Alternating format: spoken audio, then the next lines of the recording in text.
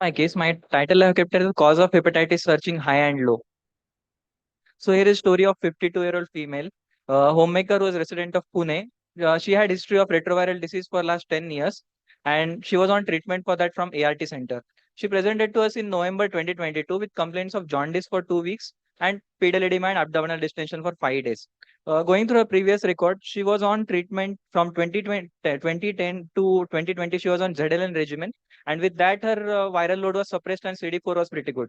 Even in 2020, her medications were changed to TLD regimen. Until presentation, she was on that regimen. With that also, she was adherent to medication and her disease was well controlled. CD4 was 1,300 and viral loads was suppressed.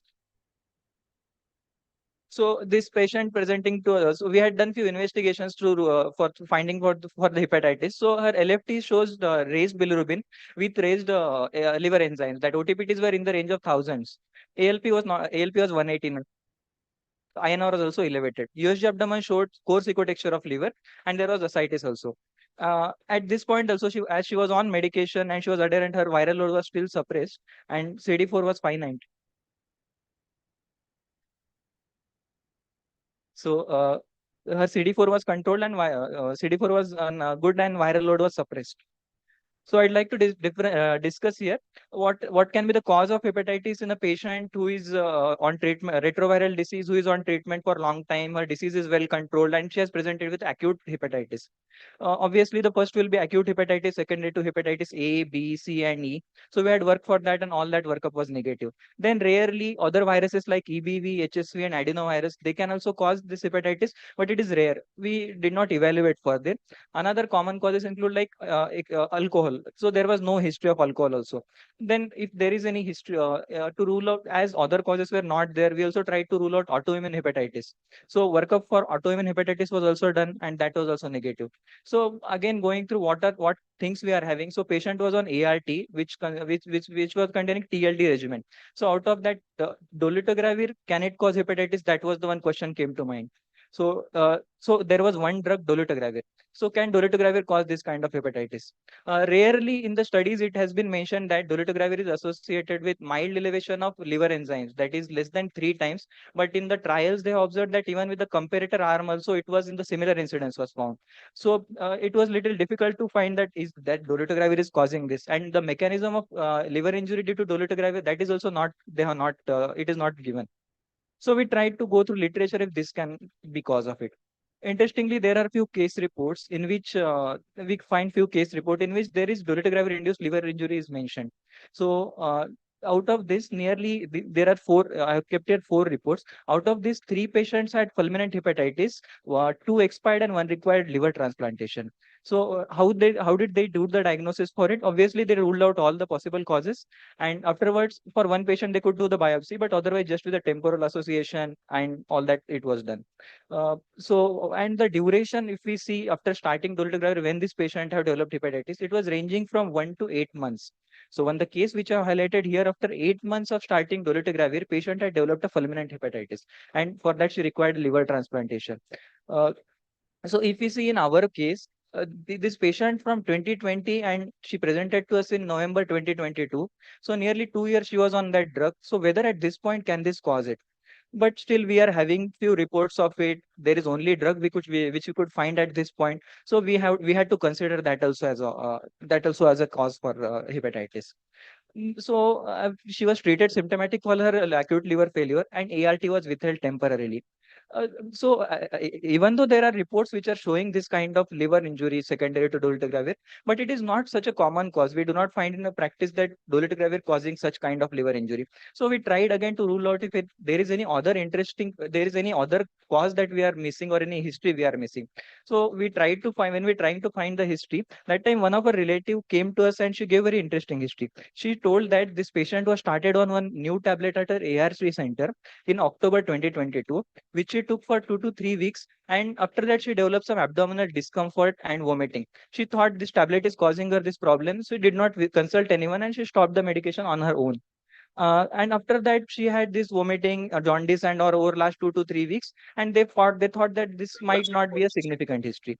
So we asked them to bring the previous record where this tablet was started. If you see, this is the paper, if it is visible. So she was started on isoniazid preventive treatment. That was INH was started, INH 300. This was the tablet. So now, as we know, INH is a very common cause to common drug to cause such kind of fulminant hepatitis, rather than the dolutegravir. So considering here INH only as a culprit for this hepatitis, ART was restarted. Unfortunately, our patient later developed fulminant hepatitis. The relatives wanted to limit the treatment, and she succumbed to illness. So this case, unfortunately, there was bad outcome, but this case raised so many doubts in my mind and taught us so many things. First is INH-induced hepatitis. INH can cause this severe hepatitis due to multiple metabolites and this toxic free radicals. INH-induced hepatitis, it can be insidious. It can range from 2 weeks to 6 months, but it can be as early as 1 week and as late as 1 year also. Pattern, it is hepatocellular pattern with elevated liver ALT elevations and minimal ALP elevation. And as we know, there are no specific treatment for this. So what is this tuberculosis preventive treatment in this patient? Why we are giving this for all? So risk of TB infection, it is increases 16 to 21 types in patients with HIV co-infection with or without ART. So what are the guidelines for treating this patient, for starting the TBT? So all individuals, irrespective of their degree of immunosuppression, whether they are on ART or not, if they have taken previously TB treatment or not, pregnancy, but all this after ruling out active tuberculosis. And contraindications like active TB disease, then any active hepatitis, peripheral neuropathy, and patient with a heavy alcohol consumption. Treatment options at present are 6 months of isoniazid, or recently what is added is 3 months of weekly regimen of isoniazid with rifampicin. So what benefits this TPT is giving us? This TPT, it increase the risk of developing this TB disease after initiation of TPT. It decreases 60% in normal, and it can be up to 90% people living with HIV. So even if patients were previously treated for tuberculosis, post-treatment TPT also has shown to be beneficial in reducing the recurrence in this patient. And obviously, treatment with this TB infection, it reduces the TB transmission in the community. But these are the benefits, but can we apply all this in our practice, and what are the challenges we face in our settings? So first and most important, like what we saw in this patient, was adverse drug reaction. Hepatotoxicity is such a serious adverse drug reaction, and these patients need to be counseled properly. The healthcare workers, patients, everyone, they should be aware of this problem, and this patient should be monitored regularly for this to avoid such adverse drug effect. Then there is development of resistance. If we see again we are telling to start the TPT for the in HIV population, it is after excluding the tuberculosis. So excluding active tuberculosis disease is a very important step in ruling for the initiation, before initiation of TPT. And how we are doing it? By screening for the 4S symptom, that is cough, fever, weight loss, and night sweats, and chest X-ray. Interestingly, it is given that although if chest X-ray is not available due to resource limited setting or something, that time chest X-ray is not mandatory, and lack of chest X-ray should not be a barrier for giving before starting the TPT.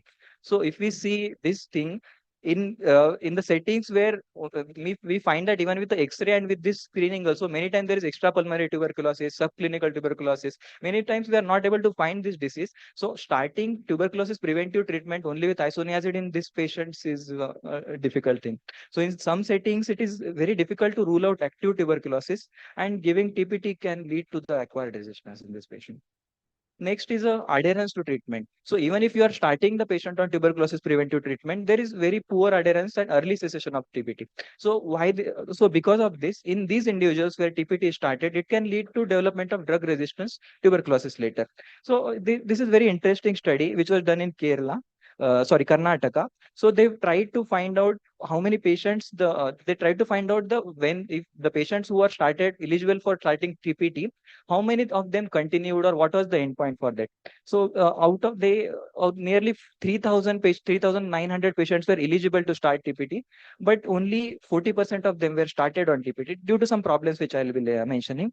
And the patients whom the TPT was started, out of them, when they did the observation, only 28% were on medication. So nearly 70 to 72% of patients have already stopped the isoniazid preventive treatment, and later the completion was around 80% of patients. So what are the problems and challenges in this setting? So most common was So for most, this is first is before non-initiation of hepatic. Why they were not able to start was drug stock out or non-availability, then training related challenges, proxy attendance and all. But for non-completion of TPT, which is an important point for us. So that was treatment interruption due to stock out. So what they had done in this study was they had interviewed all the staff anonymously and what was their opinion regarding what was the problem they faced that they had mentioned. So regarding drug stock out, one of the staff in that interview, she had mentioned that when we get the isoniazid stock, that time we start the patients on isoniazid preventive treatment from A to Z, and after a few months the stock gets over and we had to stop the treatment. Then adverse drug reaction. Many patients, there is a lack of awareness also, and even among the patients also, due to some they feel some vomiting and some mild symptoms, they stop the treatment on their own, and obviously there is loss to follow up and death during the IPT. So these are real problems which we are facing in the if we start this for everyone, and if these are problems which need to be addressed, though there are so many benefits. And last but not important, it is drug interactions. So this thing also, patients who are on multiple on other comorbidities, they are on treatment of with some other medication. Drug interaction is also another thing which should be kept in mind. So what this case teaches us that is cause of hepatitis in HIV infected patients are numerous, and we really need to have a detailed evaluation for before getting to the diagnosis.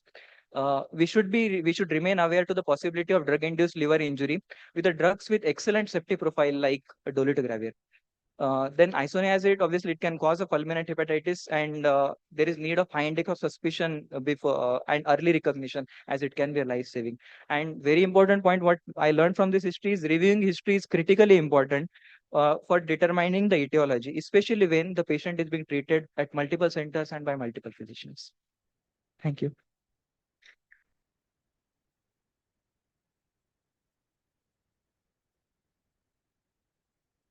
Yes.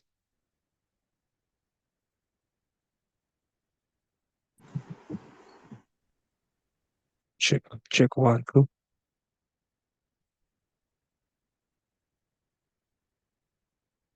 Was ultrasound abdomen done in this patient? Yes, And sir. Yes, sir. Ultrasound abdomen was done. it should have been reflected over here because Yes, we are overlooking very important signs. All hepatitis are not associated with ascites and pedal edema. Yes, sir. And if I'm not correct, I mean, if I'm not wrong, the platelet count was 5 lakh 30,000.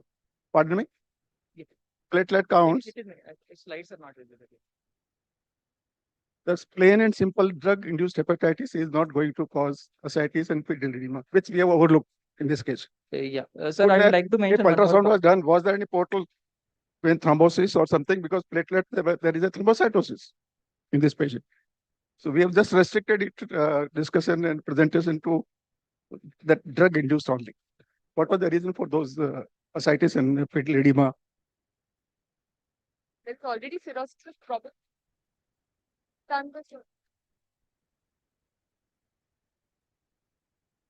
Had they just had the ART center done a sonography prior? I'm just trying to tell that point. So this is one USG which is done elsewhere, which was showing the coarse ecotexture of liver. But what USG was repeated in our center again, it was showing just hepatomegaly and coarse ecotexture. There was ascites, sir, but except that, no other findings. And this patient had all those symptoms for last nearly 1 or 2 weeks, starting with jaundice. So another question is, this patient has been on antiretroviral therapy for a long time. Yes, sir. Since 10, 12 years. One day suddenly we decide that she needs isoniazid preventive therapy. Yes. So how prudent is it to give isoniazid preventive therapy in the decade after? So would we give it, sir? That's one. That is the. So the real point is, what is the timing of the isoniazid preventive therapy? When is it most beneficial? Is it beneficial to all people?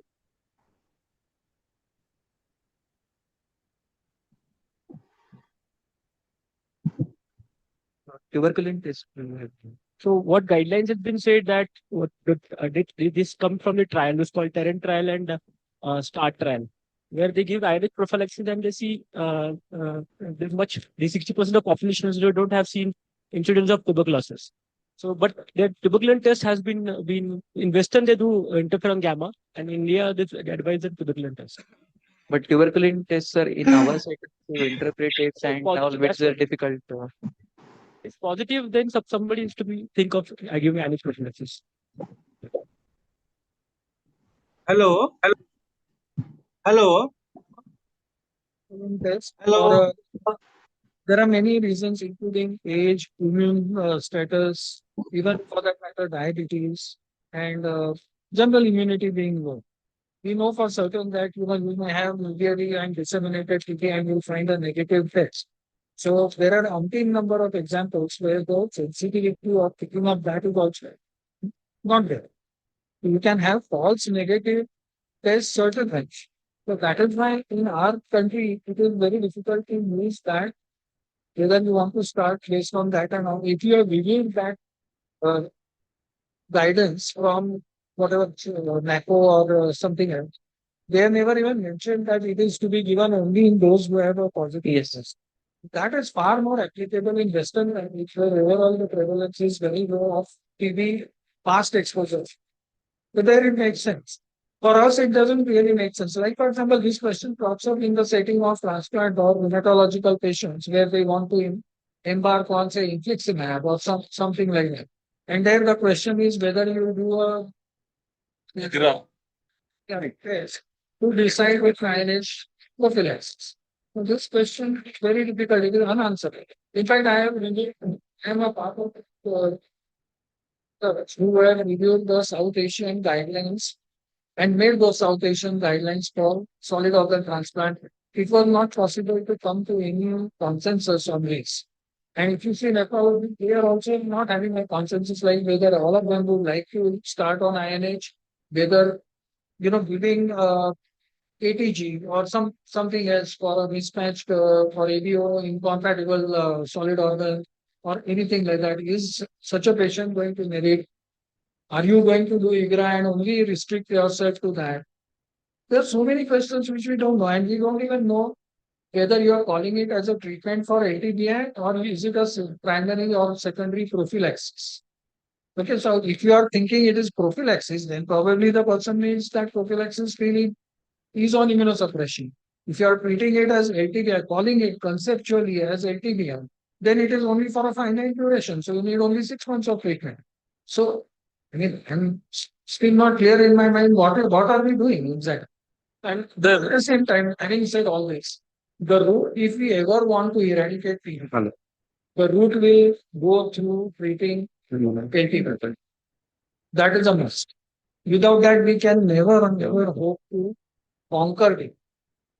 So the risk of reactivation of TB is inversely proportional to that immunosuppression, the immunological status of the host.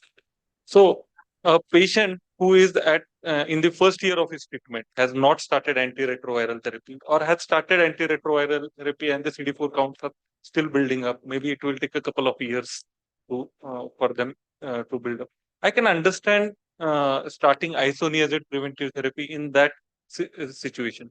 Once a patient is virologically suppressed, what is the need to intervene in those? I see that the studies are showing that there is a benefit.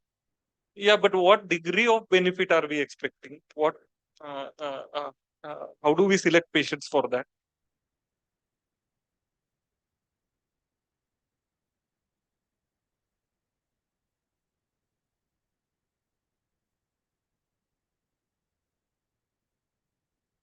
Sir, fatwas are never implemented by the people in the ART center. Fatwas come from top.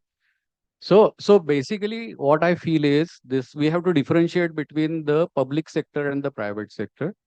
Public sector TRGs should go into it, like whether it should be once for all. It fatwa comes like that. Now you change from TLA to TLD. So everyone goes on that. You start IPTU because there is a new study, but a TRG should have given some thought about whether patient have been adherent, whether they are suppressed, whether their CD4 counts are more than 500. Now they have stopped CD4s also, so they don't know about it. So all these criteria should be applied in that. Even for, as you said, the new cases, if they have CD4 count 600, 700. Do they really kind of, there should be some stratification. The other part is in the private sector. Because forget about the INH non-availability in the public sector. When we write INH only for IPT in private sector, first thing, it is not available. Second thing, he goes to the shop, and the third day he gets a call from somewhere saying that you have been prescribed anti-tubercular treatment and you have to be enrolled in the Nikshay. So whether it is for one drug, whether it is for 4 drugs, whether it is IPT or not, it is not available. And then it is not available in the public sector or private sector. So we cannot send the patient. So point is ki, if in a country like India, when we want to eradicate something or eliminate in 2030 or something, if you have this kind of haphazard kind of policies, it is going to be a more problem than solving a problem. And I think as experts, we should give good suggestions for that to improve that. Because otherwise, TRG in the NACO is going to say that this is the study and you have to implement it.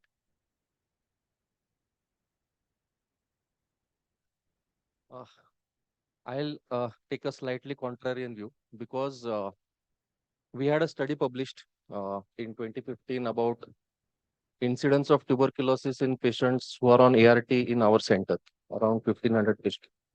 And we drew our inspiration from the WHO guidelines. So it's very clear now that if you just give antiretroviral therapy and you suppress all patients, you can reduce the incidence of tuberculosis by only 67%.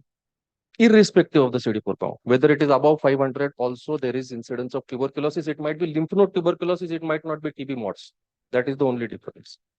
If you add isoniazid prophylaxis on top of suppressive ART, the reduction in incidence goes up to 95%. So it is additive, it's not synergistic, it's additive, but it's helpful. So there are studies now which have been done on thousands of patients which have shown that there is evidence of benefit. Is also evidence of prolonging isoniazid prophylaxis to 36 months. So in Botswana, they are actually giving it for 36 months. So what sir said is right. If you want to stop tuberculosis as a public health threat, ART plus isoniazid preventive therapy is the way forward. And in our study also, there are only 2 categories of patients who developed incident TB on ART. One was those who were virologically failing, and 2 who were not taking isoniazid prophylaxis. So only these 2 things to watch about. The case you have presented is excellent. We will see such fulminant hepatic failure in 1 out of 10,000 patients given INH. Yes. But that doesn't mean that it doesn't help the rest of the 9,999 who will develop some amount of hepatotoxicity. So we checked for hepatotoxicity also for a period of 6 months, and it was around 3% for INH.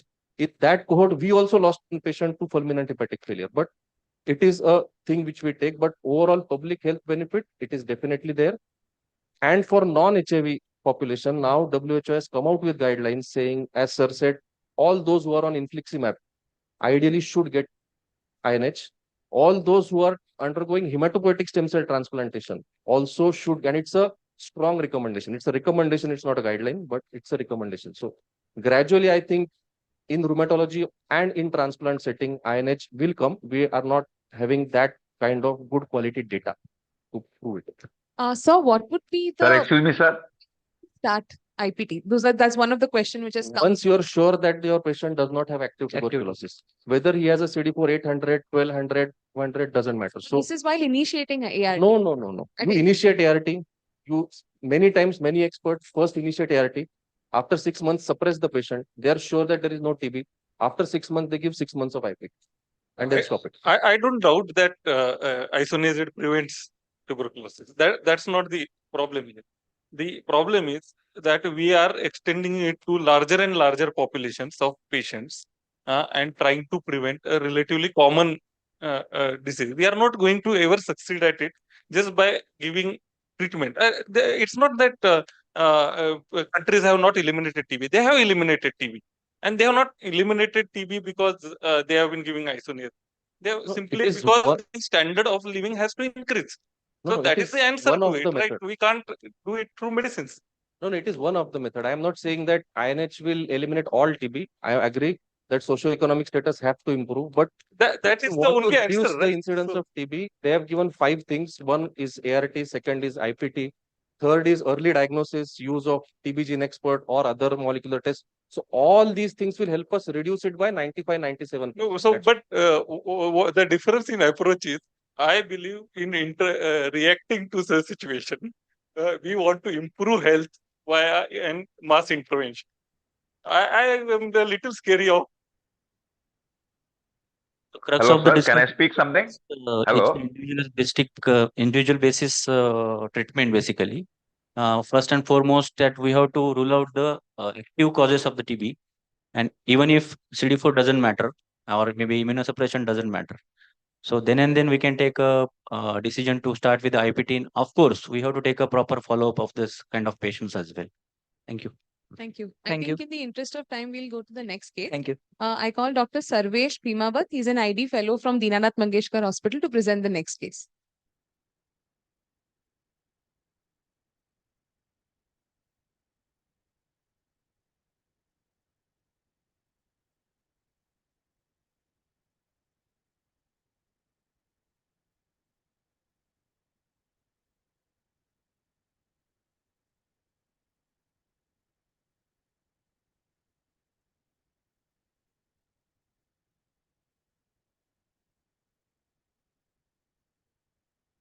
So good morning, everyone.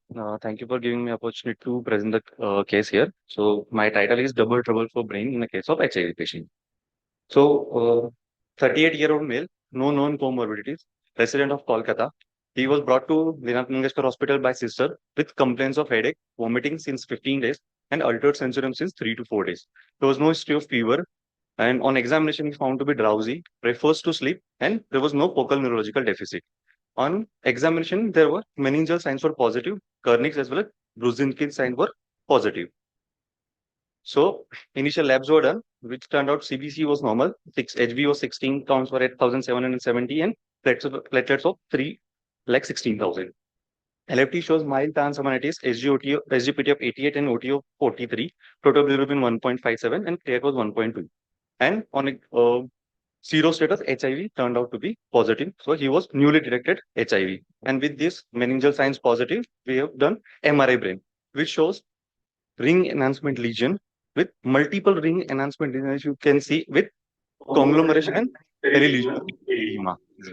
So, and they were in the posterior parietal lobe with significant edema, and there was diffuse leptomeningeal enhancement in the areas of bilateral cerebral convexities, cerebral poli, and along the system. So, looking at this, our differential diagnosis was either as a sero positive patient. So, we thought to be it could be tuberculoma with tubercular meningitis because there was multiple ring enhancement lesions and conglomeration was present.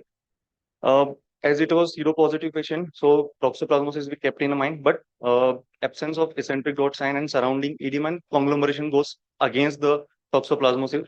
Cryptococcus there can be multiple lesions in cryptococcus, but usually they are along the uh, vascular space, and they are usually multiple lesions will give a soap bubble appearance in that. And neurocystic sarcosis, multiple ring enhancement lesion with surrounding edema, but they are usually small and they will give you starry sky appearance like this, and there will be in the parenchymas everywhere there. And neurosyphilis, there could be focal areas of inflammation that present and that cause a mass lesion, which we will call as a syphilitic gum mass, but multiple ring enhancement lesion goes against this. So with these differentials, we proceeded with the lumbar puncture. So CSF turned out to be a protein of 380, sugars were 98, total counts of 1020 with lymphocyte of 70% and polymorph of 20% and monocytes of 10%. So with this, and ADA 9.9, CD4 count turned out to 186, and his viral load was 1 lakh, HIV viral load was 1 lakh 36,000. Hence, in view of lymphocytic predominant CSF, along with routine cultures, we have sent for gene expert MGT culture, MTB pyrosequencing, and CSF cryptococcal antigen was also sent because CD4 count was below 200. Then, and serum toxo IgG was also sent, and as patient was newly detected HIV positive, and he had a exposure history. So, for to look for other STIs, we have sent for the syphilis also. So, let us CSF turned out to be gene expert MTB detected, represent was not detected, and load was low. AFB culture was awaited. CSF cryptococcal antigen turned out to be negative. Toxo IgG was negative.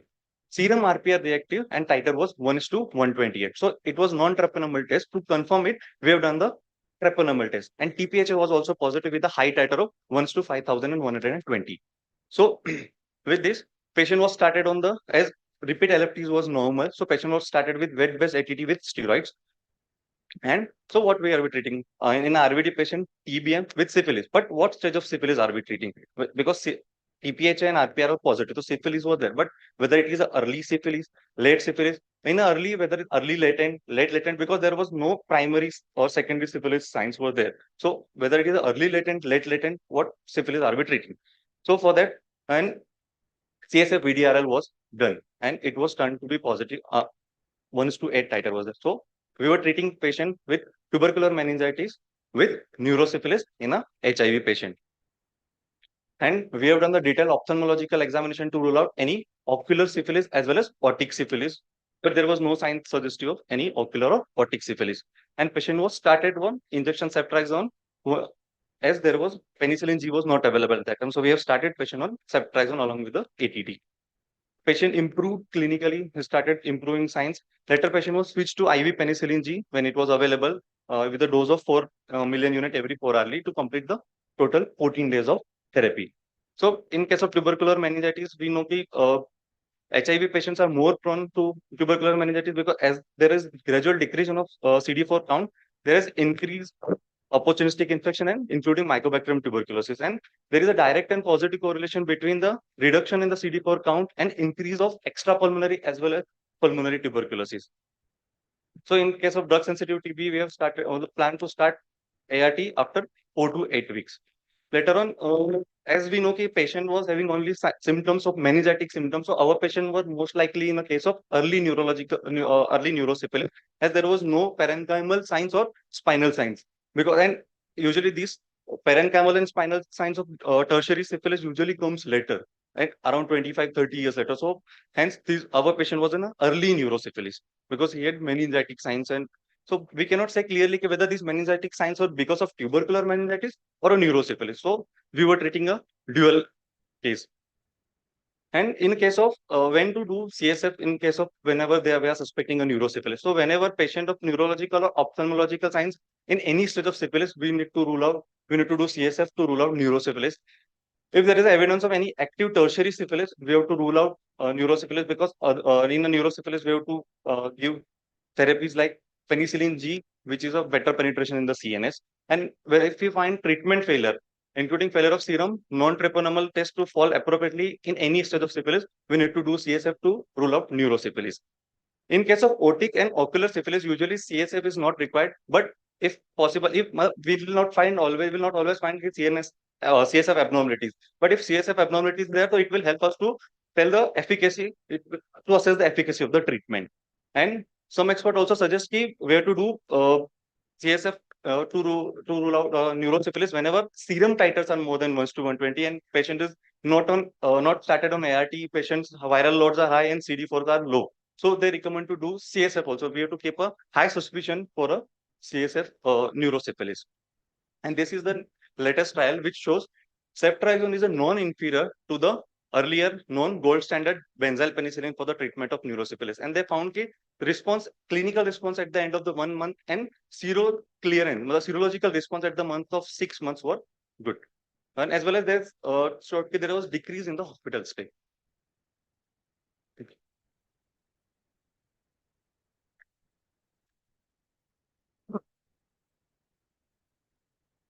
Any questions from the audience?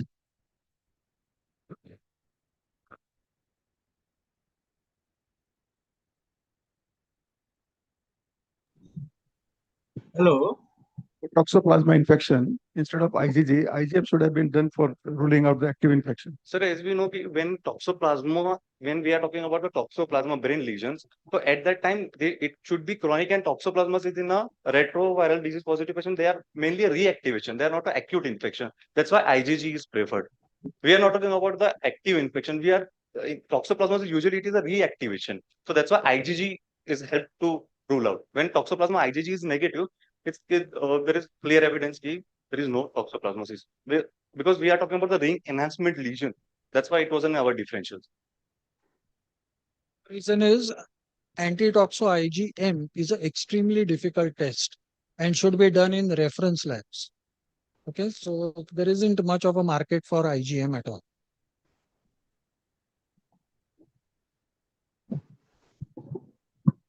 Thing is, this is an interesting case we have been following. He also had herpetic infection, genital infection there in this case. But the point here I want to make is with the kind of syphilis that is coming back, I think in a HIV positive patient, when you are sending CSF for any damn thing, for every case, irrespective of the signs, symptoms, and something, you advise for a VDRL test. It should be a routine thing in a HIV positive person because syphilis is known to be spreading rapidly in HIV infected people, especially in immune compromised states. So one can travel to neurosyphilis also much rapidly, and you can see neurosyphilitic signs in early syphilis, early HIV also. So it's one of the things which can get affected very fast. Dr. Kulkarni, it is my practice to do VDRL and TPHA as a baseline evaluation in all patients of HIV. Okay, so we are trying to catch it even before the stage of invasion of the CNS. I completely agree because in our baseline investigations, all other STIs, hepatitis B, C, VDRL, and everything should be done. But especially in a neurological patient, when you are sending a CSF, you should ask for a CSF VDRL also. Yes, and I also noticed that many physicians and dermatologists do not do TPHA. So my plea is please do TPHA as well because sensitivity of VDRL in tertiary goes down to 65%. So you have to do TPHA. Please don't cut corners and only do VDRL. If I could just add to that, I've actually started repeating the VDRL on a sort of annual basis in high-risk patients. I've actually found re-exposures and recurrent syphilis. I completely agree because it is not only for HIV patients, but all our patients on PrEP. We are seeing a lot of syphilis coming back, not only syphilis, HIV seroconversions, hepatitis B seroconversions. So high-risk patients, we should be repeating the test quite often.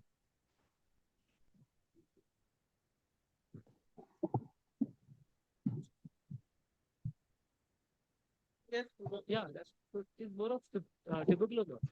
That's why he thought that the meningitis. So you can comment on what you thought was the ring enhancing. Sorry. So he's asking whether the ring enhancing lesions were in favor of syphilis more or TB. No, they were in favor of tuberculosis. We send the test and it comes positive. That's why we take it. No, serum titers were of TPH and VDRL are high. So with these high titer, we have to keep in to think of neurosyphilis also with this presentation. So The cord. Have you screened for cord also? spinal cord. Spinal cord. No, we have not screened. Okay, thank you, Sarvesh.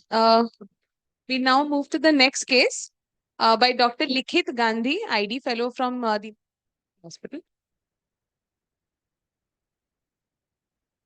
I think we'll try and finish the case and the discussion within 10 minutes so we can start the next presentation in time.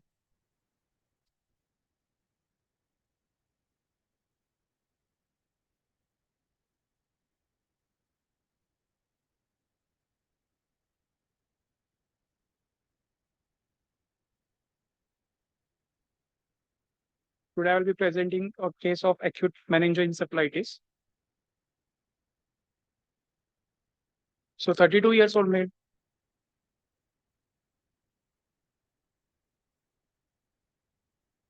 Patient, known case of RBD since 15 years. Source was unknown. Mother, father, siblings seronegative. He was on ART, TLD from private practitioner. 1 month ago, he has admitted fever, headache in Nagar, diagnosed to have lymphocytic meningitis. Did not reveal his HIV status over there. So prescribed with prednisolone and suspecting viral meningitis. Took DAMA and recovered. Got married to seronegative lady later. So just 3 days after the marriage, he again got admitted elsewhere with the complaints of headache, irritability, gait ataxia. So MRI brain was done, which was suggestive of meningoencephalitis with few ill-defined lesions in salivary features.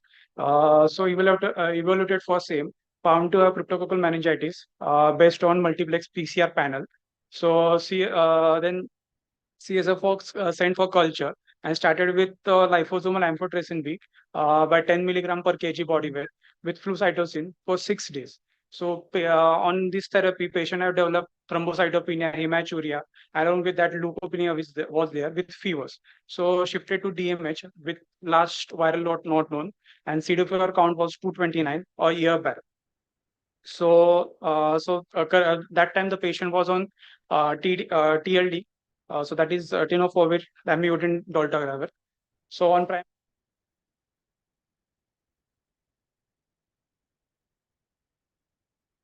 Yes. On day one in DMH, we stopped AMPHO and flucytosine and started with high dose fluconazole. So that is 1200 milligram on day one and 600 milligram after that. Along with that, Mero was started in view of sepsis. So the lab came, which was CBC was 14 of HB, WBC of 4,290, and platelet of 21,000, with serum creatinine of 3.6 and serum procal of 457. Had acidotic bleeding with metabolic acidosis, so was intubated. And blood, that time the blood lab informed us that blood is growing GMV. So we asked to do sepsi typer and got to know it's Klebsiella. So empirically escalated to zivseftastinib. Then flow was asked. So flow was detected OXA48 and NDM. So zivseftastinib continued. After 3 days of ICU stay, got extubated, and creat got normalized. So started with a fluconazole high dose, that is 1200 milligrams per day. And once the platelet settled, we did lumbar puncture again. So protein was 207, sugar of 34, with counts of 18, poly of 0, lympho 60, and mono of 40. So in DMS, CD4 was sent, which came 58, and viral load was 1,823. So then he rapidly improved, extubated off inotropic support, shifted to wards, and CSF fungal culture in DMH had no growth. So inquired outside hospital where prior CSF was done. So they had there was fungal growth in their CSF. So asked to send a strain to DMH, and that on that strains within mildly, so which found Cryptococcus neoformans. So DST was asked. So this is the BMD for crypto. So then as the CD4 count was 58, so started with bacterium prophylaxis with fluconazole of 1200 milligram daily for 12 weeks, later changed to 200 milligrams per day, lamivudine, dolutegravir. And as we asked for past history of ART, so this is a timeline of ART history. So in 2014, he was diagnosed with CD4 count of 21, started with AZT, 3TC, and nevirapine. And in 2017, the CD4 count was increased to 135. So continued same reason. 2019, CD4 count dropped to 15. Viral load was not available. And so they changed to tenofovir, lamivudine, attonavir, ritonavir. So in 2020, CD4 counts again little bit improved, 27, and that time he had meningeal signs. So CSF was done, which had Cryptococcus antigen positive, and treated with oral fluconazole for few weeks, and ART was changed to TLD. So then 2021, CD4 not available, and viral load was not available, and continued with same resume. 2023, CD4 counts was increased to 229 and viral load of 49. So that time, by seeing this ART history, we send a resistance marker. So these are the resistance marker. So we can see the major mutation in NRTI with M184 and T215, which might be the due to the AZT, and there are no rather any mutation in protease. And integrase, there was N155H mutation was there. So finally we discharge him on Bactrim, TTC, DTG, and DRVR and fluconazole. So despite long, like discussion point over here is, despite long term follow-up and due to probably poor adherence, developed triple class failure. And the first episode, which was 2020, which was inadequately treated for cryptococcal meningitis. And third point was high dose amphotericin B, that is 10 milligram per kg body was for several days, caused AKI. Flucytosine caused bone marrow suppression, and cryptococcs requiring several weeks of high dose fluconazole and salvage therapy for ART, with no NRTI included, and long term complications like hand.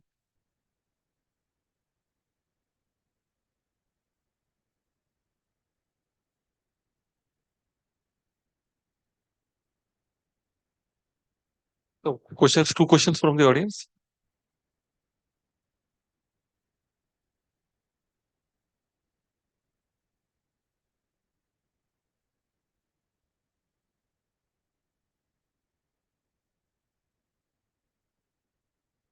No, but he's not on two drugs. Sorry? He's not on two drugs. Yeah, okay. What? So 3TC, that is lamivudine, dolutegravir, darunavir, ritonavir.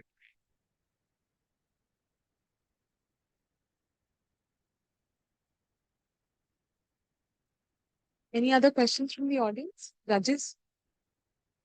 Then we'll stop here. Thank you so much. Thank you, judges. Thank you, fellows. I think we'll now move on to the next lecture, updates from CROI 2024. I'd like to call Dr. Amit Dravid, consultant ID physician at Pune Hospital and HIV specialist. And for the moderator, I'd like to call upon Dr. Raman Gangakhedkar, sir. Sir needs no introduction, or if I go on to the introduction, I think we'll go on till the end of the lecture. So I think we'll start with the lecture, sir.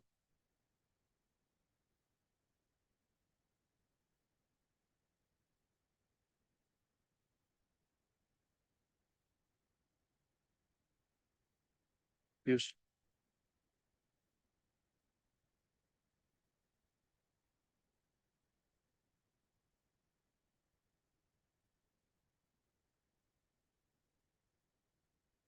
He is one of the leading ID specialists as well as HIV medicine specialist.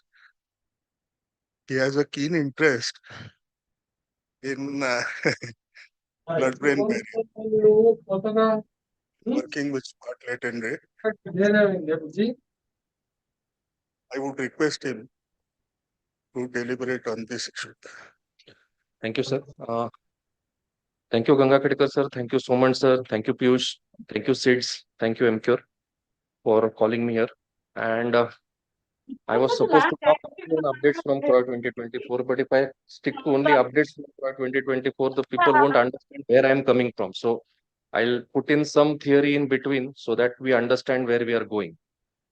So it is now very clear that we are starting antiretroviral therapy for everyone. So anybody who walks into your clinic, even if his CD4 count is 1000, you're sure that he has no OI, goes on antiretroviral therapy today. WHO wants us to get to 90-90-90 countries. Only then in 2030 will HIV be an illness which will not be of any public health significance or public health importance. Botswana was the first African country, the first low and middle income country which reached there, and they did not reach 90-90-90, they reached 95-95-95. So their ART program is so robust that 95% of women access sexual and even India can look back to a poor country like Botswana where they have reached. And in 2024, more countries reached there.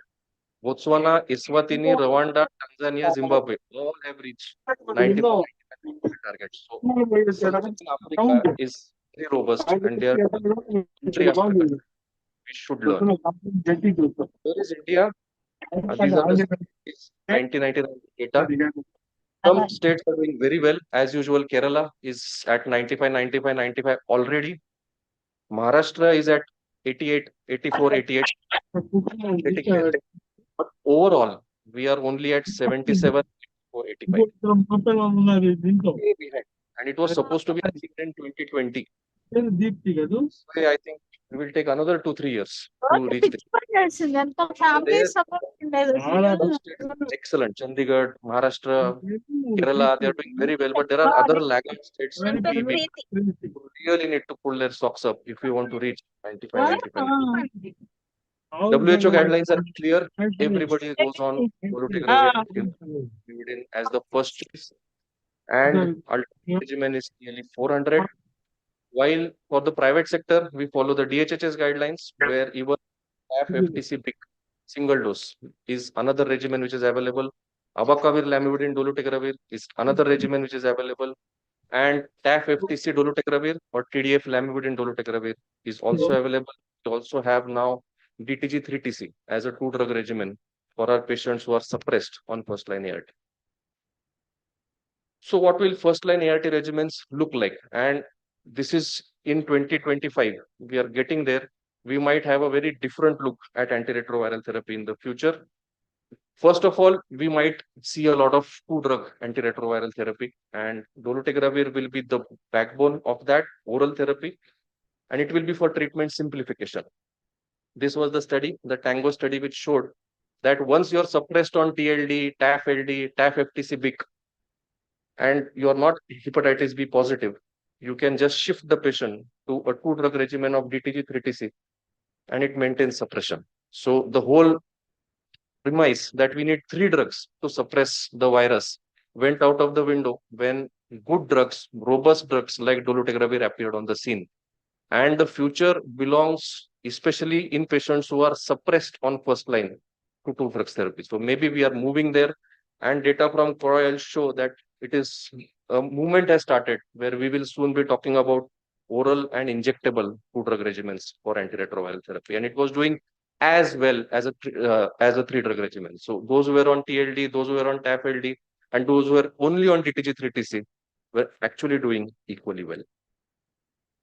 Then came the NEGM study, which showed a totally different perspective, where long-acting cabotegravir rilpivirine came in.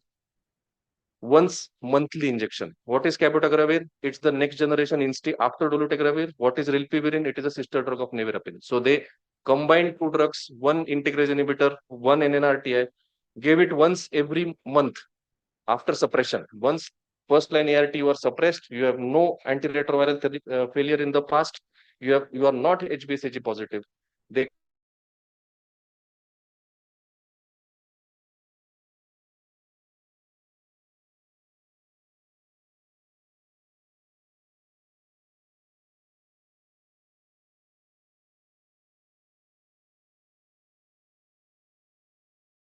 tablets. Everybody is now shifted on to cabotegravir injectable once in a month. So we are talking of only 12 injections in a year. You are tablet free. You're not disease free for life, but you're tablet free for life if you keep on taking your injections regularly. Side effects, everybody complained it might cause injection site reactions, but injection site reactions were there only in less than 2% of patients. Discontinuation rate was only 1%. So it is so robust that it will, once the virus is suppressed, this injection will keep suppressing it, and it will not have any side effects as well. So NEGM put out this poster saying failure rate of only 1.6%, discontinuation rate of only 1%, and suppression for life just with injections. Lancet went one step further. They started giving a higher dose of cabotegravir rilpivirine once in 2 months. So why stick to 12 injections? Let's give only 6 injections. And we found that even 6 injections are doing well. So just by doubling the dose, giving it once in 2 months, cabotegravir rilpivirine, 2-drug regimen, once you are suppressed, I'm not saying give it upfront, but first suppressed on first-line antiretroviral therapy, rule out HBsAg status because both these drugs don't work on hepatitis B, and shift them, you will find that here also almost 93% continued the suppression. So we are now moving into an era where in 2025, and I think 3 Indian companies already have the license to manufacture cabotegravir rilpivirine. They will soon be into the market in 2025, and then we will have an exciting phase where all my patients will be tablet free, whoever are suppressed on first line, and will be shifted to cabotegravir rilpivirine. Again, injection site reactions very, very low. In CROI, they started asking the patients, what is better, oral therapy or injectable therapy? And overwhelmingly, patients started favoring injectable therapy and not oral therapy. They gave various reasons. They said daily HIV medications are inconvenient. They have to hide those HIV medications every day. It reminds them of their status, and they have problems taking HIV medications daily. See, if you start taking tablets daily, you will also get exhausted one day. We are telling our patients to take tablets for 40 years now. It's not possible. So we have to cut them some slack, and there has to be some convenience given to patients. So overwhelmingly in CROI, data after data showed that patients are happy with injectable drugs and they are suppressed on injectable drugs. Then the question arose, can we replicate this model from the West into an Indian or an African model of low and middle income countries? Remember, we have a public program where we don't do viral loads. We do viral loads only once a year. We have very high NNRTI resistance, baseline NNRTI resistance, sometimes touches 10%. And rilpivirine is NNRTI. So, and many times we just shift from TLA to TLD. As the program introduced TLD, many patients were just shifted from TLA to TLD, sometimes not without a viral load as well. So what if he was failing earlier? What if he had archived resistance to NNRTS? What do we do? So this was the CARE study, which was the closest we can get to an Indian setting, which was published in CROI 2024 this year, where they looked at African individuals who were on first-line antiretroviral therapy, TLD majority of them, suppressed, not HBsAg positive, and shifted them to cabotegravir, rilpivirine, and see if whatever is what is happening to these patients, typical free ART sector patients, which are also there in India. And they felt that because there is so much NNRTI resistance, there might be more failure in the future. So it was clear you either continue your TLD or shift to twice a month cabotegravir, rilpivirine, 900, 600. Uganda, Kenya, South Africa. So the countries which are closest to our demographic were selected. See the retention rate, 99% retention. So almost everyone was happy that they were getting shifted to injections and getting only 6 injections a year. Look at the resistance mutations. They had archived blood samples. So they went back and checked the archived blood samples before shifting. And they found that 13% had rilpivirine mutations, though they had NNRTI mutations. 16% had some sort of integrase mutations as well, because they were already on TLD. So some of them might have that. So there was a problem there, 15%, 10%. So we expect that around 20% will fail. See that 99% adherence, and almost 99% took it within 7 days of taking it. So there was no problem with adherence. So they looked at how many were suppressed, less than 50 copies, 97% suppressed. So despite having baseline NNRTI mutations, baseline cabotegravir mutations, cabotegravir, rilpivirine still worked. And after 1 year, 97% of patients were still suppressed as compared to oral. So this was the study which actually convinced WHO that time has come where the free ART sector also has to think about, not roll out, but think about giving this option to their patients, because it is working. It is worked in Africa. I don't see any problem why it won't work in India, because we have almost the same demographic and almost the same mutation profile in our patients. High efficacy, 97.4% patients suppressed at 1 year.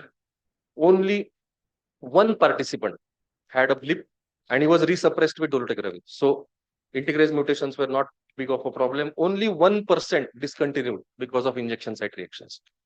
And the satisfaction score amongst patients was humongous. So I feel this is now coming. We are now set where the West is already on cabotegravir, rilpivirine. Very soon, pre-ART sectors in India and Africa will soon get this as an option for patients who are suppressed on TLD and who are HBsAg negative. The problem with this study was they did HBsAg and anti-core antibody for all the patients before shifting, and they found that the anti-core antibody came positive at 30% of patients. So we don't know what will happen with anti-core antibody. They followed up those patients who accidentally got this treatment despite anti-core antibody, and there was no blip on half hepatitis B. But that thing has to be kept in the back of our mind, that we have to do HBsAg for every patient before we shift, and anti-core antibody if according. Then there was another study which was published. They went even further, saying that we all have patients who are alcoholics, who are injection drug abusers, who are prisoners, who can't take oral antiretroviral therapy regularly. They always keep stopping, come back with a high viral load. They take it for 6 months, come back with a CD4 of 50, 60, viral load of 60,000. Such patients whom I call nuts in my practice, who just don't take antiretroviral therapy regularly, they say tablet se bore hota hai, kitna lunga, 6 mahine baad band kar dunga. So there are many of these. So they took this cohort, saying this is a cohort which is not going to take oral antiretroviral therapy regularly. They are not adherent to regimen. They just did their resistance profile and proved that there are no integrase mutations, no cabotegravir mutations, and put all of them on cabotegravir rilpivirine. They were homeless, they had unstable housing, they had no insurance, they have injection drug abuse. So all these patients who are at the periphery of our care, they hardly receive care. We also discriminate them saying, "Ye treatment nahi lene wala." So these patients were included, almost 155. Viral load was almost 4 logs plus, and CD4 was 215. And you see, out of those 57 patients with viremia, after 33 days, 55 were suppressed. So those patients also who are not going to be adherent on oral antiretroviral therapy, we know there are certain prisoners, there are certain injection tablets, alcoholics. Even they will be helped, provided they don't have cabotegravir and integrase or NNRTM mutations at baseline. If that is ruled out, even in such category of patients, and this is known as the Ward 86 study of San Francisco, where they will also be suppressed on antiretroviral therapy. What about second line regimens? We all know the Dawning study, which was conducted as a second line treatment in patients who failed ZLN, who failed TLE, were shifted to either dolutegravir plus 2 NRTIs or a protease inhibitor plus 2 NRTIs. Initially, dolutegravir outperformed lopinavir, because of which the WHO guidelines said that now we have to use dolutegravir in second line as well. It was clear, and boosted protease inhibitors became the alternate backbone. It did not become the main backbone. So WHO said, if your patient is on AZT3TC nevirapine or tenofovir, lamivudine, efavirenz, shift him to 2 new NRTIs plus dolutegravir. If your patient is on dolutegravir in first line and failing, shift him to 2 new NRTIs plus protease inhibitor. It could be atazanavir, it could be lopinavir, it could be anything. These were the WHO guidelines. What changed? NEJM published the Nadia study. What did Nadia do? It just said that do we really need to shift from tenofovir to zidovudine or from zidovudine to tenofovir? Because zidovudine is uncomfortable. It has to be taken twice a day. It causes anemia. It causes lipoatrophy. And then patients say that I was on TLE, which was 1 pill. You gave me ZL plus dolutegravir, which are 3 pills. What about the adherence? So all these problems were then sorted out by this Nadia study. It was very clear. If you're failing in an RTI, you shift either to TLD or ZLD or TL plus darunavir or ZL plus darunavir, 4 arms. And they found that in all arms, second line antiretroviral therapy, more than 90% were suppressed. So this whole thing that we need to change the NRTIs, we need to change from tenofovir to zidovudine, just went out of the window. It was found that even if you have K65R, even if you have NRTI mutations, if you have zero NRTI working in your backbone, dolutegravir will still work. Darunavir will still work. So the whole idea that you have to move from TLE to ZL plus dolutegravir went out of the window. This study conclusively proved that you can shift from TLE to TLD, TLE to TL darunavir. You don't need to shift your NRTIs for that matter. Then came the second line study. They said, okay, we will shift from TLE to TLD. But what about those patients who are already on TL atazanavir, already on TL lopinavir? Can we shift all of them? Majority of them were on lopinavir and atazanavir. And they found that you can shift all of them to TLD. So anybody who is suppressed on second line on TL atazanavir or TL lopinavir or TL darunavir can just shift to TL dolutegravir and the suppression will continue. Then this study was published in CROI 2024 this year. They said, okay, we don't have access to dolutegravir. We have access to bictegravir only. And you know that bictegravir has not been studied in treatment experienced patients. Dolutegravir has been studied. Bictegravir has been studied only in first line. So TAP FTC BIC is recommended only for first line antiretroviral therapy. This was Haiti. There was a civil war going on in Haiti. And they said, we can't give so many drugs. We don't have that much money. All the patients were suppressed on second line, whether it is atazanavir, lopinavir, darunavir, they shifted to TAF FTC big because it was one pill.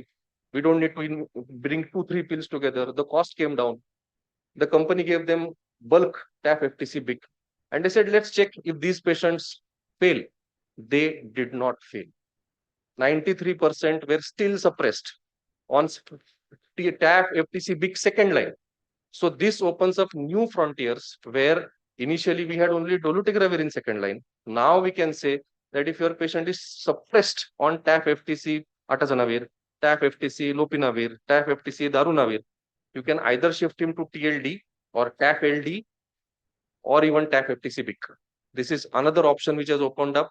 Although this study is not big, but it is giving us a sneak peek where TAF FTC big also will work in second line.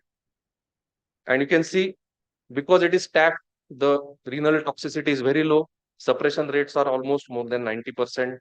It is non-inferior. What is new in HIV TB co-infection?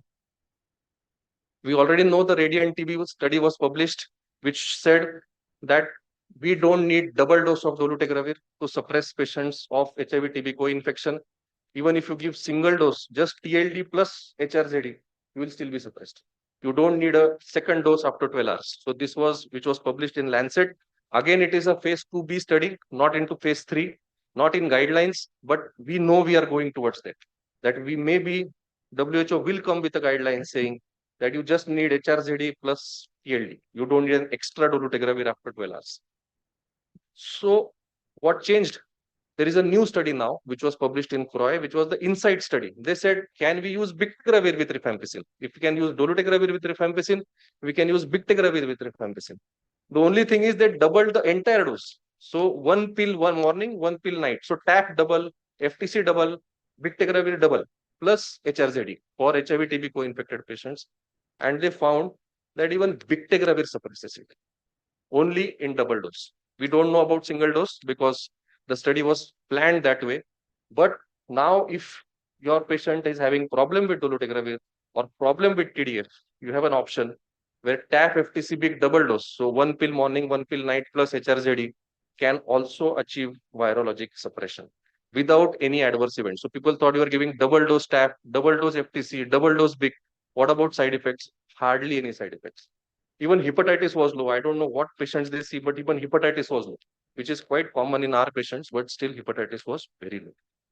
And they found that the pharmacokinetics was also maintained. 80% reduction in big levels, but still above the suppression rates. So IQ, it was still above the IQ, which was required for suppression in patients. What is new in HIV and pregnancy?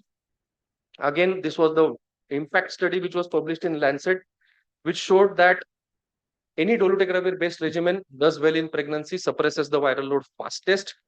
But to our surprise, the best regimen for pregnancy was TAF FTC dolutegravir, not TDF FTC dolutegravir.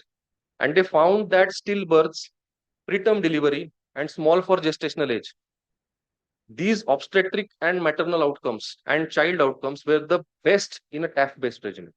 So if you ask me today, which is the best regimen for HIV and pregnancy, I would say TAF, FTC, and dolutegravir. TLD comes second. TLE should be completely out now. So this was already proven. Now came the bictegravir study in pregnancy, which said that even bictegravir is safe in pregnancy. Even bictegravir suppresses the viral load, and there are no adverse maternal and fetal outcomes, and fetuses are all HIV negative. So now we have another option for pregnancy where instead of TLD, TAF LD, you can also use TAF FTC big in pregnancy in patients who need it. Any new update about prevention of cardiovascular disease in HIV? You know, our patients are getting elder. They are living for decades together. And then they are falling prey to what I call as major adverse cardiac events, MACE. So this was a study published in NEJM, which looked at pitavastatin as a single therapy, preventive therapy for all patients who are HIV positive between 40 to 75 years of age, which almost all our patients are now in that category, and having low to moderate risk of cardiovascular disease. They gave pitavastatin 4 milligram daily, and they found that when pitavastatin was given for almost 5 years, there was a 35% decrease in major adverse cardiac events. All your strokes, unstable angina, myocardial infarction, arterial ischemia, all of this reduced by almost 35%.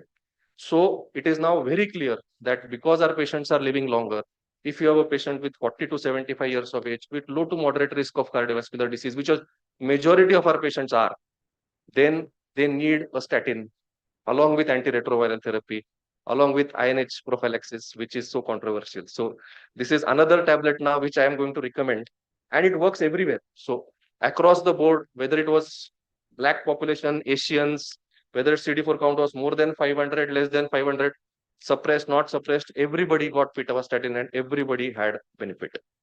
So now in Feb 2024, DHHS has changed guidelines and put out clear recommendation that if your patients are 40 to 75 years of age and with moderate risk, everybody should take either pitavastatin, atorvastatin, or rosuvastatin. They have given 3 options because there are retrospective studies about atorvastatin and rosuvastatin as well. So if you don't have pitavastatin available, you can give atorvastatin 20 mg daily or rosuvastatin 10 mg daily. Less than 40 years, you don't need an indication. They went even further, saying that 40 to 75 years of age with high risk. That means you have past history of cardiovascular disease, family history of cardiovascular disease, you're a smoker, your cardiovascular risk is above 20%. Then initiate high intensity statin therapy for your patients who are HIV positive. If you're diabetic, then initiate at least moderate intensity statin therapy. What is high intensity statin therapy? Atorvastatin 40 to 80 milligram, rosuvastatin 20 to 40 milligram. So all of this is now coming into our domain. We are going to add statins for majority of our patients who are between 40 to 75 years age and have either moderate or high risk of pregnancy, high risk of cardiovascular disease. What's new in obesity management? You must have known that so many of our patients who are on antiretroviral therapy are coming with weight gain and weight gain of abysmal proportions. That means 120 kg, 130 kg, 135 kg. I did not even believe that one scenario will come. Well, I'll do obesity surgery for 2 of my patients last year. So this is where we are reaching because so many of our patients are on integrase inhibitors. And we can't prescribe obesity surgery left, right, and center to all our patients because it is costly. So we need drug therapy. And we know that for diabetics and obese patients, semaglutide is a drug which is available in India. It has been routinely prescribed for diabetics with obesity. And there was an entire session for obesity in HIV positive patients where semaglutide was looked at whether it helps in HIV positive patients. I had actually asked one of my diabetology colleagues to give semaglutide to one of my patients, and he had said there is no data in HIV positive, just 6 months back. And the first session which I attended was this, that it was obesity and diabetes in HIV positive. So what is semaglutide? It is a GLP-1 analog. What it does, it improves insulin and it leads to fat loss and satiety in the brain. So the patient doesn't feel hungry. The caloric intake goes down. The insulin releases fat cells from the brown and white adipose tissue and leads to weight loss. It has multiple other actions which we can discuss later. And it has been proven that by giving semaglutide for almost 40 weeks in HIV positive patients, it does reduce your sugar, it does reduce your weight, almost an average of 7 kg weight loss. So for a 100 kg man, almost 7 kg weight loss is gold dust for him and without undergoing surgery.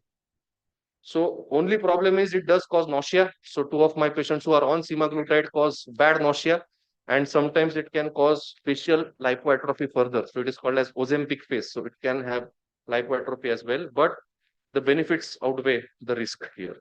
So you look at the data was clear that those who are in the highest BMI category had the most maximum weight loss. So above 40 had a weight loss of almost 10 kg.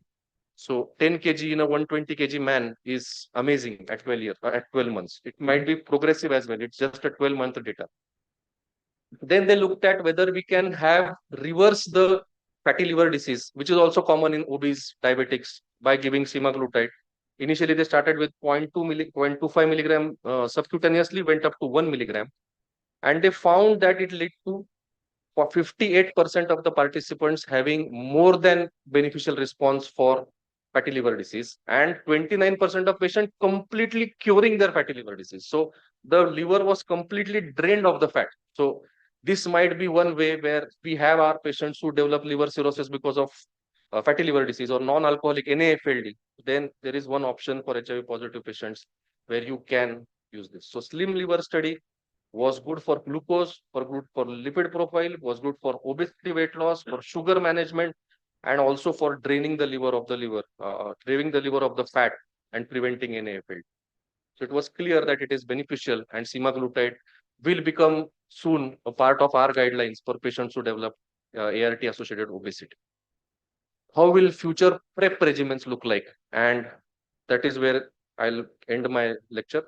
So cabotegravir was looked at. People said, why should PrEP be only oral, TDF-FTC? Many people don't take PrEP regularly because they say, can't keep taking a tablet regularly. I don't know when my sexual intercourse will happen. I just can't keep taking tablets so that I presume that I prevent some imaginary infection. So they said, fine, we will give injectable cabotegravir to patients who are at high risk, especially MSM and transgender women. So they compared it with TDF-FTC daily PrEP, and they found that it had 78% better efficacy than TDF-FTC. This was published in Lancet, and then very soon WHO picked it up. They put out an advisory saying, now the time has come where for PrEP also we will give injectable drugs. Once a monthly cabotegravir, almost 80% better than oral PrEP, 80% better than TAF-FTC or TDF-FTC, which we prescribe today.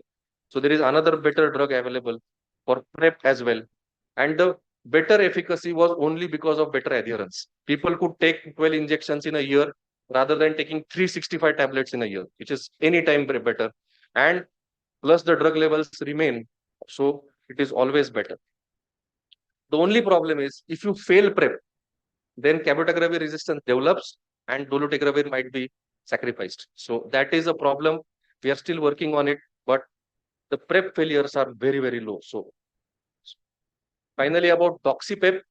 So this was another study which was published earlier, and the follow-up study was published in CROI, where they said that all those patients who are on PrEP or who are HIV positive and still engaging in condomless sex, if they come to the sexually transmitted infections clinic, they should take 200 milligram of doxycycline, single dose, after every episode of condomless sex. And they found that the incidence of syphilis went down 80%, incidence of chlamydia went down almost 75%, incidence of gonorrhea went down because doxycycline resistant gonorrhea is common, but still it went down by almost 50%. So now in Africa, they're thinking that they might give, along with PrEP, doxypep as well, so as to prevent sexually transmitted infections. There was a real world study in CROI which confirmed that even in African setting, doxypep works. It prevents sexually transmitted infections. So on a mass scale, we can use it. So finally, in conclusion, the future of first-line ART regimens now belong to maintenance therapy with high efficacy, long-acting integrase-based injectable regimens or oral dolutegravir-based dual therapy. TAF-FTC can now be safely used in PEP, pregnancy, HIV-TB co-infection in double dose, and second-line antiretroviral therapy after suppression on PI-based or DTG-based second-line ART. There are new drugs which I didn't talk about because it is beyond the scope of this discussion, like lenacapavir, ibalizumab, fostemsavir, which there are multiple presentations at CROI on this, but we don't need them as of now and in India as a country. But they will be available if we start developing DTG and darunavir resistant HIV. But as of now, these two drugs are enough. Injectable PrEP scores any day over oral PrEP and will replace it in the future. Just like injectable treatment will replace oral treatment, injectable PrEP will replace oral PrEP. Weight gain and obesity is a reality on integrase-based ART, and cabotegravir is not going to solve it. It might worsen it as well. So we are in for a lot of pitavastatin, atorvastatin, rosuvastatin, semaglutide, and I think all ID consultants now need to brush up their metabolic knowledge so that your patient doesn't need to be sent somewhere. And despite multiple success stories regarding sterilizing or therapeutic cure of HIV, a single pill for cure is still a decade away. And this was the first conference where there was not a single case study of any sterilizing cure of HIV. In the last, every conference, there was at least one patient who was cured by a bone marrow transplant, Delta 63 bone marrow transplant. But this was the first study, first conference after a long time where no sterilizing cure or no enthusing news was reported. Thank you. And I'll take question. That was really a nice exposition on CROI. Now we open for the discussions. If there are any questions.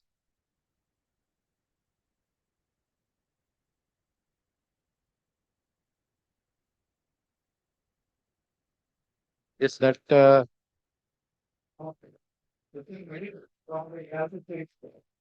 Yeah, taking our treatment, what treatment priority that is for the right. sir, once you age, you will get a bottle of pills along with. So our diabetics are doing it, our hypertensives are doing it, our CKD guys are doing it. The day is not far when our HIV positives will also do it.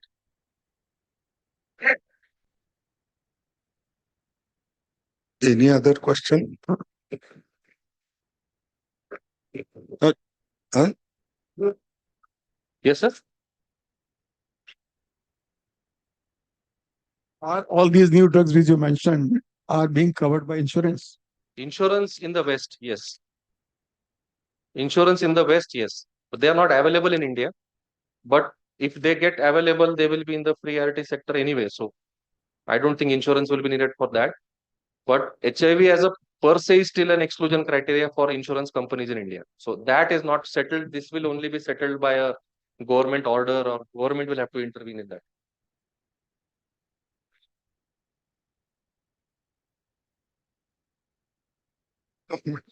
पण काय आहे? Insurance Regulatory Authority. So previously our HIV positive patient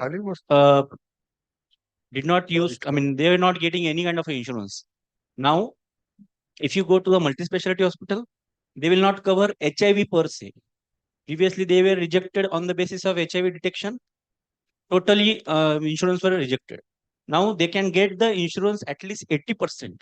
Say, for example, 1 lakh insurance cover is there, they can get at least 80,000. 20,000, like as far as ART is concerned, or maybe investigations are concerned, limited to HIV per se disease. They will not get any kind of insurance. And this is valid for now IRD has removed the age guidelines as well. So before 45, you don't have to go for any kind of a medical checkup. Now after 45 also, you will not require any kind of a medical checkup. It's just a matter that you have to upfront tell that I'm having diabetes, I'm having CKD, or I'm having HIV positivity, or any chronic condition. Even for that matter, piles. Previously, only the condition is that if you disclose your disease, you have to wait for 3 years. It's a waiting period for 3 years. So that is also incredible in today's era. Just few questions to ask to Milind. Who's offering that? Because IRDA guidelines, it can only advise insurance companies. It cannot dictate terms.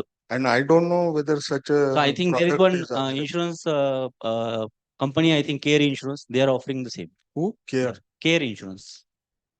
I was told Tata continues to offer a cover for HIV positive. Previously, sir, Narimade Astanna, there was one company, Star Health. Star Health. They were giving 50%. Just 50,000 concession, I mean, cover was there. But that was only after our effort. No, this is recently published on 1st of April only. So maybe that needs to be discussed. IRDA guidelines, that is a problem with IRDA. No? Anyway, but I was very curious to know, you said if you provide doxy as post-exposure prophylaxis, incidence of gonorrhea drops down dramatically. To my mind, it should not happen as dramatically. Sir, now data about syphilis and chlamydia is very clear. Gonorrhea, there is a controversy. This study in NEJM said 50% drop. The study which was published in CROI said 33% drop. Because doxycycline resistant gonorrhea is already entrenched in some countries like France. So if you do a study in France, the incidence drop will be less. If you do it maybe in India, I don't know the incidence of India, it might be higher. So it all depends upon doxycycline resistance, which is circulating in Neisseria gonorrhoeae and Staph aureus. So the other problem was Staph aureus, that you will develop doxy-resistant Staph aureus. But this study said that this incidence doesn't increase. So the nasal carriage of Staph aureus also they checked. They said the resistance doesn't increase.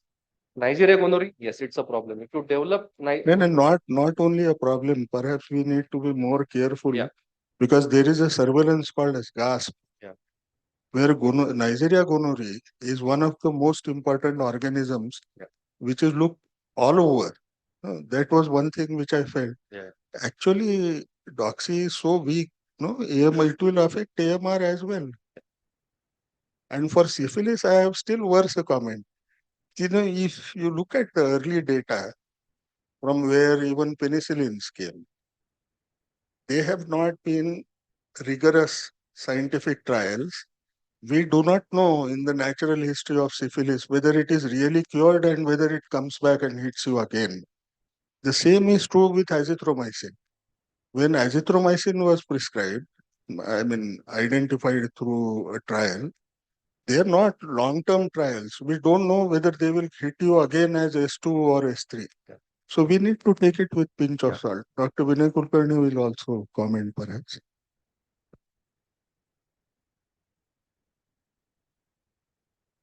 In spite of the data, somehow all STI consultants are quite gaga about doxycycline, doxyprep. When the patient comes, I am not still using it because what I feel is that all the diseases that are caused by doxycycline supposed to be sensitive, these things will have symptoms. So I tell them that these are the things which I would be screening. But if you have any symptoms, come back immediately. We will investigate and treat completely rather than giving 2 tablets of doxycycline just like that. I am worried about increasing doxy resistance and whatever, false sense of security, and then people popping up 2 doxycycline tablets on their own, keeping in the pocket. Instead, they can keep a condom in the pocket rather than 2 doxycycline pills. Sir, so we now disagree on 2 points, INH and doxycycline. INH, I don't agree. INH, I don't disagree. I completely agree. Doxycycline, I do. One has to be careful from another angle. Now that syphilis is re-emerging, now that gonorrhea is being seen in MSM population, it would be premature to say that STIs are not going to emerge. Now, if STIs emerge, if you use doxy right and left, your other diseases which were amenable to doxy perhaps will go out of hand. No, there will be huge resistance that will come. Agreed. Sir, by the way, I am not proposing doxyprep. I'm just putting the data out. But it's one area to work on because you have to have some definitive solutions to ensure that others who are HIV negative continue to remain negative if you want to have an elimination target for 2030. Yes, sir. Agreed. Anyone else? So we thank you, Dr. Dravid, for an excellent talk. Thank you, Dr. Ravid. We come to the next case-based discussion on ART treatment challenges and non-OI related complications. I'd like to call upon the speakers, Dr. Piyush Chaudhary, Consultant Infectious Diseases at Jahangir Hospital, and Dr. Ashwini Taide, Consultant Infectious Diseases from Nagpur. Introduce the panelists. Dr. Raman Gangakherkar is continue. Thank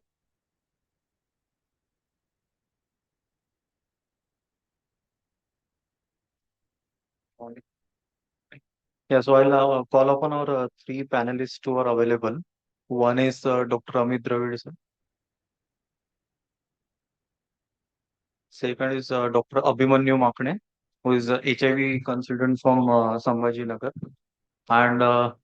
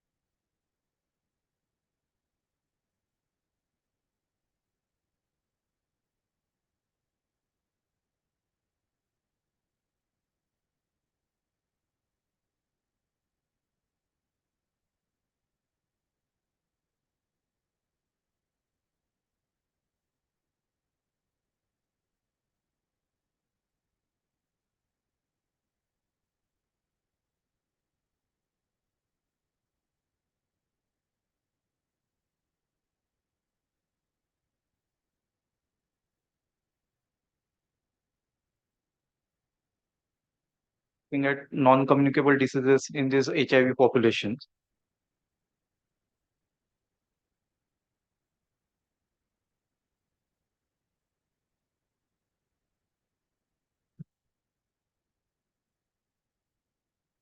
Yeah. So, because if we see in 2020s, HIV is more become like diabetes, a chronic manageable disease from what it used to be around 20, 30 years back. I do agree that still opportunistic infections is an important consideration when it comes to Indian population. But with long-term survival of these HIV patients increasing, more and more other comorbidities like cardiovascular, metabolic, renal, and liver-related non-communicable diseases are on the rise in our HIV populations. And then in those patients, there is a complex interplay between the virus itself, the combination ART, the drugs which are used for treating the comorbid condition, and their interactions with the ART that the patient is taking. Overall, all these things impact survival of these people living with HIV. And there are no well set protocols, I would say, which are ingrained in our mind the way we have protocols for, say, PCP prophylaxis. Then below a certain CD4, you give MAC prophylaxis, you screen with toxo IgG, you do serum CRAG, etc. Even when most of us here are predominantly practicing HIV, very few of us would be regularly screening for these non-communicable diseases. And above all, with respect to social stigma and approach to these patients, HIV is not like diabetes because there is a lot of social stigma. There is lack of involvement of specialists from other specialties, be it cardiology, nephrology, and so on. There are limited resources when it comes to screening for all these diseases.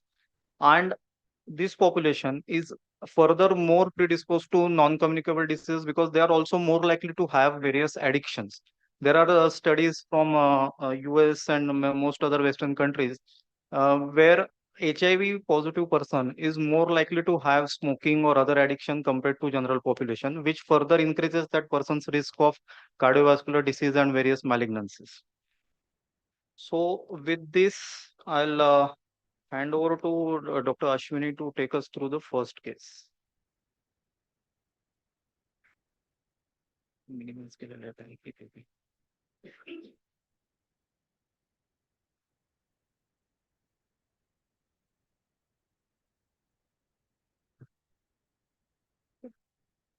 Good morning, everyone. Thank you so much, sir, for letting me present this case. So this was a case I had, this was a challenging case I had managed almost 4-5 years back. And why am I presenting this case? It's mix of normal OIs, what we see, and turned out to be something completely different, which we don't see in routine practice. So this was a young chap presented with tingling sensation left hand for 1 month duration. He had difficulty in left eye opening, difficulty in swallowing, and slurring of speech for 3 days duration. He was a teacher, married, wife was negative. There were no comorbidities, no addictions, some blood transfusion history. So with this history, he was admitted with us somewhere in 2017. Systemic examination apart from CNS was normal. In CNS examination, there was no neck stiffness. He was conscious, alert, responding to verbal command. He had bilateral 6th nerve, right 7th nerve palsy. He had ptosis, gait imbalance, and the fundus examination was normal. So in background, this patient was admitted outside for this complaint actually, and it was a good neuro setup. So he was worked up thoroughly outside. The MRI brain showed multiple small, moderate size areas, facilitated diffusion in pontomedullary junction, cerebellar, thalamus, gangliocapsular region, and right thalamus. It was hyperintense on T2 and FLAIR image, and there was no contrast enhancement. So it was suggestive of infarcts. They did CSF, which was normal routine. So they did vasculitis workup, ANCA, ANA, DSDNA, which was negative. Should be. Okay. APLA, cardiolipine, homocysteine, all workup was done. That was negative. He has received solimedrol 1 gram OD for 5 days, and he has received oral steroid. There was no improvement, and this was the MRI, which showed non-enhancing infarcts.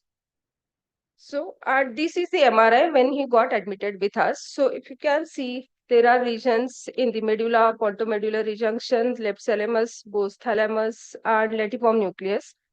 So, on contrast, there is no contrast enhancement and no perilegional edema. So when he came to us, we did CD4, which was 22, and viral load of 1,23,000 copies somewhere. So basically, this is a young chap who presented with neurological symptoms with low CD4 and no other systemic complaints or no other systemic signs. So what are the possibilities which we are thinking of at this point? Any of the panelists can take that, please. Can it be crypto, toxo, PML, what we routinely see? Can it be TB? Because we can have meningoencephalitis picture in all this OI. So if you have to look at all the differential diagnosis, cryptococcal meningitis, there's no signs of neck stiffness, headache, vomiting, etc.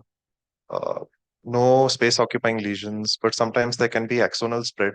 So we can't rule it out entirely, especially with such a low CD4 count. Toxoplasma, again, no ring enhancing lesions. PML, if these are white matter lesions that we're looking at, then possibly, but I think that's not how it is, right? It's infarcts in It's the more brain of stem. infarcts, yeah.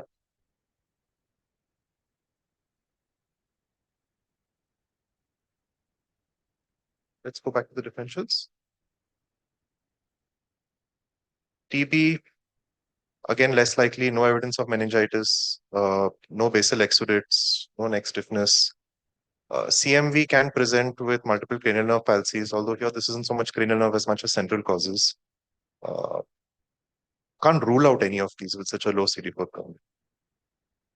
So can it be something else also, or it's more likely one of this? It could still be what we call as HIV-associated neurocognitive disease, which can many times on MRI come with infarcts, but actually they are not infarcts, they are just demyelinating lesions, which we call as HIV-E, HIV encephalopathy. That is one. I don't see any other possibility. Maybe VZV encephalitis, but again, doesn't fit. Okay. So the CSF sugar was 90C, parallel blood sugar was 156, protein was 23. It was just 2 cells and 100% lymphocyte, occasional RBCs. The toxoserology was negative, was done as completion workup because the CD4 was very low. Serum CRAG was negative, VDRL was negative, and CSF CRAG, India Inc. and Gene Expert was negative. So what are the differentials at this point? Do we need any further investigation? How should we work up? So if we go back to his counts, there was bicytopenia also. So what are the further investigations we'll advise? We'll do further CSF workup, or you want some systemic workup? How should we go about this patient, and what are the differentials at this point of time when we have CSF, which is the basic infective workup, which is negative, toxo, serum CRAG, VDRL, Gene Expert, everything is negative. This is a chap who has received solimedrol 1 gram for 3 days. The vasculitis, CSF, 2 cells, yeah. JC virus PCR? Okay. What else would like to have? So the differentials at this point after the investigations will be? I'll tell you what 9 out of 10 people will do. Start him on antiretroviral therapy. Okay. Fine, accepted. But then do we need anything else to rule out some unusual infection? Because CD4 is very low and we'll be skeptical before starting ART for such patients. Am I missing out something? How was the CBC? You were mentioning the counts were low. The counts was 3,900. Hemoglobin was 7.7. Fundus? Fundus examination was normal. CMV. Biopharemi panel. Okay. JC virus PCR. Anything else we need? That should be enough. CSF culture was negative. CMV disease would explain cytopenias and CNS involvement. No fundus involvement. There is no GI disease. CMV PCR So, perhaps. do we like to have bone marrow to rule out systemic disease? There was bicytopenia or pharyngeal biopsy. Yeah, okay. Brain biopsy, that's what was contemplated, but relatives were not willing for brain biopsy at this point of time, actually. No, sir, no.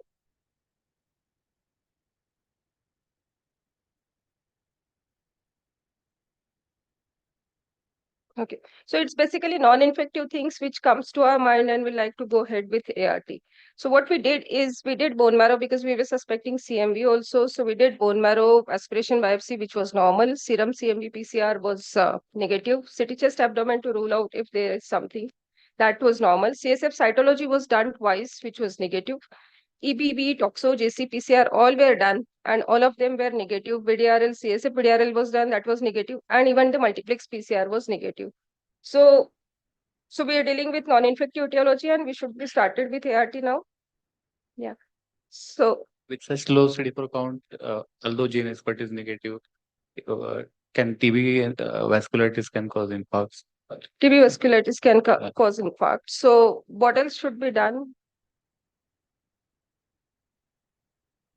My dear gene expert, twice it was done, which was negative. AB cultures were sent. We could have done pyrosequencing at that point of time, but yeah, it was difficult. We used to send it to Hinduja. We do send. So this was 2017. I had just started using DTG, so I was not sure about DTG and Daru CP score or penetration. So what I did is I started on TDF, 3TC, Darunavir, Ritonavir. Subsequently, there was no improvement and he in fact had worsening of disease. There was left upper limb, lower limb weakness, which was initially not there. At least he was moving, walking, talking. Then he had poor gag, 9-10 involvement, left gaze palsy, and dysarthria. So the lesions were worsening. Here you can see extension of lesions, worsening of lesion in the internal capsule and all. So it was a worsening disease despite of being on ART. And this was a picture when he came to us a month later. He had palatal ulcer, which were bleeding, and the disease was worsening. So what was happening to this patient? Did I miss out something? You want thinking histoplasma? Okay. Anything else which is possible?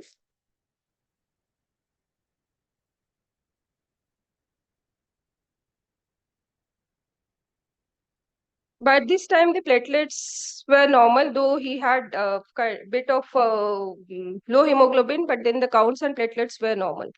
So we did biopsy it, but biopsy didn't give us anything. It was just a necrotic lesion and the fungal cultures, everything was normal. In fact, we asked for whether it is HSV or some other this thing, but that was also negative and there was nothing. So why was he not settling? That was a question coming to my mind. What is it that we are missing out? So was it a slow responder or there was some other OI which was undiagnosed? Was it a paradoxical worsening or the primary diagnosis was incorrect? And so how should we go? The primary diagnosis is PML and you put them on ART. ART, yes. 30% will improve, 30% will remain stable, 30% will worsen. So if you're telling me I have put on antiretroviral therapy, patient is worsening, the MRI shows only worsening lesions. It does not show any new granulomas, new meningitis. You have taken the ulcer biopsy, it has not shown anything. I would still feel this is worsening of PML, which is quite likely. It happens on antiretroviral therapy. So when we put patients on PML on treatment, we tell them that 30% chance you will improve, 30% you will stable, 30% you might worsen, go into respiratory failure and die. It can happen. So as far as the case goes, I think looking at all the scenarios, I think this could be PML with worsening. HIV encephalopathy normally doesn't worsen. It will improve to some extent at least. So Would we need a CSF HIV viral load? This we did CSF HIV viral load that was negative actually. So even we thought of CNS escape or something, but that was not there. And there was persistent worsening. We did repeat CD4, which was improving. Viral load, they were not willing at this point. So we didn't repeat HIV viral load, serum HIV viral load. But then he was virologically controlled, at least immunologically improving. But we couldn't do that viral load. CSF, repeat CSF we did, that was normal. Palatal biopsy, as I said, was normal. Since it was necrotic lesion, we did CTPNS also, that was also normal. So CSF viral load, as I said, was normal. So how often do we see CNS escape and how do we manage these patients? Because every now and then, since they are long-term ART and patients are doing good, we do see, like last month I had a patient who was on ART for a decade and then he came with memory loss. So how do we manage these kind of patients? The CSF viral load was suppressed. And the CSF viral load was suppressed. And this patient also, the CSF viral load is negative. So what do you label this patient and how do we manage these patients? So I would still label this patient as worsening of PML because everything else we have taken care of. And the only thing is the brain biopsy, which can prove it. Again, JC virus PCR of CSF does not have that much sensitivity to diagnose PML in HIV positive patients. So just by saying that the CSF JC virus PCR is negative doesn't mean you have ruled out PML. This is a fit case for a brain biopsy to look for what is going on. Secondly, this is again anecdotal. For CSF escape, we shift to better penetrating drugs in the brain. But increasingly over the last 5 years, I have realized that shifting to better penetrating drugs in the brain for PML also works sometimes. So few of my patients, I have tried going back to zidovudine, lamivudine, dolutegravir. Dolutegravir has excellent penetration, zidovudine super penetration. So we take a risk with anemia and give it. Few of them have responded. I don't know how it works. But because it was working in CSF escape, I tried it in PML because more of they have overlapping features. So there is no data about this, but that is what I try because there is no data about this. Okay, so this was already on Darnavir and he had anemia, so there was no question of putting him on zidovudine. Actually, there was a persistent anemia. 7, and it was in that range, 7, 8 something. In between, he required transfusion also. So what should be? So basically, this patient who had received steroids, there was a label on vasculitis. So whether this is HIV vasculitis, which is a not so common entity. So that was a question coming to my mind, and I was worried whether adding steroid will help this guy or not. The only hitch was this guy had already received steroids, high dose steroid, and there was absolutely no response. So how do we go about it? So in fact, we thought of this is just a data about the sensitivity of EBV, toxo, JCPCR. So JCPCR sensitivity varies 70 to 93%. So like you said, probably it was PML also. But then the thing was, I was thinking whether I had missed out vasculitis, something which is treatable, manageable. And if we offer steroid or some immunosuppressant, if he improves because he was a young guy. So we just looked at the literature of HIV-associated vasculitis, and it's basically a diagnosis on biopsy. And biopsy, we were planning to send this patient to NIMHANS, but then we lost this patient. So the incidence is 1 to 5% somewhere. Basically, it is related to immune-mediated akin to primary anxieties of CNS, or it can be because of direct action on of the HIV. And it's a gold standard for diagnosis of CNS vasculitis is histopath evidence that which shows vessel wall inflammation. The differentials are many, and the reasons like we have CMV, HSV, all these we have worked up. It can be connective tissue, like we are seeing it's more of a non-OI, which we see a lot of rheumatological issues also in HIV patients, and we have to keep these issues in mind always. So this is a diagnosis of exclusion, and that's why we had worked up thoroughly, because that was there in back of my mind always. So I had worked up thoroughly, but unfortunately we couldn't do brain biopsy to establish this diagnosis. And there is hardly any literature for to support the diagnosis or the management of HIV-associated vasculitis. Ganga Khedkar, sir, I'd like to know from you should we really suspect HIV-associated vasculitis, or because we don't see it that common. It just came to my mind in this patient because there were multiple lacular infarct. So, you can suspect anything, but there is no evidence. Vinay, sir, yeah.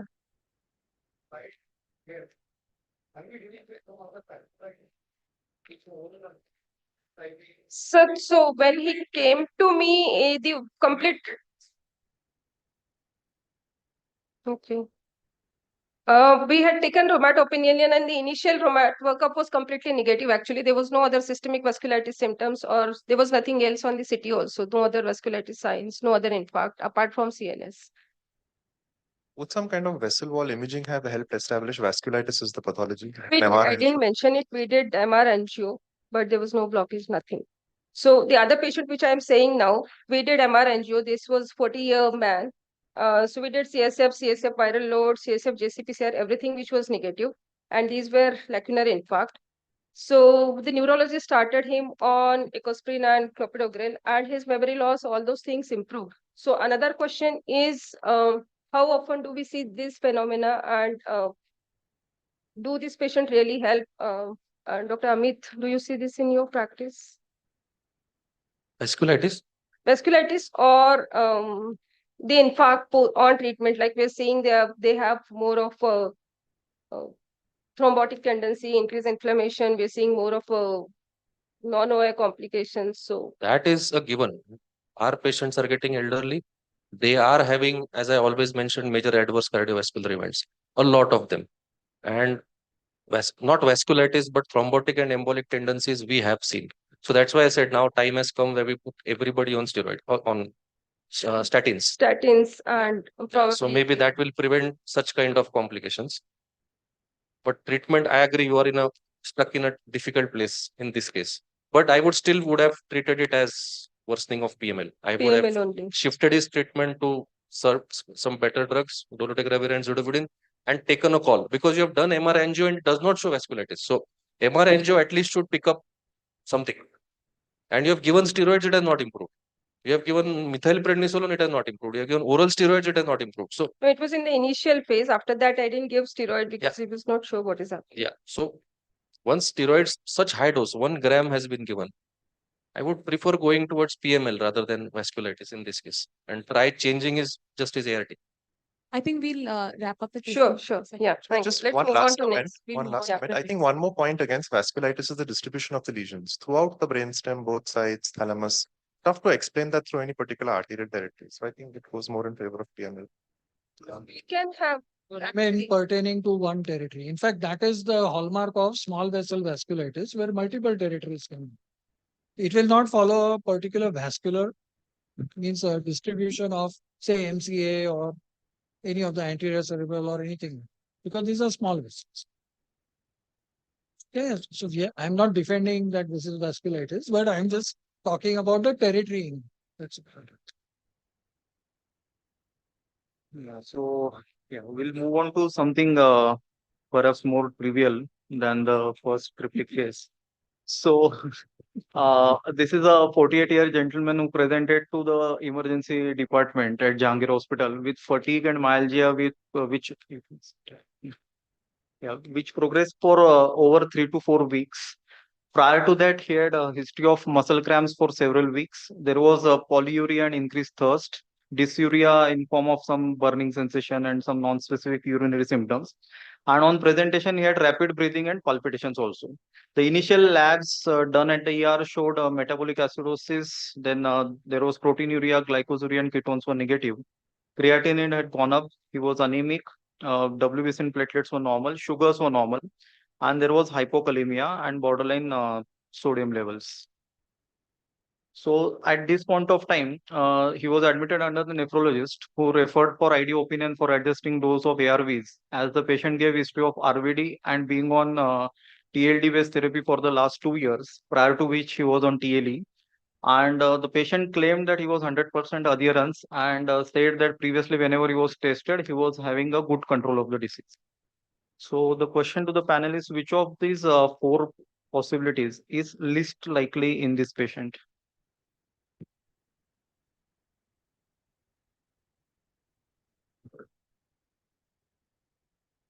Is virally suppressed, right? That's what he claimed. At this point, we don't know the current viral load. So if we But want history-wise, he does say that least my likely, viral then load was well of course, HIV associated merit. Abdominal nephritis is least likely in this case, if he is virologically suppressed.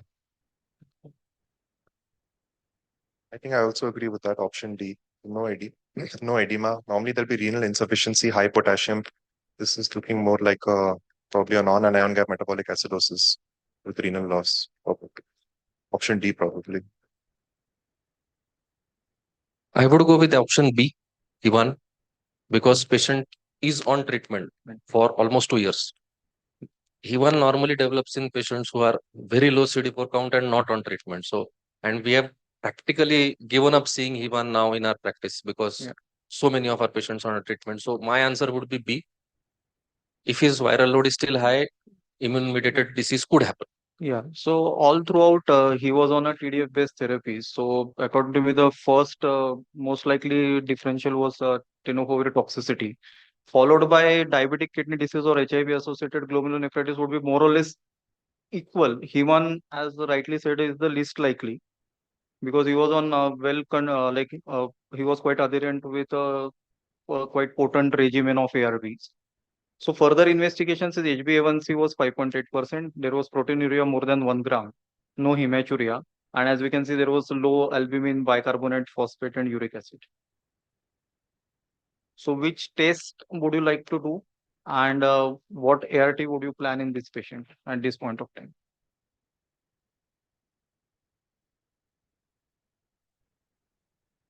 I'll order a CD4 viral load, and pending which it looks like TDF toxicity to me, considering the potassium 2.8, creat 3.5, most likely is a TDF toxicity. I would maybe stop ART for some time till the creat reduces and then restart after say 7 or 10 days. Stop ART altogether, or would you like to modify the ART?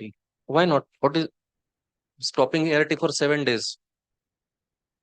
How is it going to matter? This patient is on dialysis, I presume now. With No, not yet on not dialysis. not on dialysis, but on conservative management. But stopping ART for 7 days, what's the problem? Directly again, if I have to give him abacavir, I have to do the HLEB 5701. That will take another 3 days to come. I can't put it blindly.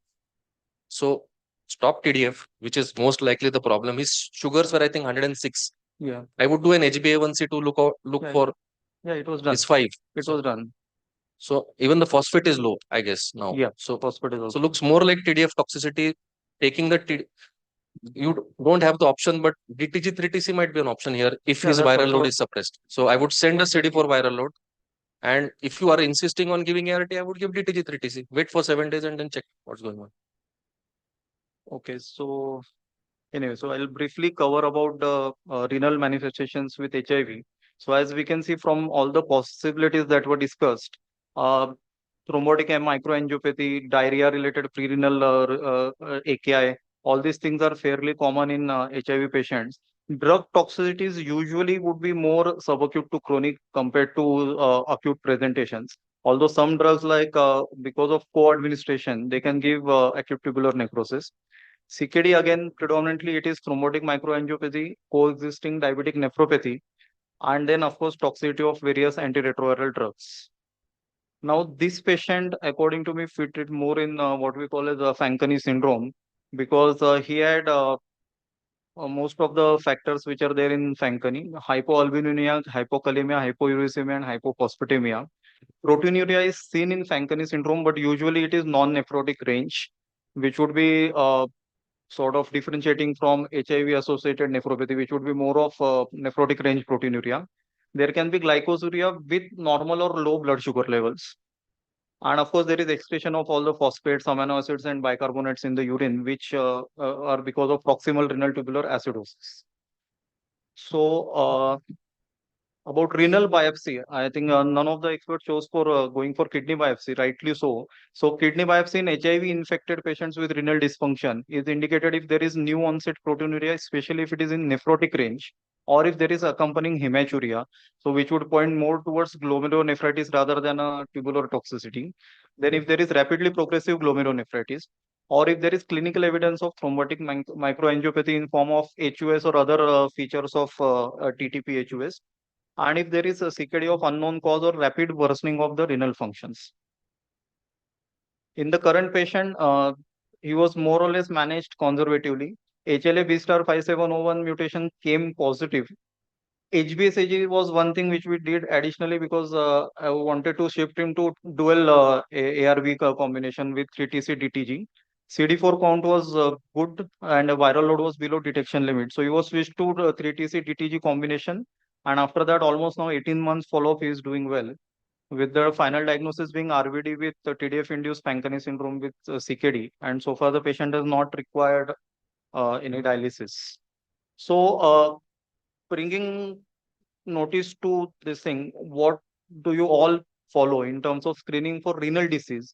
in PL HIVs when they are on a quite efficacious and adherent combination ART. I mean, like I mentioned in the beginning, we all have set protocols for screening for PCP, toxo, CRAG, and all those things along with OI prophylaxis.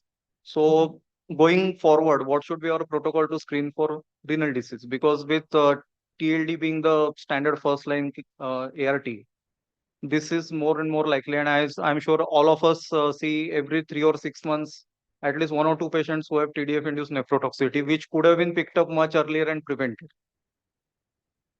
Yeah, in general, once a year we do their KFT, serum electrolytes, urine routine. Usually that is enough to screen for most things over here. You'll pick up urine protein, urine RBCs, urine glucose, serum phosphate, and creatinine. Any other?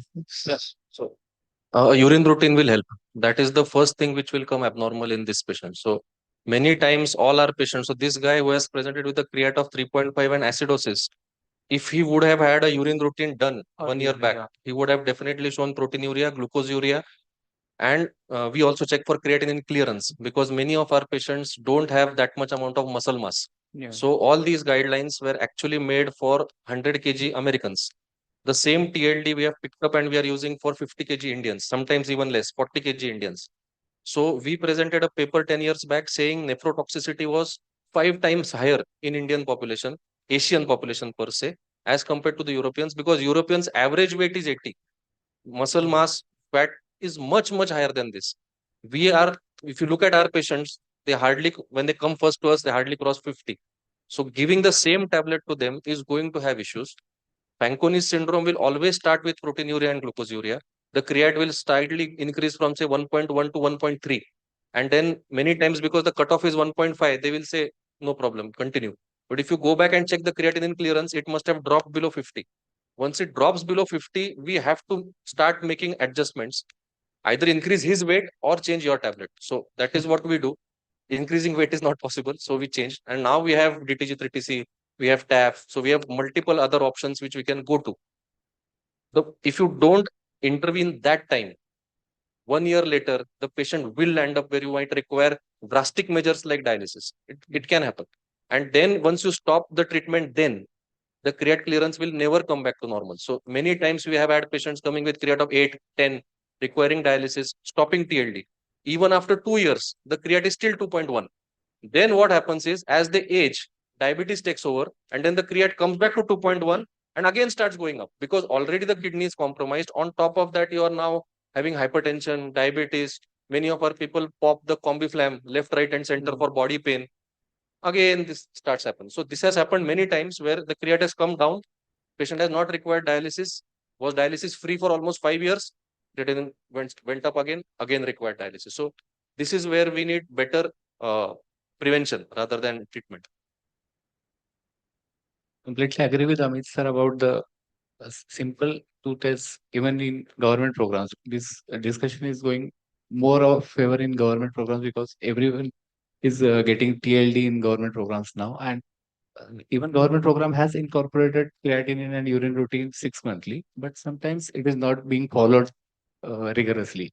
If these two simple tests, not even electrolytes and all KFT and everything, but simple creatinine every 6 monthly and urine routine, and not ignoring 1+ proteinuria on DIPST or simple rise in creatinine, marginal rise in creatinine, and calculating creat clearance is a simple thing that can be done easily. But sir, I will contradict with the thing about European data and using same dose tenofovir in India. We published one paper during my IID curriculum. We found UK data and Indian population. They were having same tenofovir nephrotoxicity risk, even though weight and age and tenofovir exposure was compared. Yeah, so I think as rightly pointed out by the panelist, given the low muscle mass and body weight in most of our Indian HIV patients, I think barely relying on serum creatinine is not enough, and we should incorporate a routine urine analysis at diagnosis as well as at beginning of ART and at timely intervals, especially if they are on a TDF-based regimen. And things like the way we screen for microalbuminuria and other things in diabetic population, even in HIV patients who are on TLD should be routinely screened for that. We'll move on to the next case. Okay, I'll look on. Okay. So going for one comorbidity to the other. So here we had again middle-aged gentleman coming with typical anginal chest pain. He's a non-diabetic, hypertensive, and RVD patient on ARV for more than 10 years. The current regimen being TLE, and the OHs were metformin and sitagliptin combination, on which he was fairly controlled. He was diagnosed with acute anterior wall MI, underwent PCI requiring the placement of drug-eluting stents, and he was, as a routine protocol, started on Brilinta, Ecosprin, and rosuvastatin by the treating cardiologist. And at this point of time, the CD4 was 337. The viral load was 588 copies. And patient claimed around, he said, more than 90% of times I take my tablets regularly, but I tend to miss 2 or 3 pills in a month. So if we come to cardiovascular diseases and HIV, so which of these statements is or are true when it comes to HIV and CVD risk? So HIV raises the cardiovascular disease risk by more than fourfold. HIV is associated with increased risk of only coronary artery disease. Traditional risk scorings apply to PL-HIVs as they do to a general population. Then in now this gentleman had MI, but if there is a say asymptomatic individual who is found to have coronary artery disease on routine screening, say CT angios or after TMT and all those things, is combination ART more important than coronary revascularization interventions for survival? And with DTG based first line ARTs, do we need to consider drug interactions in such cases at all?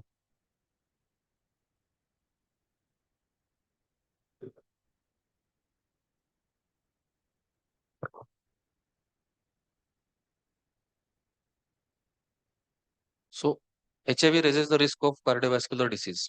True. But twofold. Fourfold, I don't know. I have read twofold.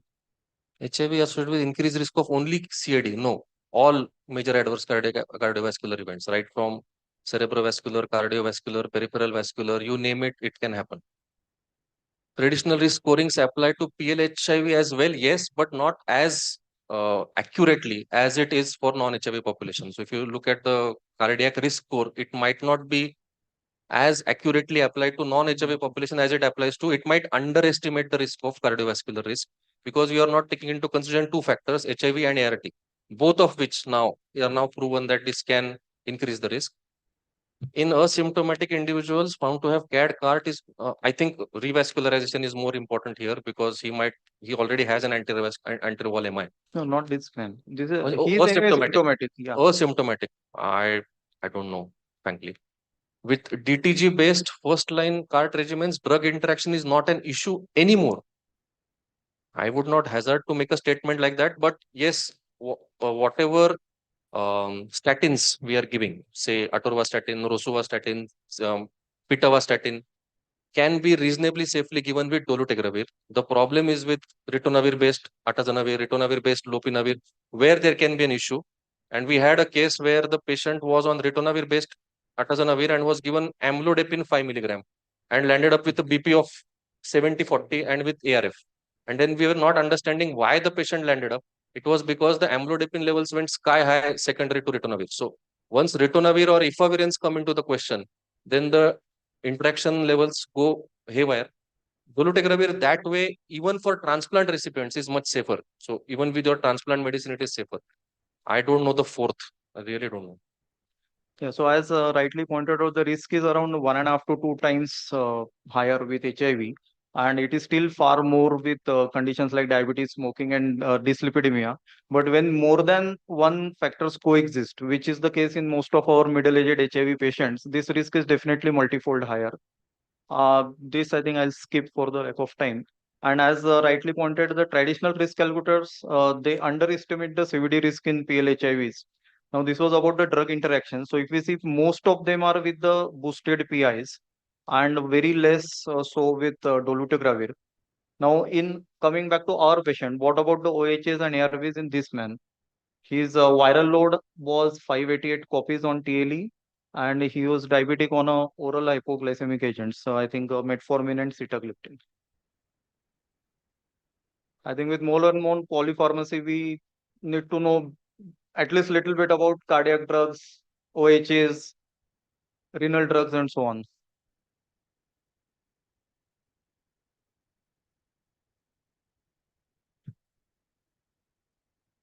So metformin co-administration with dolutegravir is sort of known to increase metformin concentrations.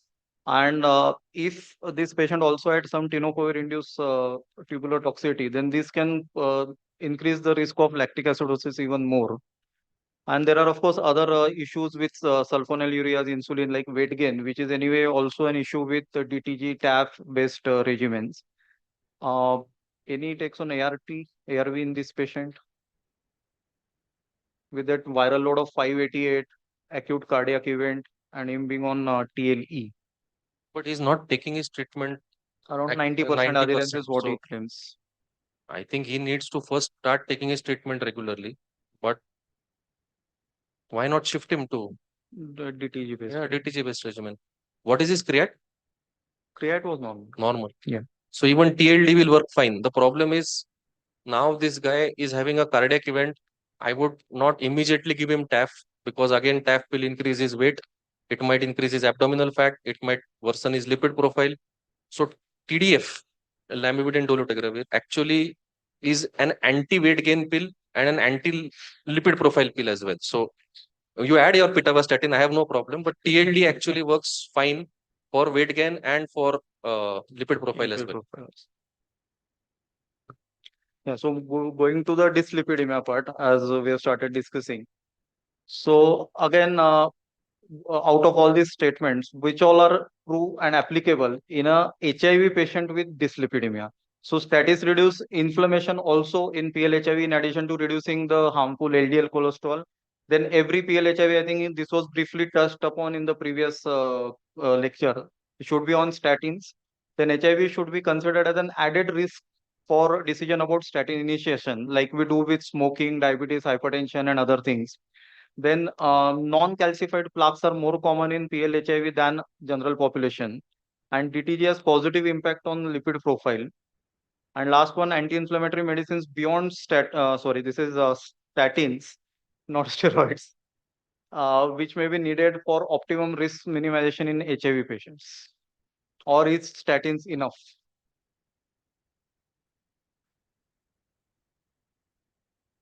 Sorry. Statins reduce inflammation in PLWH? Yes, they do. Every PLWH should be on statins? No. 40 to 75 with low to moderate risk of cardiovascular illness, everyone should be on a steroid, a statin. Above 75, no brainer, they have to be. If you are diabetic, no brainer, and HIV, no brainer. HIV should be considered a risk enhancer for decision about statin initiation. Yes, the study has proven it. It has to be given. I don't know about these plaques. I don't know, but they might be more common because the cardiovascular risk is more higher. DTG has positive impact on lipid profile. Depends on what you give along with DTG. So if you give TAF, abacavir, it might worsen your lipid profile. If you just give DTG 3TC, it might improve your lipid profile. If you just give TDF 3TC, TDF I have already said, anti-weight gain, anti-lipid profile. So it might improve your lipid profile. And I don't think anti-inflammatory medicines are required, but you might require aspirin. If you are really at high risk of cardiovascular illness, you might require aspirin along with statin. Otherwise, only statin. But only statin will become a norm now, at least in 40 to 75 age group, because almost all our patients will be either low or intermediate risk for cardiovascular illness. Might sound a bit non-clinical, but as we are discussing more on dyslipidemia and metabolic syndrome at ID conference, if we are going to look at patients aging further and further and getting these metabolic syndromes further, can we all start counseling patients for their diet controls, their exercise and lifestyle modifications? Because more and more patients, what we are seeing nowadays, once they get somehow burden free, and they understand within 6 months or 1 year of time that they're going to survive a normal lifespan. We are looking at their lifestyle, which is getting risk free, and maybe our counseling in our OPD since day one of the HIV therapy might help them to at least prolong these metabolic syndromes.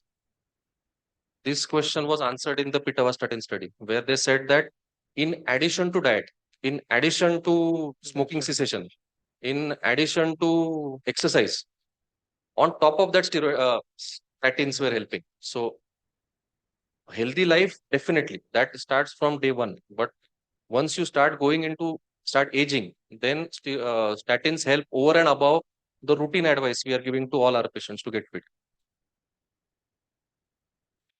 Yeah, so again, dyslipidemia is again multifactorial, and as much as the other factors, even inflammatory cytokines do play a role in HIV-associated dyslipidemia. There is no doubt that it should be considered as a CVD risk enhancer. Now, like already mentioned, intermediate, like borderline to high risk, everybody should be on statins. And if we see impact of dolutegravir, various drugs on the lipid profile, then individually speaking, dolutegravir does not have much of impact on total cholesterol and LDL, but it does increase HDL, which is supposed to be a beneficial cholesterol, and reduces triglycerides as well. So maybe, of course, depending upon what is the accompanying drug, but DTG by itself perhaps has a positive impact on the lipid profile in these patients. And then vice versa, as far as the statins with various classes of antiretrovirals are concerned, then most of them are fairly safe with instis, although they do have significant interaction with PIs and NNRTs.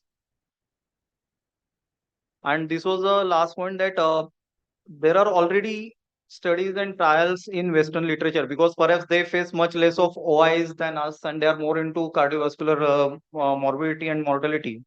So there is something beyond barely lipid control, which is required to reduce cardiovascular disease burden. And that is to do with the inflammation which is there in these patients. And there are studies on things like PSCK9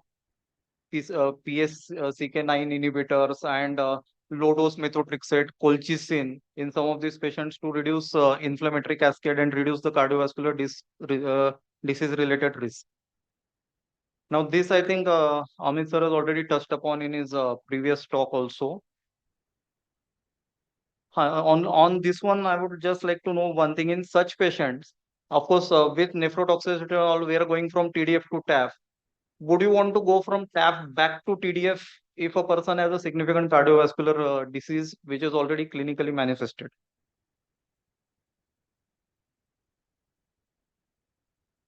Switching from TAF back to TDF. Yeah, TDF to TAF, I think because of nephrotoxicity, everybody is going there, but reverse switching. If I'm not mistaken, there was a study which looked at this, where they switched from lipid bad ART to lipid friendly ART versus just giving statins. Yeah. And I think the statins scored above changing ART. So the giving statins was better. So if I have to switch already because of nephrotoxicity, I have shifted from TDF to TAF. The patient is suppressed. Now he is going into high cardiovascular risk. I would still initiate a statin first or an aspirin, depending upon his cardiovascular risk. If it still does not stop, and if he keeps on gaining weight, the problem is not about cardiovascular. The problem is he keeps on gaining weight. Then I might be forced to go back. And TAF DTG together is a very deadly combo for weight gain. So I would then prefer going back to DTG 3TC. If the patient is HbA1c negative, it will take off the TDF TAF altogether with all those toxicities gone, and DTG alone will be remaining. But I'm not sure there will be weight loss once I do that.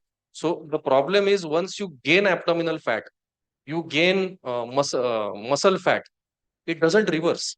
And that's why the semaglutide trial came into being, because they tried stopping DTG, going to nevirapine, going to rilpivirine, and the weight gain was not as much as was demanded. A patient who is almost touched 100 kg can't suddenly become 90 kg because you stop dolutegravir. It will still remain. So some of it is coming of age, where the weight gain is because of the loss earlier. but some of it is over and above. So people are saying, I have never touched this weight ever in my life. And the problem is with women on TAF and black population, which is, we are all brown, so we might as well classify as black. On TAF plus DTG, highest weight gain.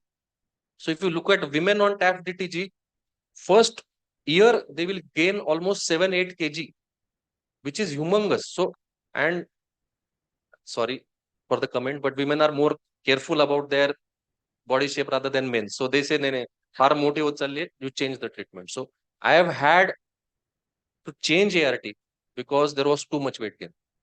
More in women, less in men, but it is happening, and the problem is the same. Yeah, so just to summarize the whole thing again, we can use the standard risk assessment tools when it comes to PLHIV, provided they are virologically suppressed, and then add additional half to 1.5 to 2% added risk compared to a general population. So that makes most of the people in high risk or intermediate risk category. So for low to moderate risk, they are quite clear. It should be lifestyle modification and yearly reassessment. For moderate to high risk, lifestyle optimization plus a statin is a must. So that should, I think, be the take home point from this particular case. I don't know if we have time for. We have only 10 minutes left for in the panel.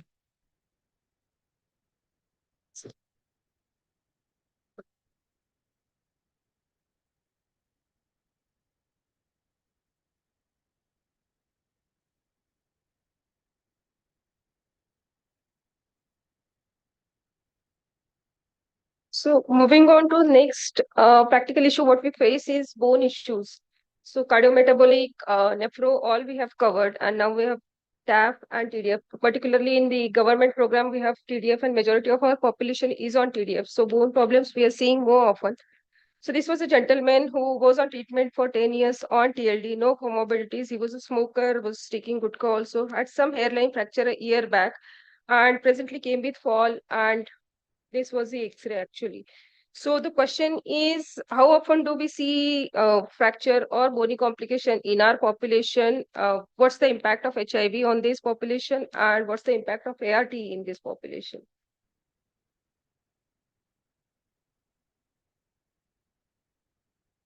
HIV and ART have definitely progressed osteoporosis in patients, particularly tenofovir again, which is hampering bone health in patients.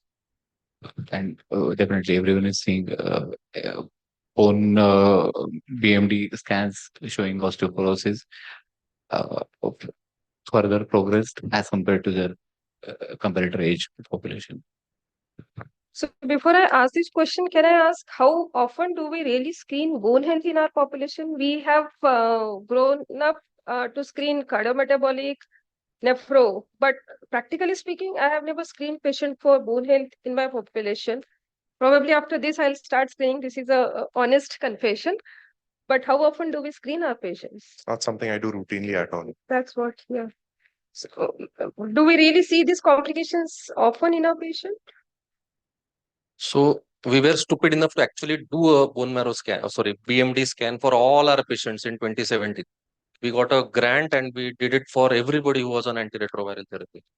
And we realized certain factors we did pick up that around, see, our patients anyway have poor bone health when they come to us per se, because they are HIV positive, they have low CD4 counts, they are nutritionally inept, because of which they already have weak bones.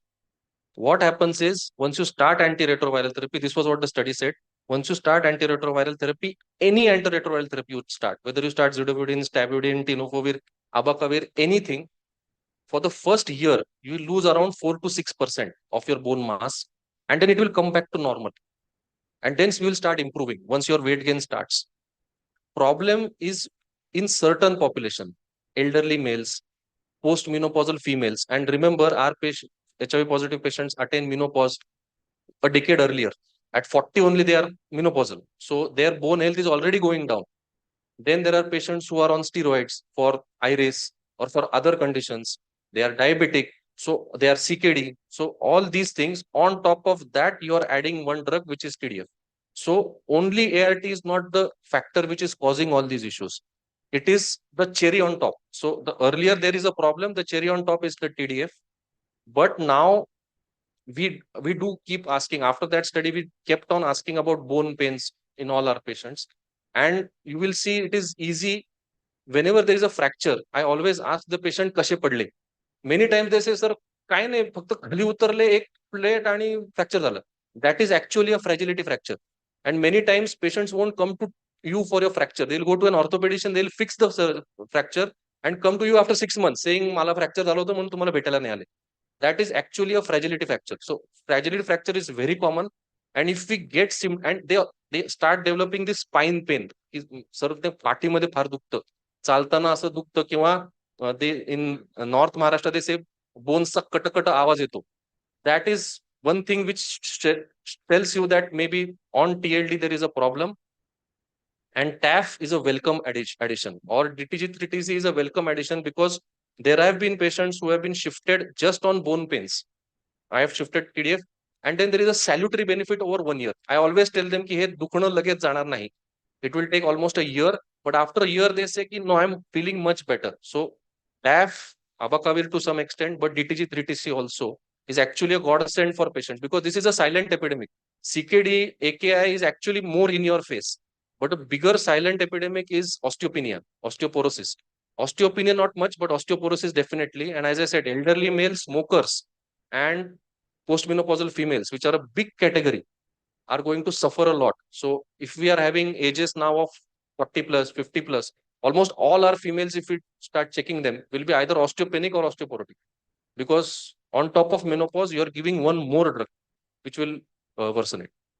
So like you said, yeah, it's multifactorial actually. So this was a meta-analysis 2020, which they found that almost 6% of the population had twofold increased prevalence of fracture. And there are multiple studies which have 2 to 3%, 4%, risk of osteoporosis varying from 23 to 34%. So definitely it is there. And if we compare naive versus treatment experience, the risk doubles actually. And there are multiple papers which have shown that. So the question is there any role of calcium or vitamin D screening in this patient, and the role of anti-osteoporotic drugs? What's the place of these drugs in our HIV population? Do we really need to screen them for routine calcium, vitamin D, and supplement them?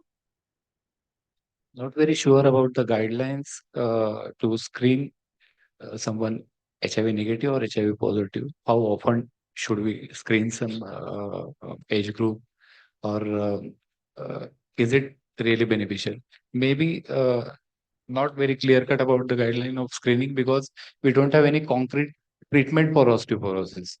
Even teriparatide, denosumab, whatever drugs that are being guided for osteoporosis treatment, they can just prevent further progression of osteoporosis. They are not having very concrete results of reversing osteoporosis. And that's why screening tends to be, even in ortho clinics of HIV negative persons, symptom based. So I'll tell you what I do. First, I'll change his ART. If I'm sure that he has developed osteopenia, osteoporosis, I'll change his antiretroviral therapy, because that is going to have the maximum benefit. Because you just remove the one culprit which is causing it. Calcium and vitamin D, calcium along with dolutegravir is another issue. So if you want to give calcium with dolutegravir, you have to space it either 2 hours before or after, or straight away give it 1 in the morning and dolutegravir at night. So you might end up not giving the optimal calcium dose. Vitamin D is fine. Many of our patients are vitamin D deficient. Giving vitamin D supplementation is fine. So you give calcium with a caveat of dolutegravir, give vitamin D, change it to either TAF or DTG3TC, watch for 6 months. If the symptoms still don't improve, then maybe you can give bisphosphonates. We have tried giving bisphosphonates, but again, how long are you going to give it? So after giving it for a year, you will have to stop it, because otherwise they'll cause their side effects. So I don't know the name, risidronate or something like that. Alendronate. We have tried, but again, after these 3 checklists have been fulfilled, that is now vitamin D normal, calcium is normal, changed his ART. These 3 things will work in majority of the patients. But if it doesn't, then we can try your teriparatide, you can try your bisphosphonates, all other things. Okay. So yeah, please. So in general, peak bone density is achieved by the age of 20, and after it's a steady loss. So our aim is to basically prevent further loss. So apart from the change in the ART, I see no reason why we don't treat osteoporosis then the same as we would treat anyone else, right? So annual injection of zoledronic acid or 1 year of teriparatide to increase the bone density, which actually happens, following which we use bisphosphonates to prevent further loss. We can do that. Yeah. So yes, I have just seen the guidelines, like Australian guidelines says like a daily dietary intake of calcium. Like you said, we have to space it with DTG. Calcium should be obtained through dietary intake, and exercise is really important because progressive resistance training with weight training is what is recommended for a good bone health. Vitamin D should be measured, and supplementary vitamin D should be given to those who have vitamin D insufficiency. So it is 50 or deficiency less than 25. Target is more than 50 should be maintained. Vitamin D supplement should be undertaken before bisphosphonate therapy is begun.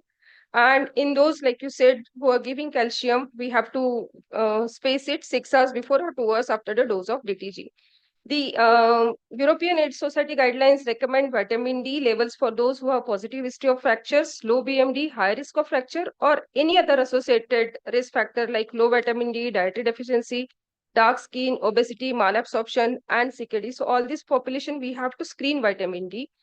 The osteoporotic medications which are recommended are based on the BMD score and age, which includes alendronate, rosindronate, zoledronic acid, and teriparatide. So role of DEXA scan, like you said, in 17 you did all patients DEXA scan. We hardly do DEXA scan, and if we have to do, how often we should do, or is it really mandatory, or we have some other screening apart from DEXA scan, which can help us avoid DEXA scan in these patients? I don't think it is mandatory. We just did it because we had a research grant and we wanted to look into bone loss in HIV. I would still wait for the symptoms, and the symptoms are there. So if you actually are diligent enough, I always say that like CSF escape, the patient will give you symptoms. If you don't say, then he will land up in some neurological issues. Similarly, with bone pain, the patient will give you symptoms. And it is very non-specific. Sometimes the symptoms are non-specific, and then we just put it on some psychosomatic complaints, this, that. But it is actually, if you're on TLD, maybe for at least for more than 2 years, then these things will occur, especially in women. It will happen. Smokers and males, it will happen.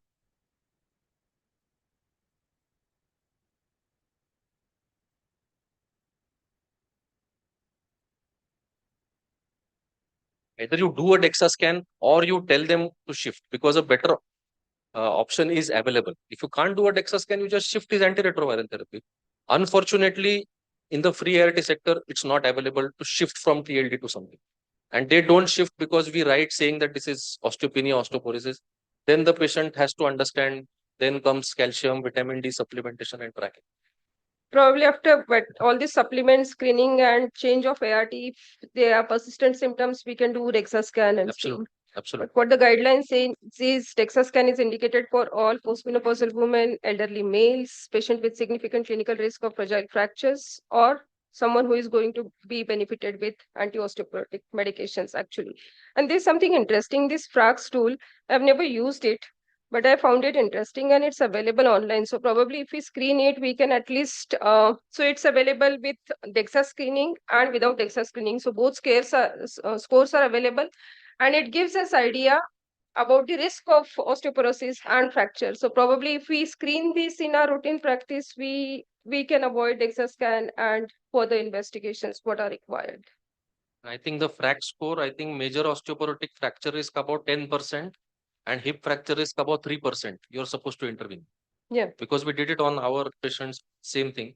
So if it's major osteoporotic risk about 10, I might be wrong, it might be 10 or 15, and hip fracture above 3 or 5. I just tried it for the first time. I just entered my data. Yeah. Fortunately, I'm not. So you are not osteoporotic, don't you? Yeah. So choice of ARV we have already discussed. But if we look at it, it is recommended in all postmenopausal women. Yeah. If you look at your population of women in HIV positive, so many will be eligible for a DEXA Eligible scan. for this actually. And now even men above 65, so many of your men will be eligible because they are aging so much. So there is a huge population there who should be ideal in an ideal world, in a resource rich setting, they should be.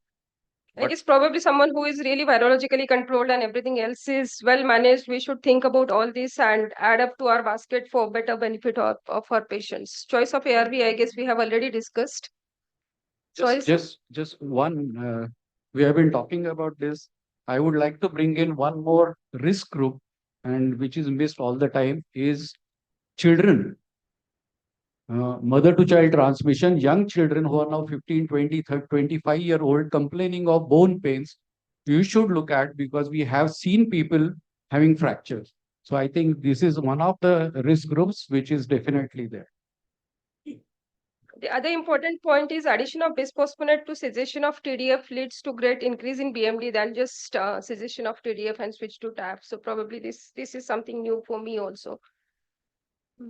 We're not taking more case, no? Yeah. So this is just a chart which will help us in screening. So we can do FRAC screening and replace vitamin D, do DEXA scan whenever required, especially above 50, and immediately after diagnosis of menopause.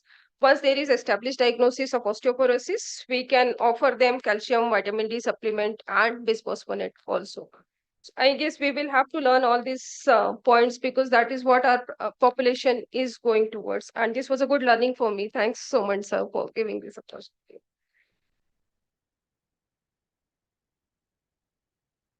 So Piyush's cases were not trivial. They were all important cases. You unnecessarily made them trivial at the start. I mean, compared to the first case, I said.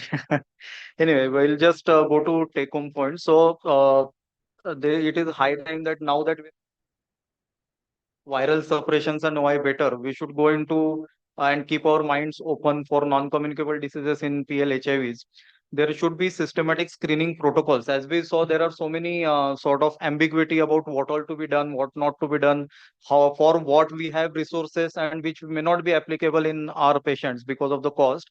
And we should start involving our other specialty colleagues who have sort of shut their minds out from HIV for last 3 decades.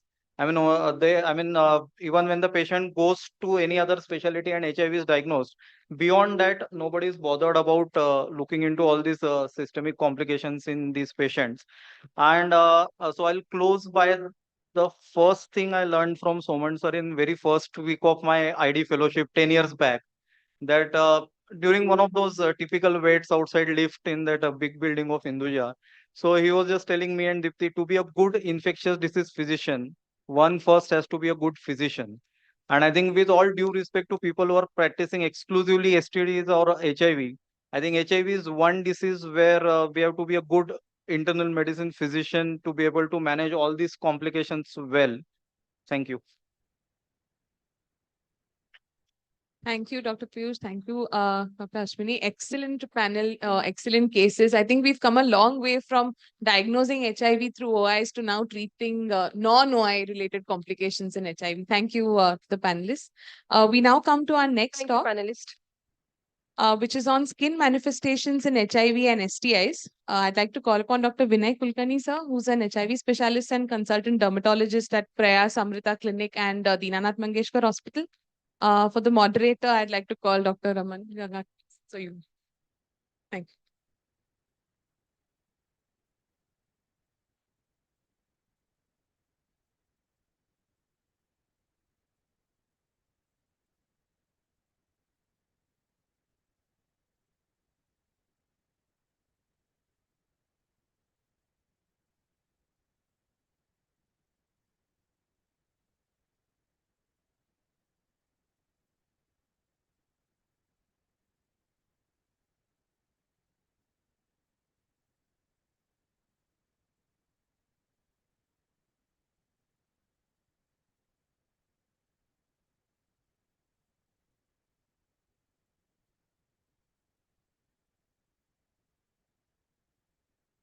थोडं ओळख करून देऊ का? काहीतरी करायला पाहिजे ना. It's my great pleasure to introduce Dr. Vinay Kulkarni, a good friend of mine, and perhaps one of those kinds of people who, despite being in practice, tries to become or has made definitive attempts to become a complete STD specialist in addition to skin as such. And the reason why I say that is you will find most of us tend to become biologic in our approaches.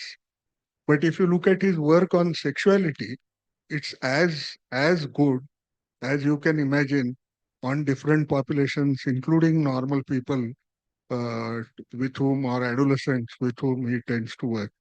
I'm sure his talk is going to be really informative in a time when most of us believe that STIs are gone. It will help us to diagnose better even the skin diseases, because most of us don't pay attention to that. Over, sir. Thank you. Okay. Good afternoon.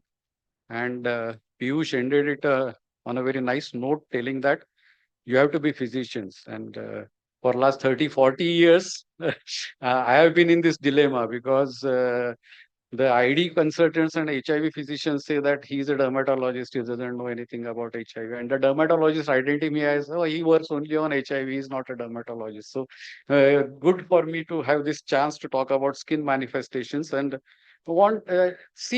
basically, because we are now having much less people who are doing exclusive HIV kind of a practice, it's nice that we interact with each other, and whenever you have any skin problems, you always have dermatologists at hand.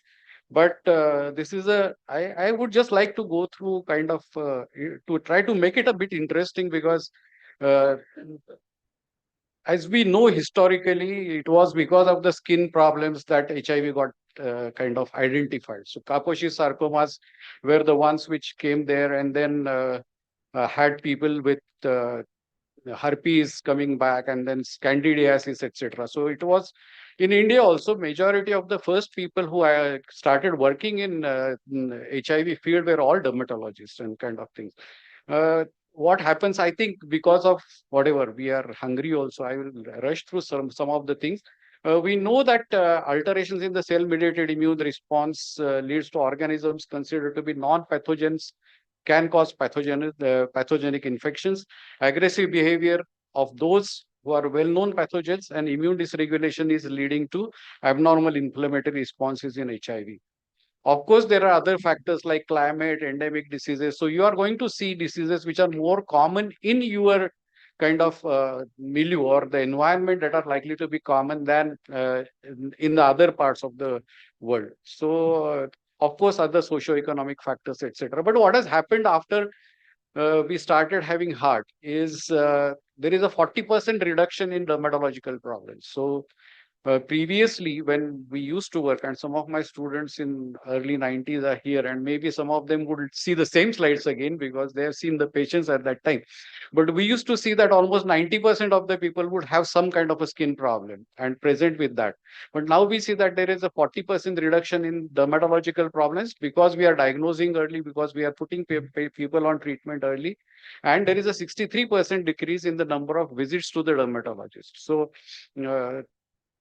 of course, in pre-heart era, there were more of cutaneous infections, 66%, and 33% inflammatory diseases. But now cutaneous infections have gone down, inflammatory diseases have increased, and surprisingly and interestingly, there are 5 to 10% now visits to dermatologists for cosmetology purposes. So they want lipodystrophies to be taken care of, lipoatrophies to be taken care of. So, for example, previously we used to see ophthalmology as CMV retinitis and kind of things, and now they come more for cataracts and kind of things. So, because of aging, etc., also, but the infections have gone down. Of course, this is a cartoon which says that immunological deficiency leads to cutaneous infections, immunological dysfunctions leads to the inflammatory diseases. So, just a rapid fire. These are the commonest things. What is this? Candidiasis, herpes zoster. Now this is bilateral one. There is scars on the other side, and there is a very common misconception about herpes zoster in our community that when it encircles completely, the person dies. And I used to say that that's a myth.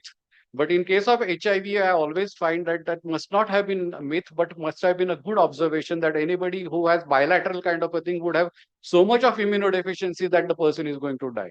So I think this is a bilateral scarring. What is this? Molluscum contagiosum, molluscum-like we'll have the differentials for that. Most probably herpes simplex infection, multiple ulcers, serpiginous lesions, warts, HPV infections,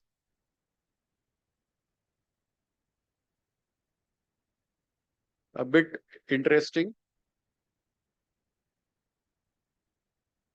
Molluscum-like lesion. This turned out to be cryptococcosis. So from the archives, like not only the international history, but this is one of my patients seen in 2005, came with scar with herpes zoster scar.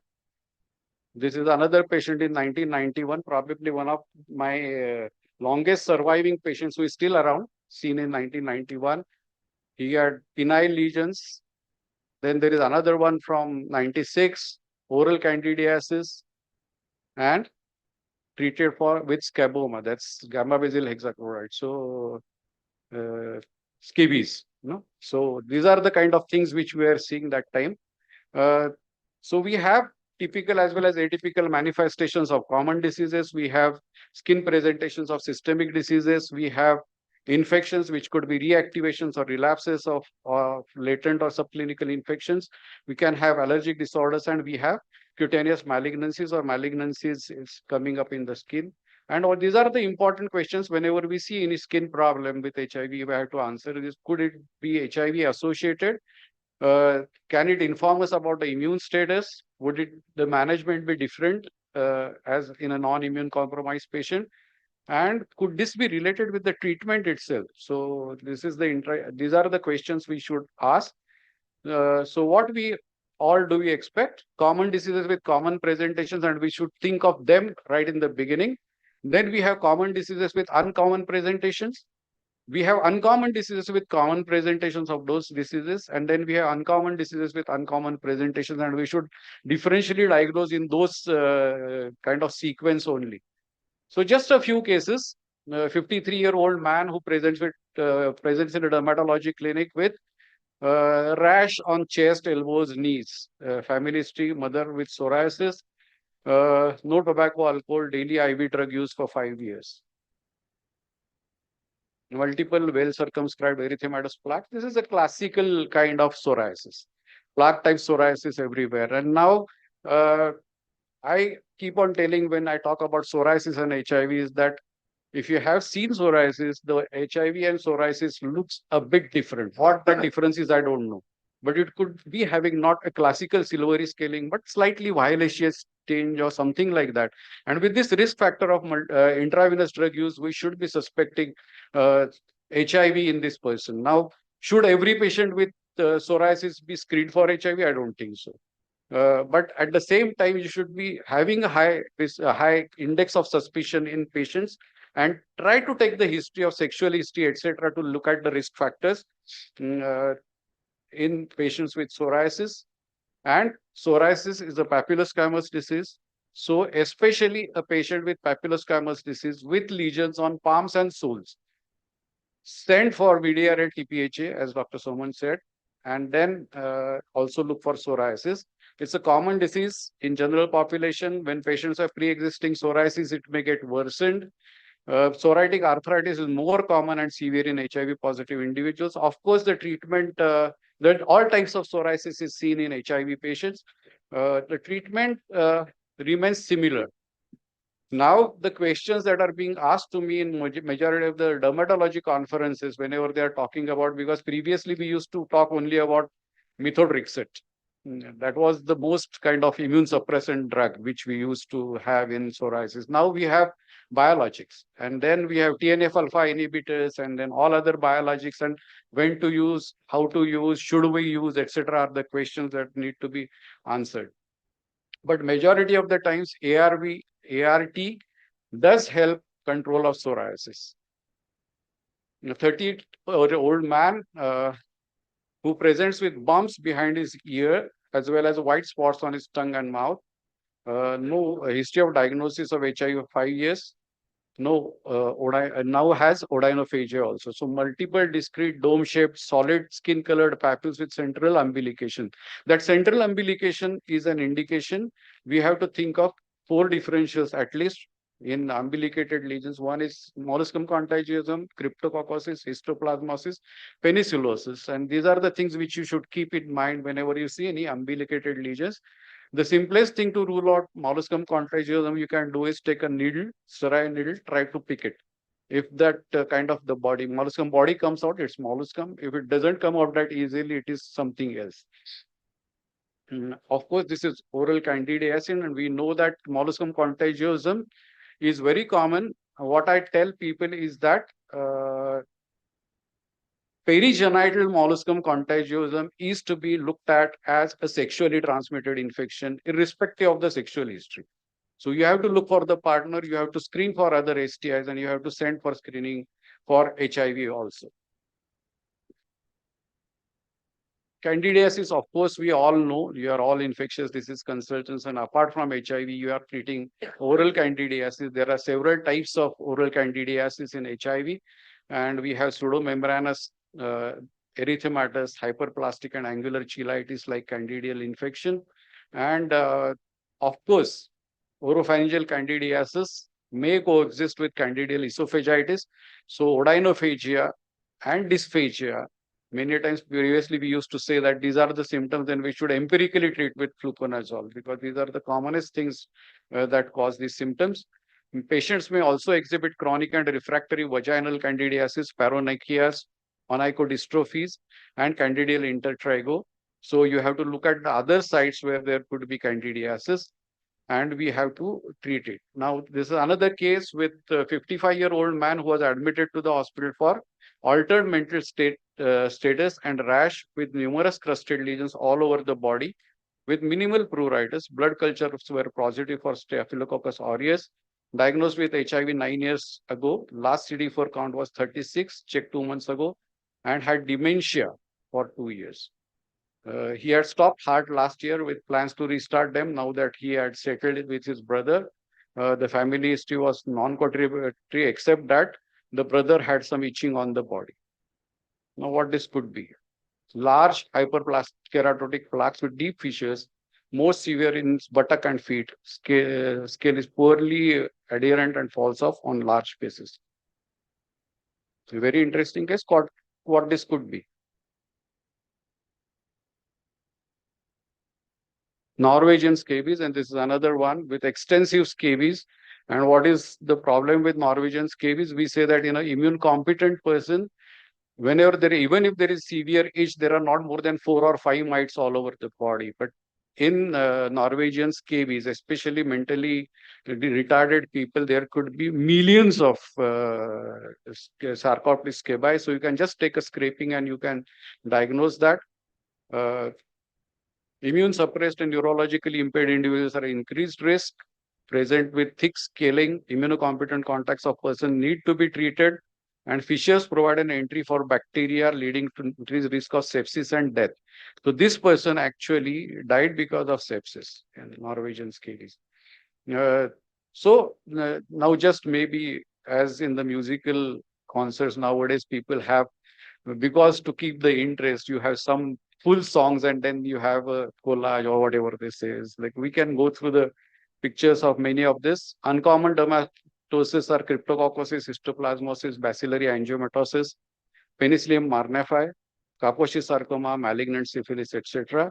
There are infectious diseases, mycobacterial, bacterial, fungal, viral, non-infectious, seborrheic dermatitis, psoriasis, just dry skin, papillopruritic eruptions. And sometimes we have diagnosed patients with HIV by just looking at the papillopruritic lesions all over the body. They have a very typical, peculiar kind of a thing that there is a central depigmentation with a hyperpigmented halo, very tiny lesions and extremely pruritic. If you see these kind of lesions in children or adults, do screen for HIV because it's very interesting and it's very specific also. So there are several mycobacterial diseases. I have put not tuberculosis on the top because we have discussed tuberculosis a lot, but leprosy can manifest as iris as well as independent disease in HIV. Actually, we had published this paper. I think this is the only paper, HIV and leprosy, which is there in the literature.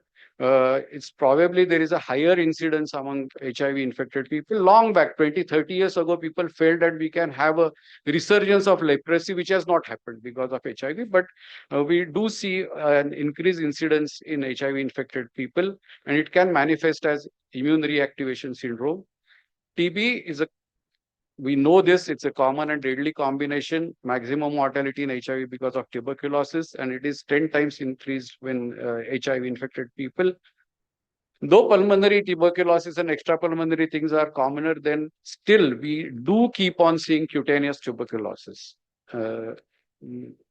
It's rare as compared to other tuberculosis, but we do see daily regimen preferred over intermittent regimen, category extrapulmonary sputum negative.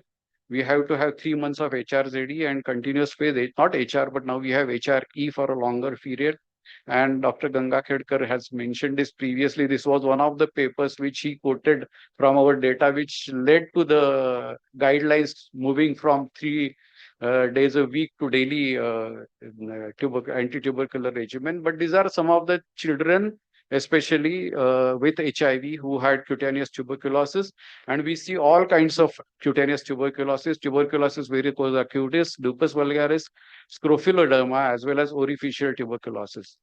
Atypical mycobacteria are common in immune compromised persons, especially if the CD4 counts are less than 100 or 75 or something like that. And so, especially in advanced immunodeficiency, we see atypical mycobacteria. And of course, we know that they should be given MAC prophylaxis. This is an example of atypical mycobacterial infection proven with biopsy and culture.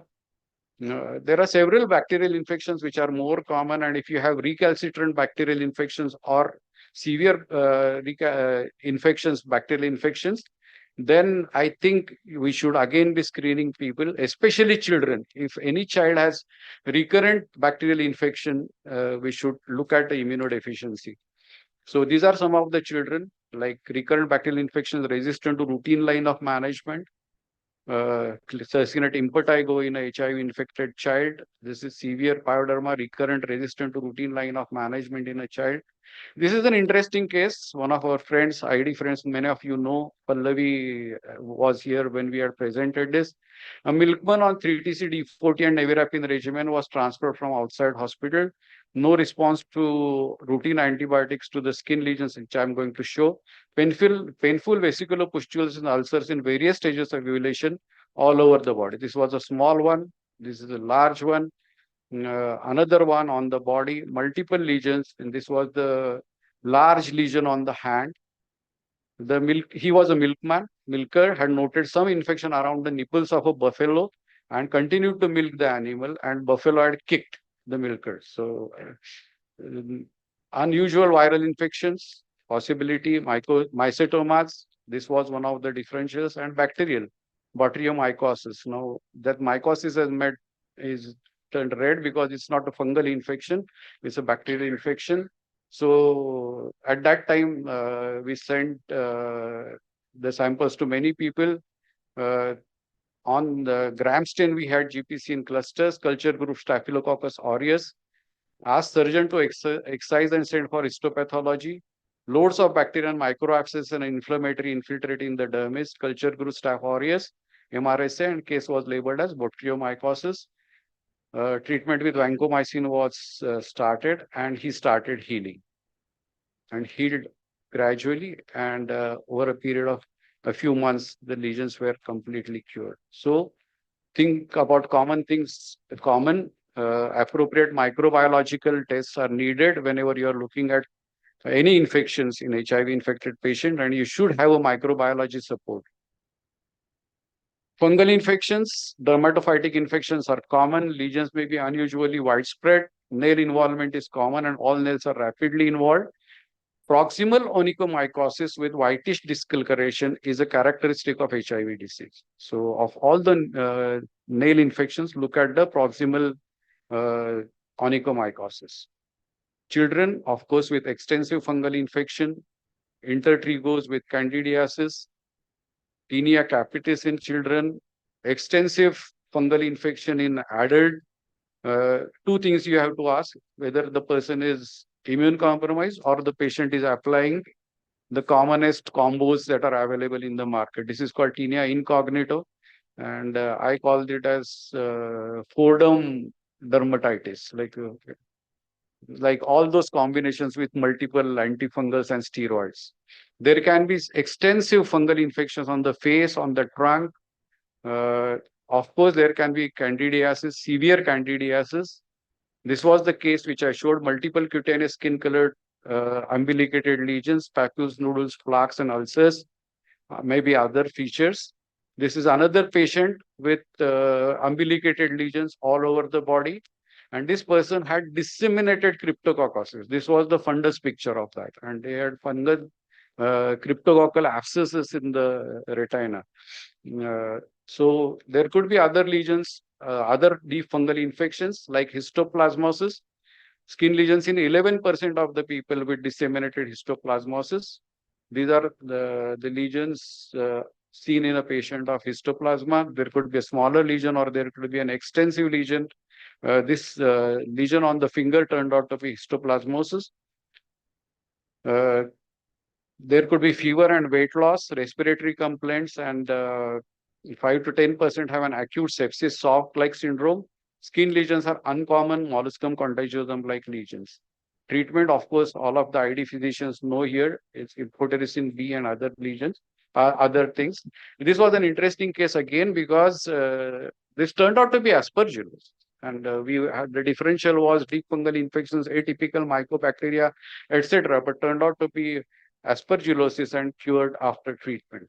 Of course, viral infections are there. Herpes zoster is the commonest thing. Screen all HIV all patients with herpes zoster. And my students here know that I must have told this 30 years ago. Irrespective of age, gender, religion, whatever, all herpes zoster should be screened. That could be just one of the take-home messages after the lecture. Like, screen for that. Don't wait for multiple lesions, multidermatomal disease, severe disease, etc., etc. Screen everyone. As we have seen this bilateral one, severe lesions on the face, extensive lesions on the thigh. We also should be thinking about HPV infection in HIV infected people. There could be extensive small flat wart lesions, not only genital HPV infections, and all women with HIV above 25 should be screened for HPV. Cervical lesions, and those who are HPV positive should be followed up probably. And we have also published that HIV infected children less than 20 or less than 15 should be vaccinated. They would require 3 doses of HPV vaccine, not 2 as the other adolescents, but they should be vaccinated. So these are extensive HPV lesions. Of course, anogenital warts can lead to CIN, AIN, and there could be extensive lesions. There could be this kind of lesions, lymph nodes or growths, and this turned out to be lymphoma. There was another lesion in the oral cavity came to us, and it was diagnosed as lymphoma. This is another lesion, hyperpigmented lesions on the toes. What this could be? Looking at the color, Kaposi sarcoma.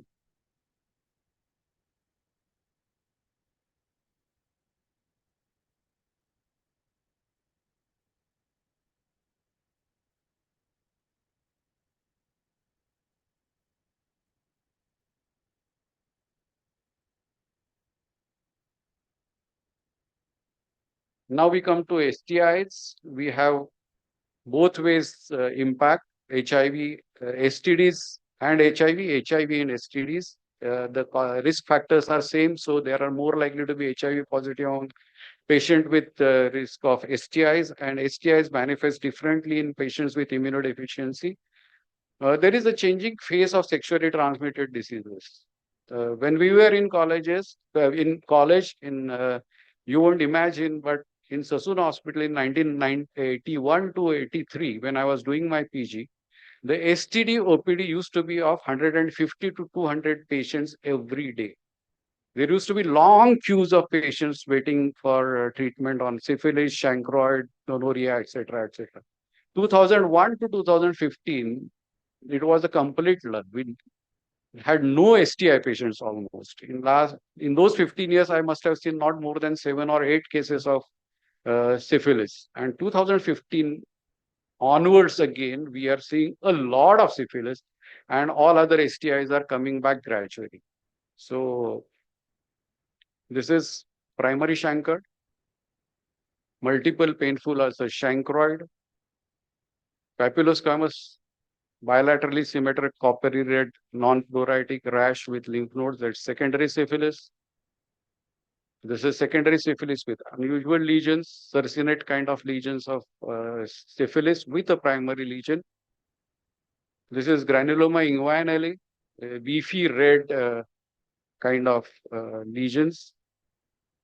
Chancroidal lesions, chancroid with purulent discharge, extremely painful lesions. We used to have a joke in Sassoon OPD that a person who walks in teda has chancroid. The person who walks out of the OPD teda has gonorrhea, because he has got those 4.8 lakh units of penicillin in both of the buttocks.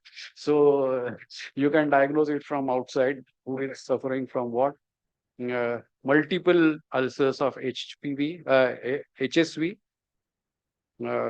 We don't know if there's phimosis. There could be other lesions inside, whether it could be chancroid or any other ulcerative lesion. Bubo of LGV, lymphogranuloma venereum. Acute gonococcal urethritis, we have started seeing this again. Again, this gonorrhea. It's vaginal discharge. There could be urethral discharge also. Herpes simplex.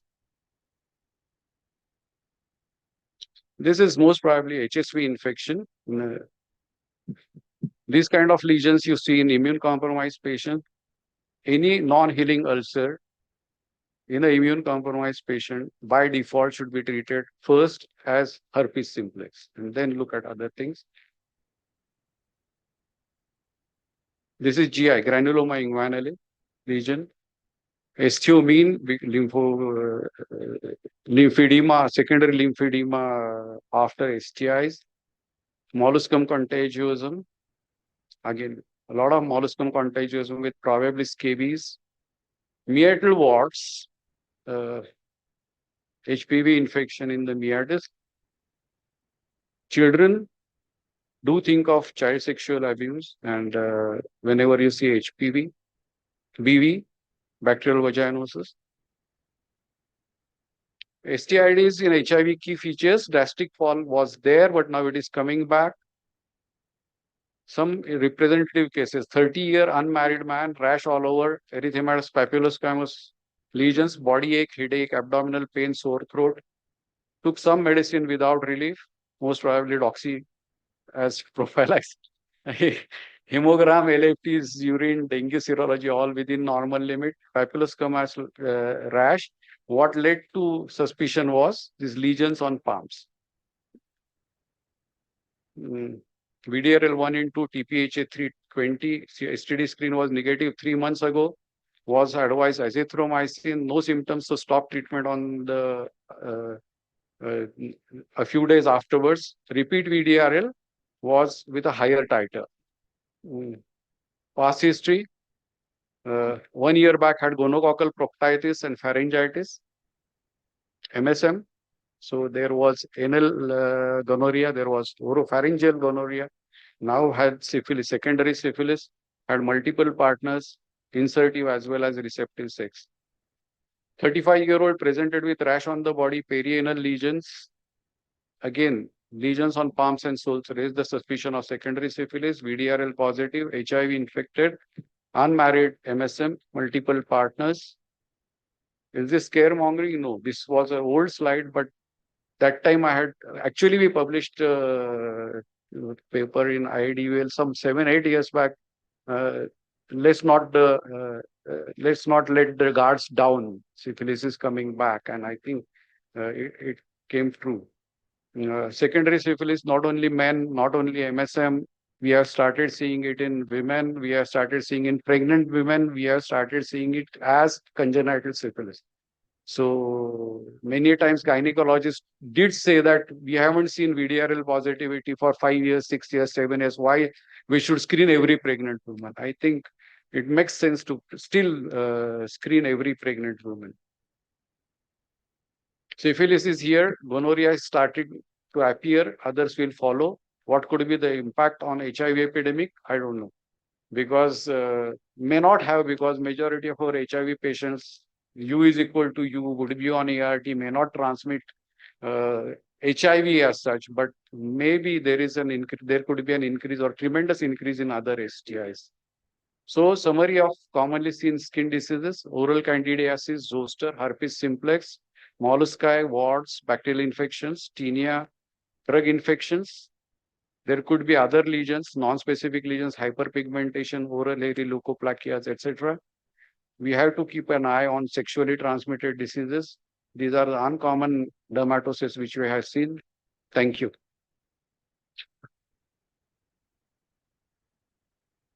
Thank you for an exhaustive. Any questions for him?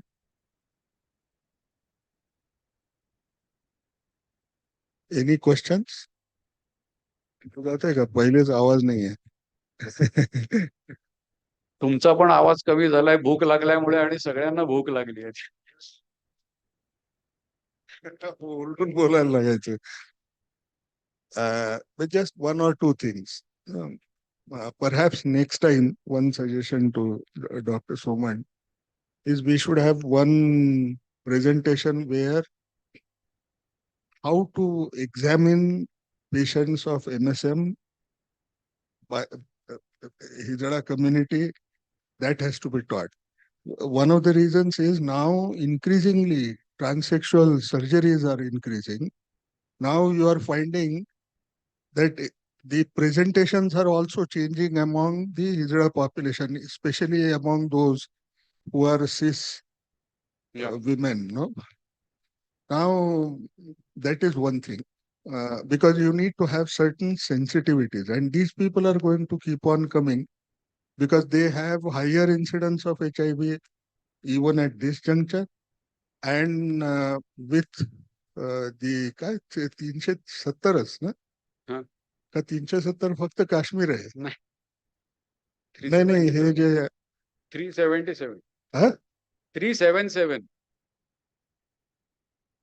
मला confuse झालंय म्हातारा झालो 377 whatever it is, but with that removal and now it being legal, you will find increasing number of people who are MSM, who accept that they are MSM, will come to the clinics. It's not so easy as it appears. When he said that oral gonorrhea can occur, oral gonorrhea, but it's very difficult to clinically pick up oral gonorrhea. No, because most often they tend to swallow the whole thing and it becomes really difficult. Even recognizing proctitis is not so easy a task, or syphilis, just the other way in MSM. I recall that in Sri Lanka, WHO had developed a global guideline on STI management. I think it must be somewhere around 2002. And they were disseminating because they wanted opinions. I had to struggle as hard, perhaps as badly as I did for TB, moving the program from DOTS to daily regimen for HIV infected people. There was no chapter on MSM, how to manage MSM. And I had to struggle a lot because all of these people were by and large from South Asian countries. But I can claim that it was successful. The whole thing changed. They had to go back to Geneva and they introduced the chapters on MSM. I think it is time we have to become sensitive to MSM and Hijra population. It would also be good if we can bring in somebody who can talk about how to deal with those patients. It's not so easy as it appears, that I can definitely say. Yeah, see, I can say that because, see, for example, saying that every woman we would ask for a HPV screening, but for a trans man who has walked into your clinic as a man, wants to be addressed as a man, but has vagina and cervix, and then telling that person that you undergo a HPV screening is a is a task in itself, and we have to understand and learn that. Similarly, TG women, like he must be having that experience that when someone TG woman is sleeping in the clinic, and would many times never know that this is a biological man who is a TG woman, and someone walks in and wants to examine, and then finds something different, vague and kind of. Yeah, I remember one of my so gynecologists who was working with me in 1994, one of your friends, wife, a woman walked in. So generally, never used to see women, avoid as far as possible. And she walked in. I told her, "You go, you see your patient." She started shouting, from the room, and I was scared. Something has gone wrong. Those were very early HIV days. She said, "काही करताय sir तुम्ही?" ते माणूस आहे तो, mail आहे तो, ती बाई थोडी आहे. But if you actually, if I recall that incident, the woman was so good looking. Nobody could have had recognized that she was actually a male, who had not undergone transsexual surgery as such. What is important to understand, that woman had that daring to say, ती मला म्हणली, "doctor, कधी तुम्ही red light एरियामध्ये नुसतं माधुरी दीक्षित म्हणून म्हणा, लोक मला घेऊन येतील म्हणून." मला काही काम करायचं असेल तर. It was that kind of. There are these issues like where we admit that patient. So there is a TG woman where we admit in a female ward, in a male ward. Do we have washrooms for these kind of people available, kind of thing? So because I think we were blind to this and these people were not coming to us, we had not seen these problems. But these are the problems which we would have to now also learn apart from this clinic.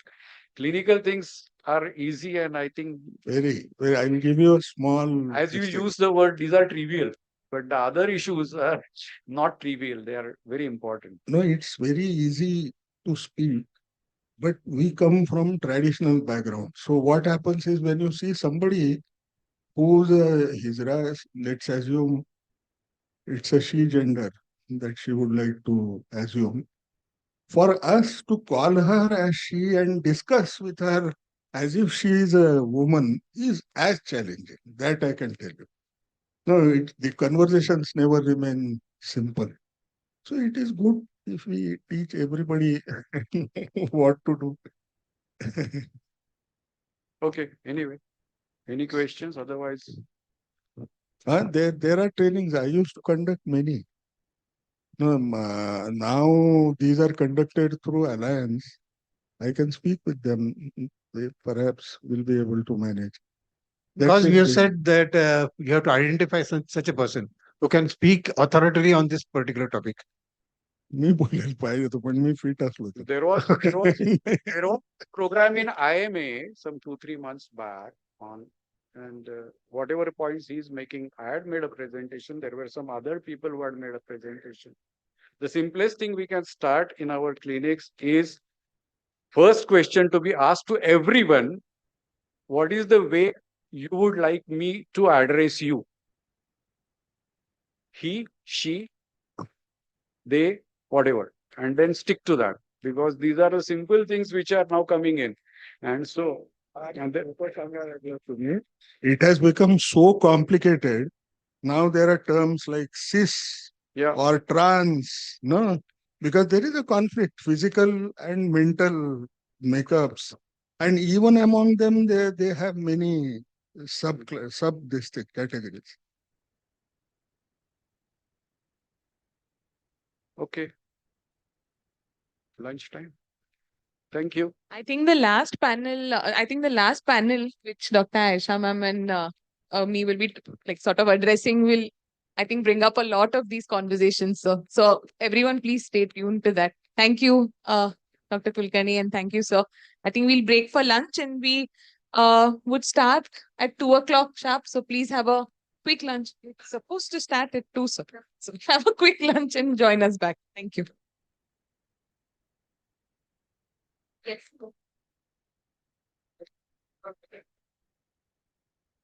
Thank you.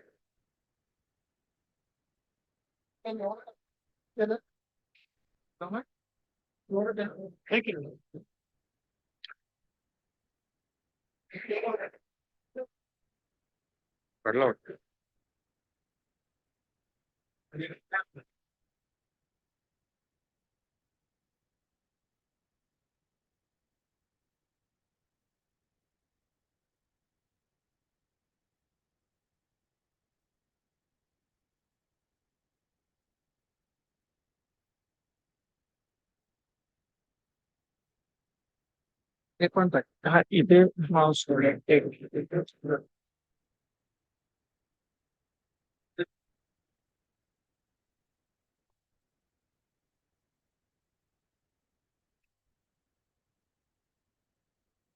First बंद हाँ बंद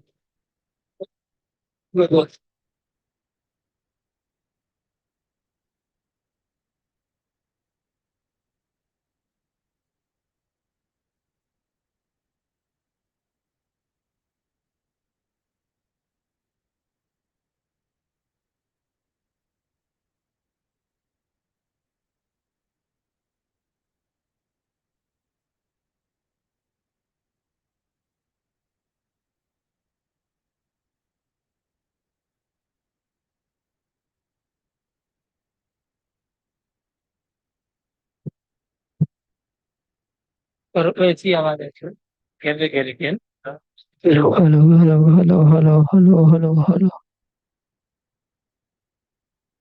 hello hello hello hello hello hello hello hello hello check check check check check check Seema Sachan Seema Sachan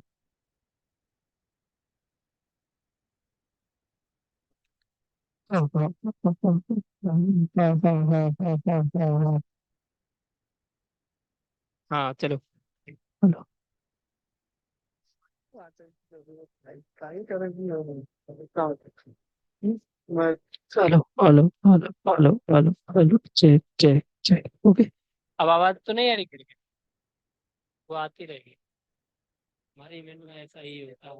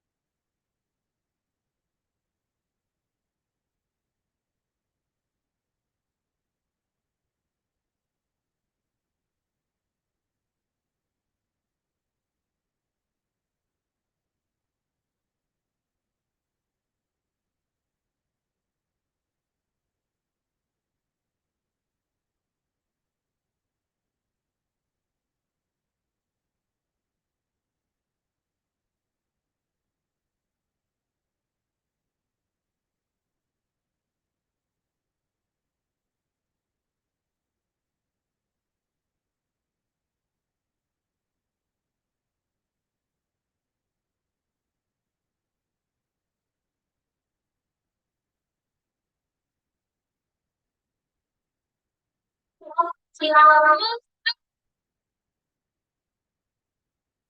Siddhivinayak नमो नमः अष्टविनायक नमो नमः Ganpati Bappa Morya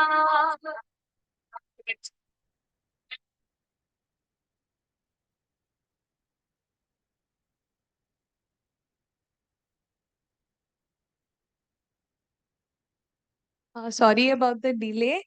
So we now move on to our next talk is by Dr. Sanjay Pujari sir, the science and evidence for U equal U, updates in PMTCT and controversies in breastfeeding.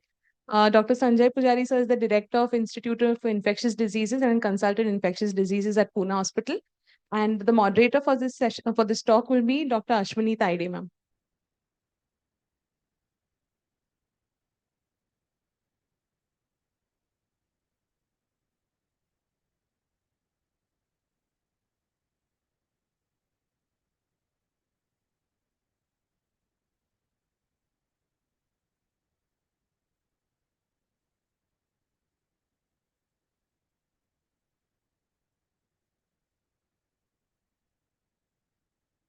So let's start with the post-lunch session. So like we have discussed, non-OI complication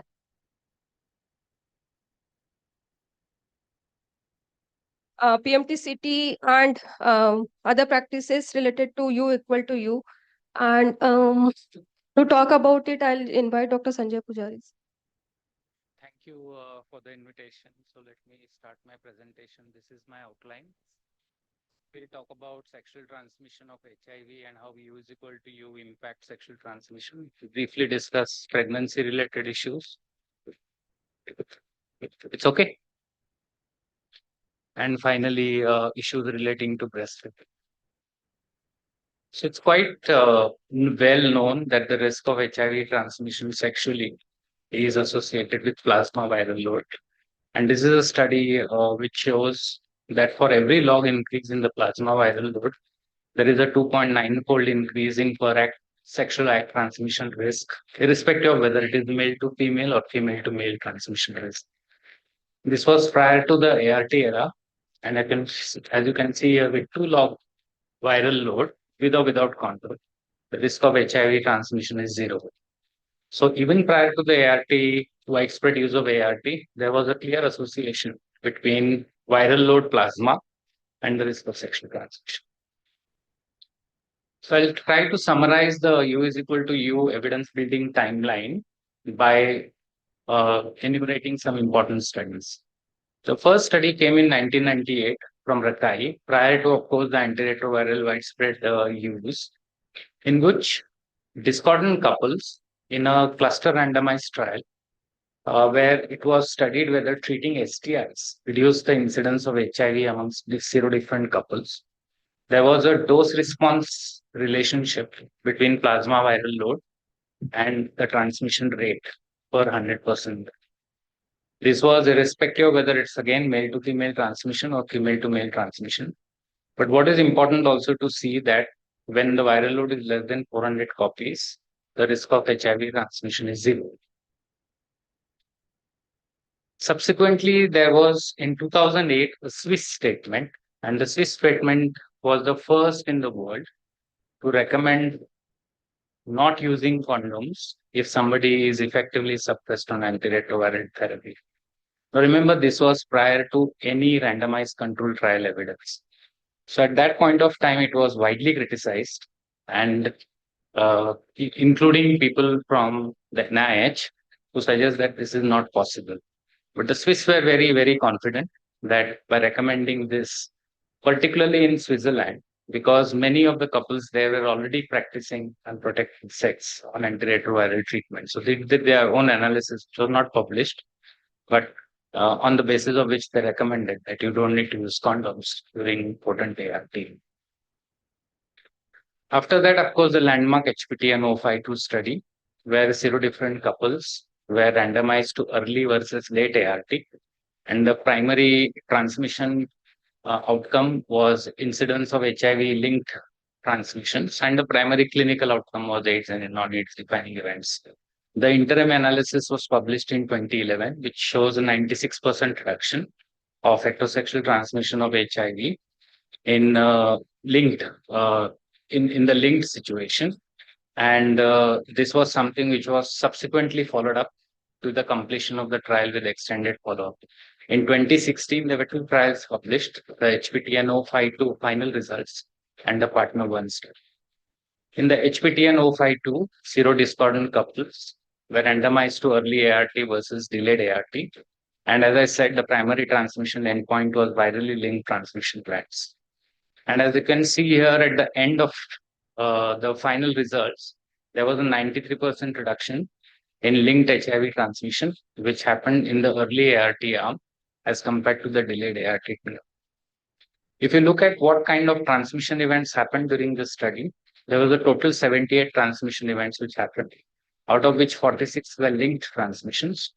Linked means the virus is basically phylogenetically similar in both the partners.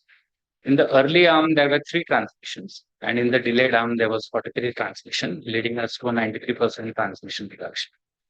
So there was no linked infections observed, except in 3 patients, in 3 individuals, in which 2 individuals actually got infected when the index partner was initiated on antiretroviral treatment very early, within 6 months. And 1 partner had a virologic failure on antiretroviral treatment.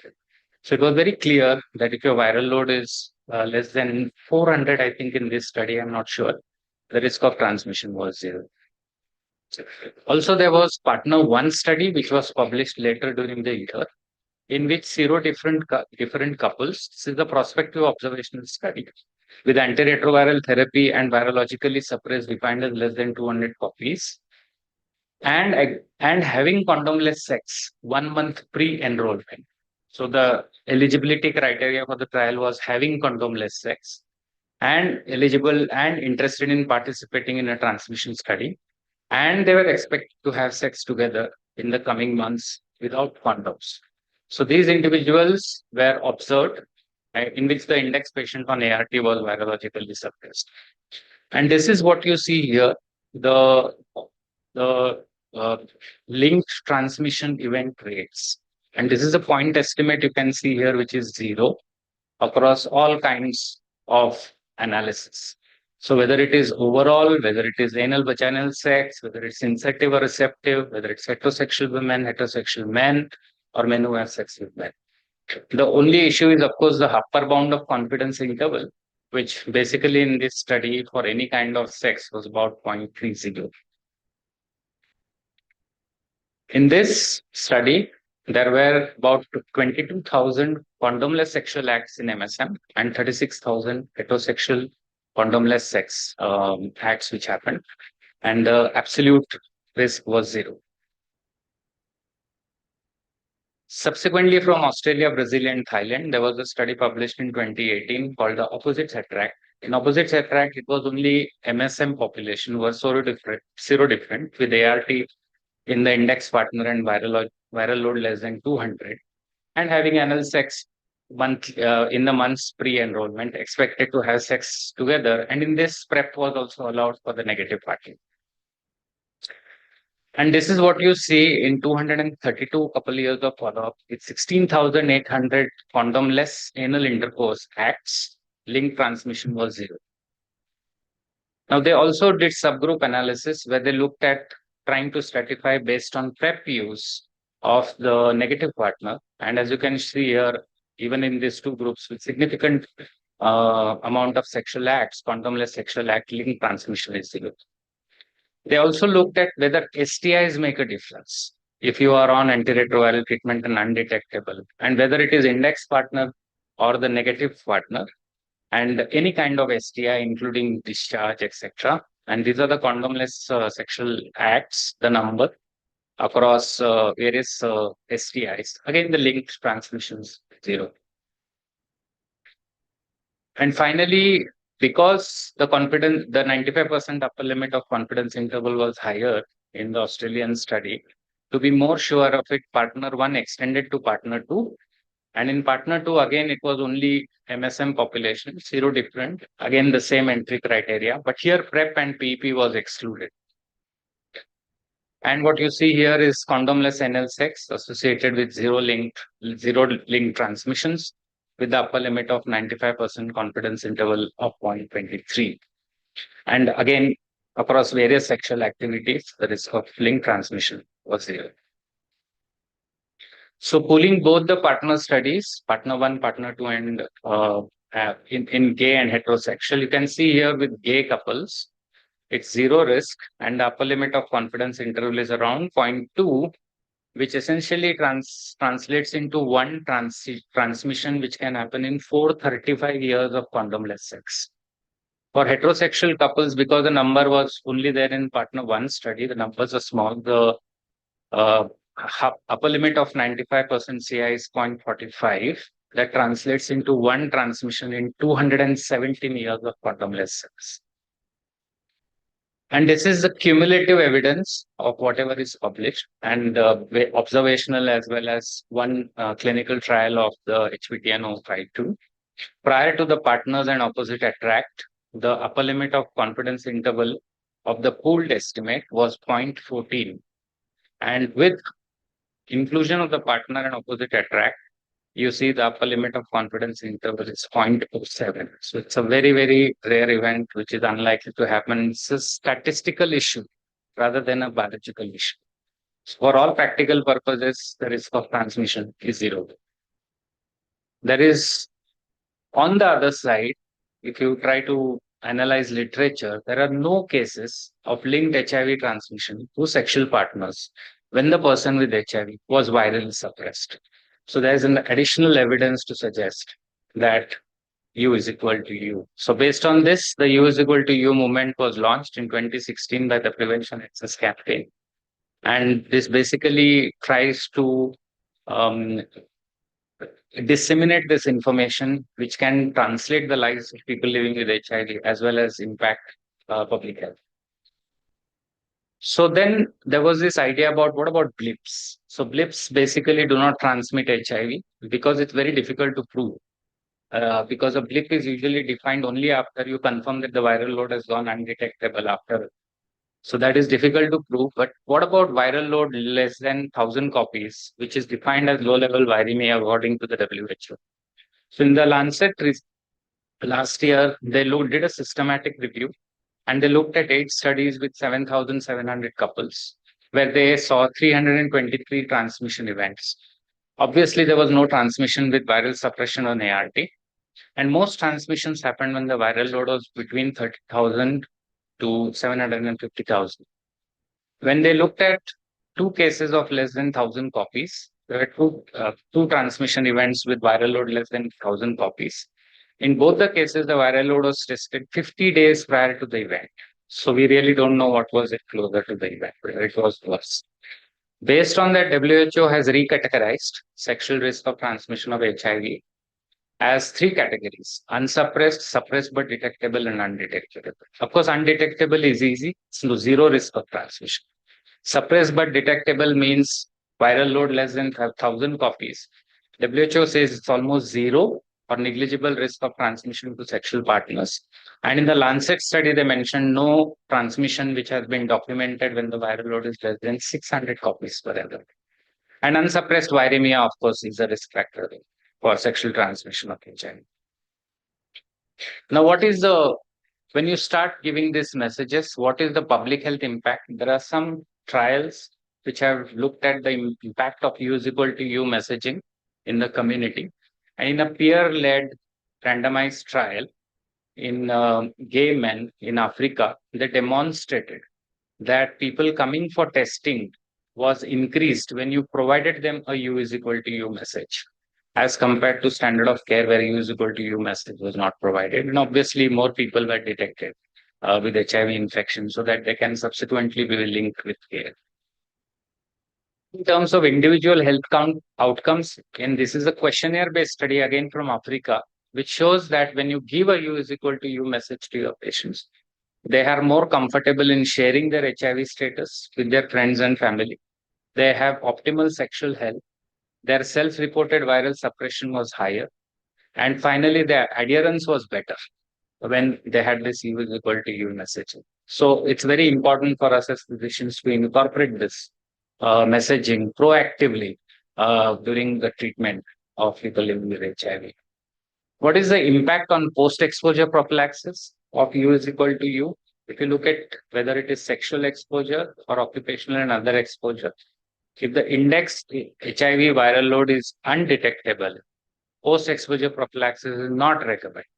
So this is VIVA and DASH guidelines, which suggests that you don't need PEP if your index patient, whether it's occupational or non-occupational, is virologically suppressed or viral load is undetected.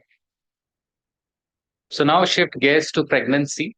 And why pregnancy is different? Because I'm trying to look at whether we can apply U is equal to U in the pregnancy setting.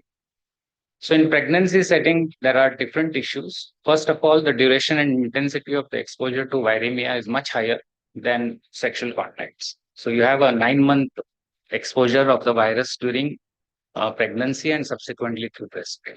So obviously that is maybe one of the factors. The second is the transmission dynamics is a little different also. There are micro transfusion and exposure to blood, which happens as compared to, which may not be a reason context in the sexual issue. And finally, immune cellular content is more in breast milk versus genital fluids. And particularly in colostrum, where cell-associated virus may be more common than in genital fluids. So for this, apart from maternal ART, people have looked at mode of delivery, neonatal prophylaxis, and breast milk prevention strategies to reduce the risk of transmission of HIV from a mother to her child. But we have to remember that most of these studies, particularly breast milk studies, have come from low and middle income settings, where the breast milk is a very important aspect of child and maternal health. But I would not go into the entire history of PMTCT because it starts from 1992 with PACTG 072. But I will try to summarize you some of the studies which have used contemporary antiretroviral drugs, which we use in our clinical practice.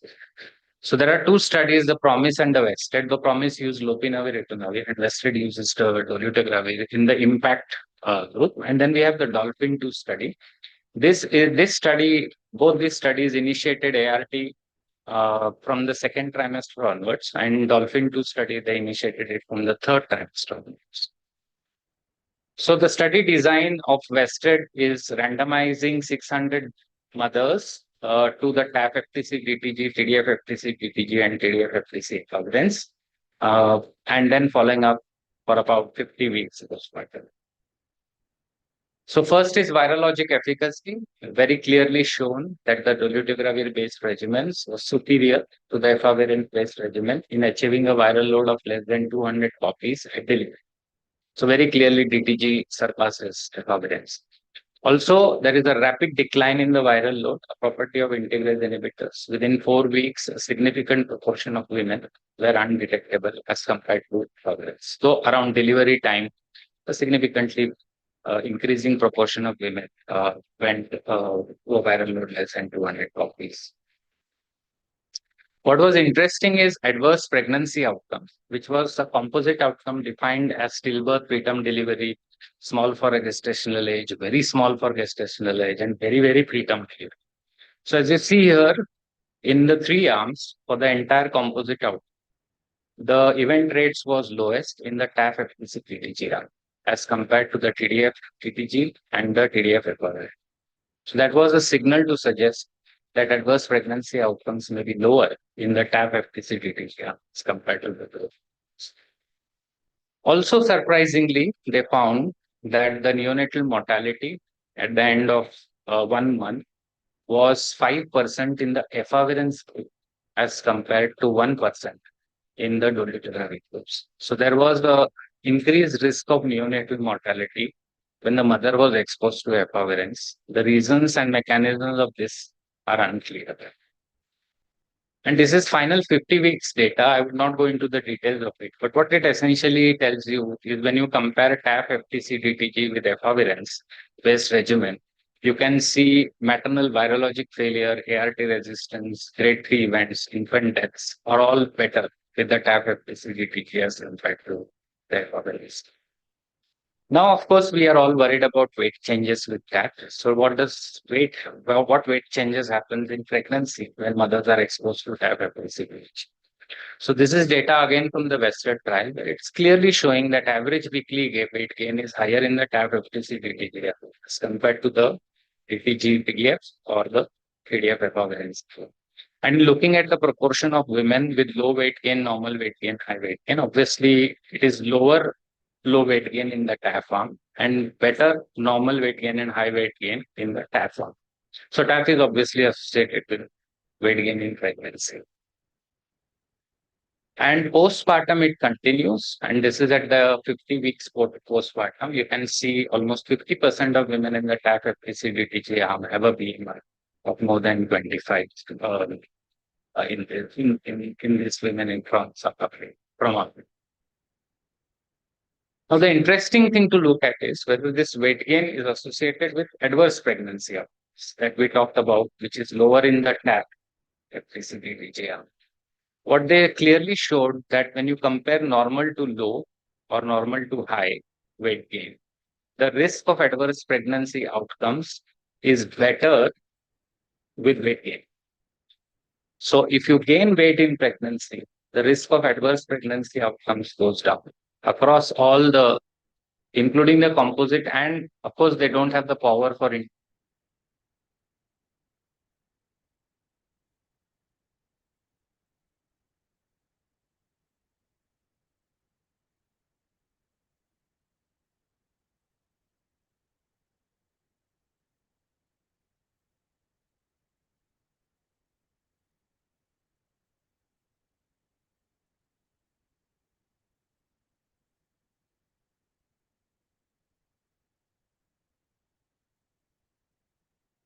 And at CROI this year, they tested investigators presented blood pressure changes, and there was a signal towards elevated blood pressure, but this was not translated into very great event rates. As you can see, the percentages are very low of gestational hypertension pre-eclampsia. What about bictegravir used during pregnancy? This is the largest cohort of 137 women who used TAF-FTC bictegravir during pregnancy. And it has decent suppression rates, as well as for perinatal HIV transmission in this single arm observational cohort of around 0.7, which is less than 1%. So based on this, the key messages are for pregnant women living with HIV, the preferred regimen is an integrase-based regimen paired with TAF-FTC bictegravir or PDF-FTC. And an alternative is TAF-FTC bictegravir. This is also in tune with the current DHHS guidance. Also, there are interesting messages from these trials. Of course, maternal viremia is the greatest risk of transmission. However, rare transmissions occur less than 1% when the maternal viral load is less than 50 or target not detected. The mechanisms were unclear. The mode of delivery, elective C-section, is not needed if the viral load is less than 1,000 copies per ml. So you basically need to do a vaginal delivery. And most important, there are no RCTs on the risk with mothers initiating ART pre-conception or first trimester. Because these studies have shown that the duration of ART exposure is associated with lower risk of transmission of HIV to the baby when both are having a viral load less than 50 at day. So the duration of ART for some reason is associated with this. For this, there is a French perinatal cohort. Of course, this is not an RCT, which looked at perinatal transmission rates across 3 5-year intervals with ART timing initiation and viral load 50 less than 50 pre-delivery. And as you can see here, before conception, if a woman starts ART, gets pregnant, is suppressed, gets pregnant, and then continues ART and is not breastfed, you have zero risk of transmission of HIV. So this is one cohort study, of course. And then, of course, the later on you start ART, the higher is the risk, even if you have a viral load less than 50 copies pre-delivery. So perhaps the U is equal to U concept can be applied to this small group of women who start ART prior to conception or conceive when viral load is undetected. Finally, let me end by giving you some ideas about breastfeeding. Well, the risk benefit ratio of breastfeeding was always a dilemma between high income settings and low income settings throughout the pandemic. So, in high income settings, the transmission risk of HIV was appreciated enough, but they had safety of formula feeding. From 1996, the developed world has never recommended breastfeeding for women living with HIV. Now, for that reason, when you actually look at low and middle income settings, where it's a very delicate balance, where maternal child benefits of breastfeeding are something which are important, particularly in the absence of safe formula feeding and the transmission risk of HIV. In this context, advising breast milk, not breastfeeding the kid is something which is not feasible. So people looked at interventions and trying to do that. They tried to use maternal ART with or without neonatal ARV prophylaxis, advised exclusive feeding, and early weaning. For this, again, there are trials, and again, I'll focus only on two studies with modern contemporary ART. And this is a PROMISE study. Again, PROMISE was a little old because it was lopinavir, ritonavir. But this was study which was done prior to the era where ART was indicated for everybody. So prior to that, you used a CD4 cutoff, if you remember, more than 350 and better. So during that era, postpartum women were randomized to maternal ART versus infant nevirapine prophylaxis for 18 months post-delivery or breastfeeding cessation and monitor for HIV, infant HIV infection or toxicity. And as you see here, there was no difference in the incidence of HIV infection, whether a mother received antiretroviral treatment or the baby received nevirapine prophylaxis. And the risk of transmission was very, very low, was less than 1% in this study. Then we talked about Impact Vested and Dolphin 2. They also had breastfeeding subsequent follow-up.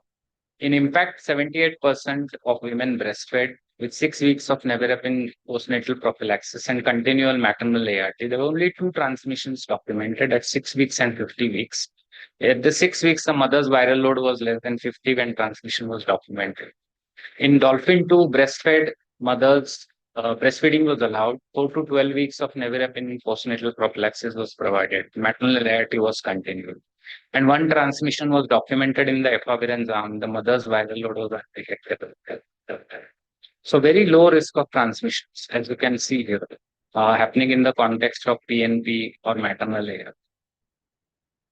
What is more important to also understand that there are no studies on breast milk transmission where maternal ART is initiated pre-conception, first trimester, and continued throughout breastfeeding. So again, the same duration of ART logic, which we talked about in pregnancy, we don't really have evidence to suggest that that may be safe.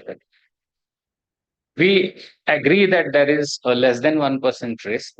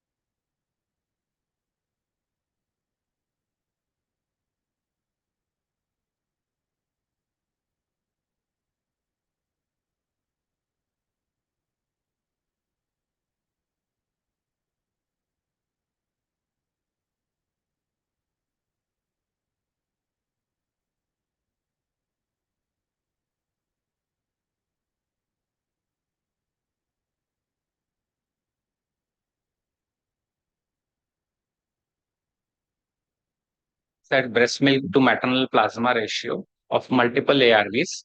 And as you can see here with integrase inhibitors, with dolutegravir and bictegravir, the levels are a little low, but with NNRTIs, NRTIs, and PIs, of course, the levels are reasonably okay. But then what is safe for the baby in terms of ARV exposure through the breast milk?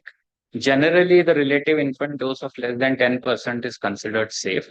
With INSTIs, you can see it is less than 6. And in fact, for all of the ARVs, you can see it is less than 10. So assume that this may be reasonably safe exposure of ARVs in the breast milk for the baby. Though now you have the extension of the Dolphin 2 study, which is going to look at baby outcomes exposed to ARVs through breast milk over a period of 2 to 3 years.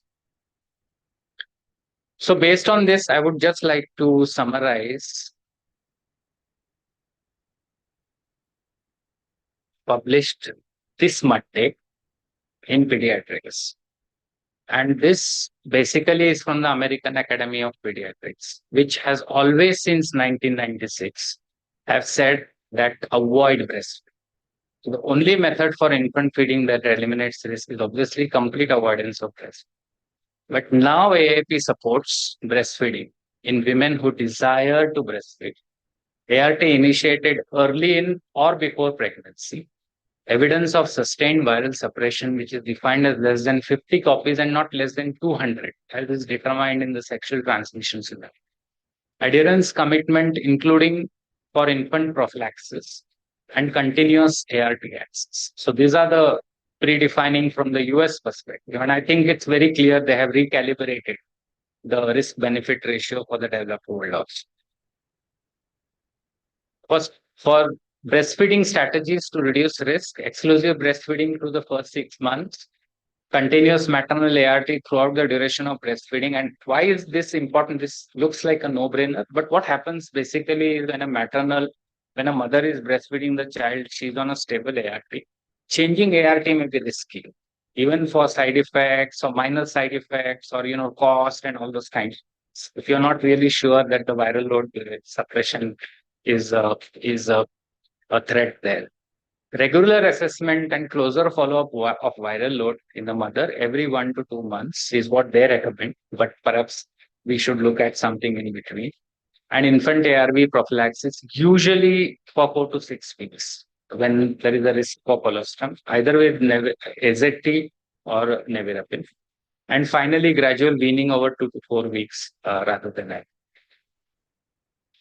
So in summary, U is equal to U very clearly for sexual transmission, heterosexuals, transgenders, gays, LGBTQ communities, irrespective of sexual orientation, works. So that has to be a message which needs to be given.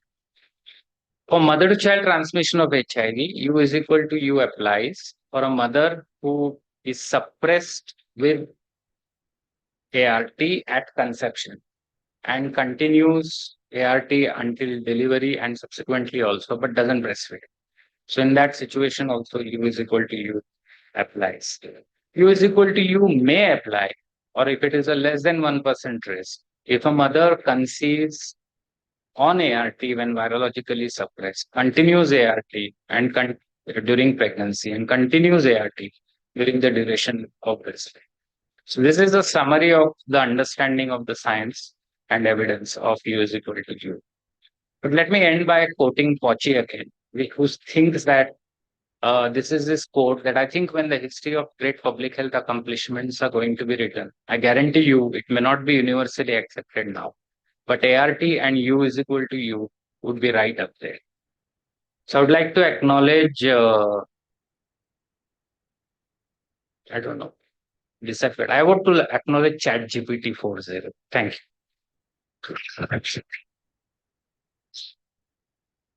Thank you, sir. Thank you, sir.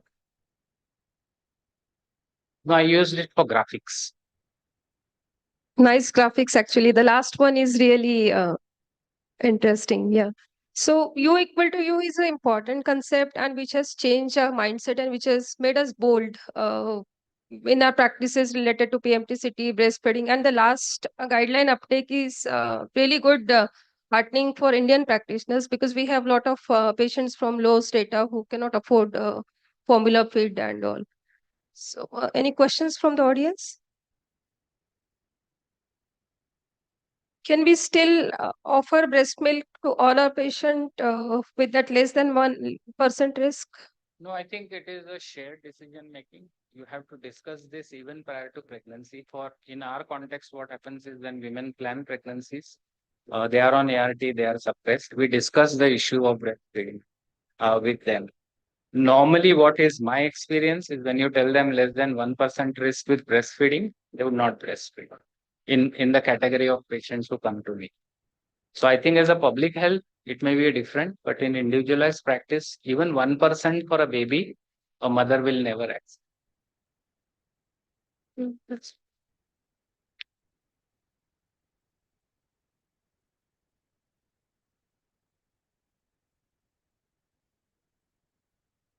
Yeah, so you should look at it from a statistical point of view also.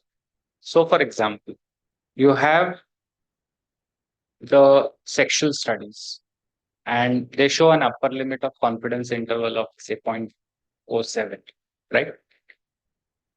How many sexual contacts they have seen? Not more than 3 lakh, 4 lakh, maybe max condomless sexual acts.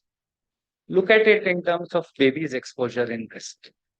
If a baby is being exposed to breast milk 4 or 5 times a day in the initial first months, subsequently over a period of 1 to 2 years, we are looking at millions of exposures.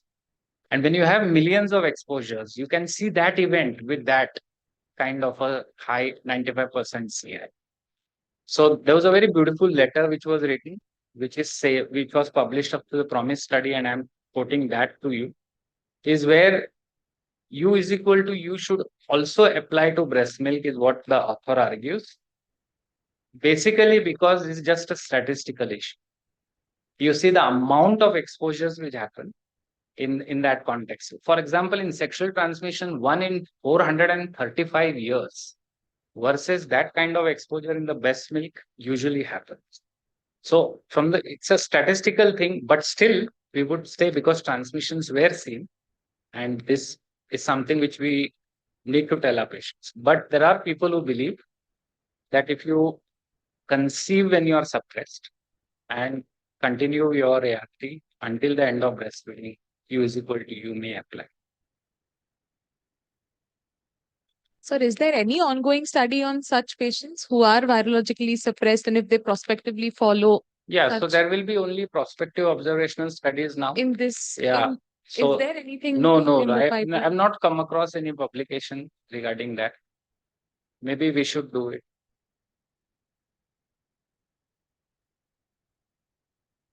DHHS is already updated last year with this.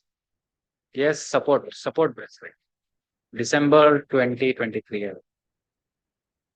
Shall I share my experience? Yeah. See, somehow all this is data and science and trials, etc. But we manage something like 3,500 pregnant women over 18 years out of some 15, 16 lakh screened. And we have gone through all kinds of regimens, initial regimens, option A, option B, start immediately on ART, etc. And out of these 3,500 odd pregnancies, only 50 were infected, transmission was there. And in all 50 of them, there was definitely virological non-suppression in the woman. Diagnosed late, non-adherent, or left the treatment. Anyone else who was even started treatment during pregnancy, say first trimester, second trimester, but at the time of delivery was suppressed. There has not been a single transmission. So for me, I always tell women that if you are virologically suppressed at conception or say around 8th month or so, you can go for normal delivery. You can breastfeed the child, standard regimens. And all these children have been tracked, followed up till 18 months. So for me, I feel practical experiences U is equal to U in even in mother-child transmission also.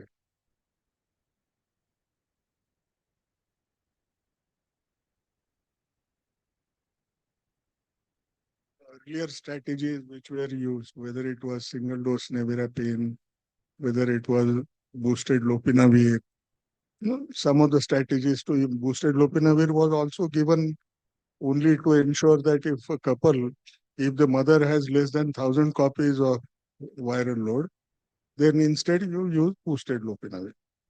Now, what did that indicate? Just a single dose, as long as the dose has been given on that particular time point, presence of the drugs, antiretroviral drugs, reduce the likelihood of transmission immensely, to my mind. Now, the earlier you will start, intuitively, you are unlikely to encounter such a situation because you are already receiving these particular drugs for a long period of time. And it's not only covering the blood component, even on reservoirs, the effect is going to be there. And therefore, what you are seeing is true.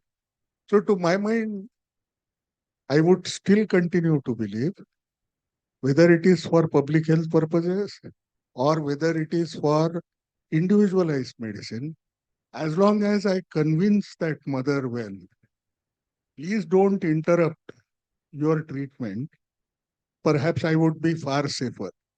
Second thing which I would tell is, if you think of nevirapine, no? Because earlier there were studies, what is the concentration of nevirapine that you see in the breast milk? And when it came to children, it was almost a dose for nevirapine, which was being provided for the children by weight. So breast milk essentially is like, what Prep. would I say? Prep. PrEP is simple thing. It was that a cumulative dose was being given in small amounts as the mother was feeding, no? And eventually you get that blood level that you would see. That's about the second issue. And one of the worries that we will have, whether it is this or that, I think counseling of mothers continues to remain a problem. Their adherence continues to be a problem. And that is still reflected in the data that you get nationally. So you still find mother-to-child transmission occurring, and the issues continue to be faced as such, though the numbers have gone down dramatically as of now. The second thing which I just wanted to comment, the association of weight gain and what was it? Adverse pregnancy outcome. Adverse pregnancy outcome. Perhaps it could also be a reflection of the disease status. No, we do not know whether it is cause or effect. That if my weight is reduced, I tend to transmit more, my outcomes are worse. If my weight improves, but is it that the mother is getting affected because of her disease status not being controlled, should also be looked at.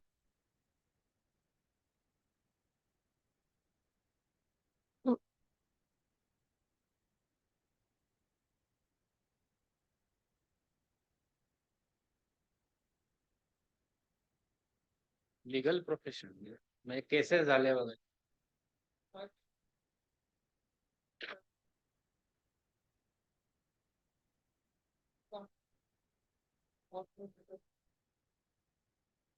As TTS issue that you see in Covishield, you cannot explain everything to everyone, and that is understood. No?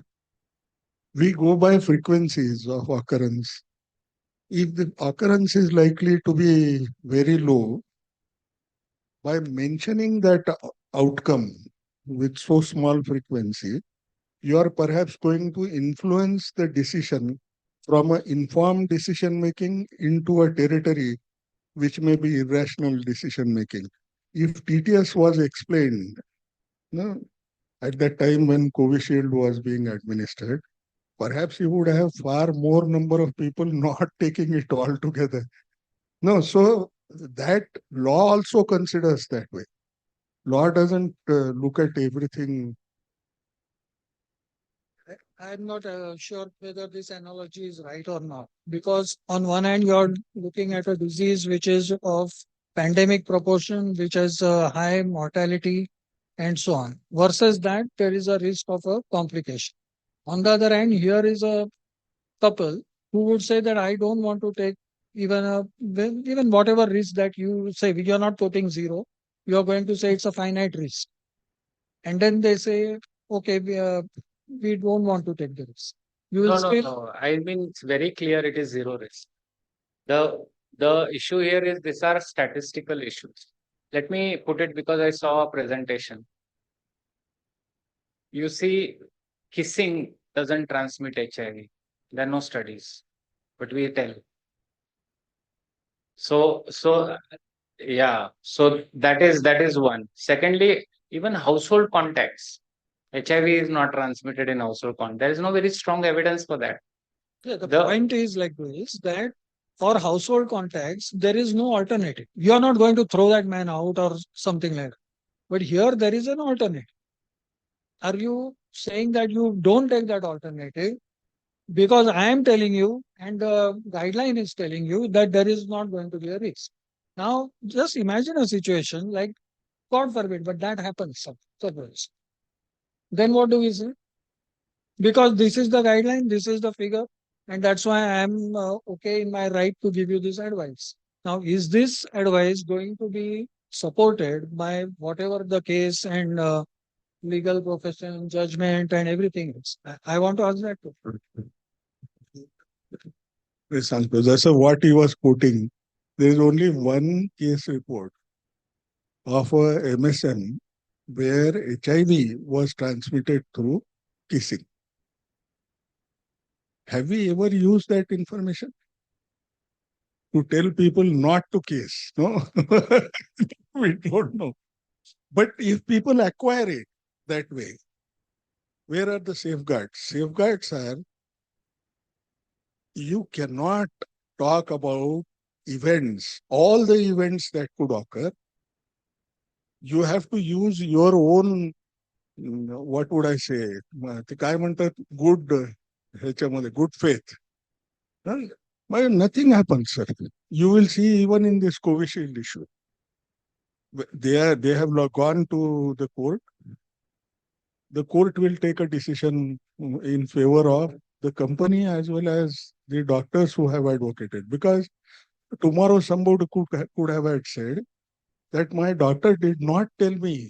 No, the company has mentioned it in their brochure. That is going to come in court of law, to Supreme Court, where they have filed. But it will not be a valid argument.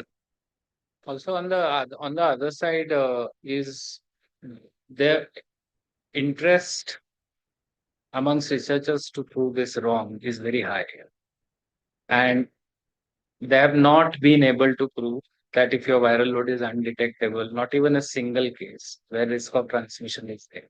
So there is no evidence for that. And I read a very interesting statement saying that absence of evidence is also evidence in this context.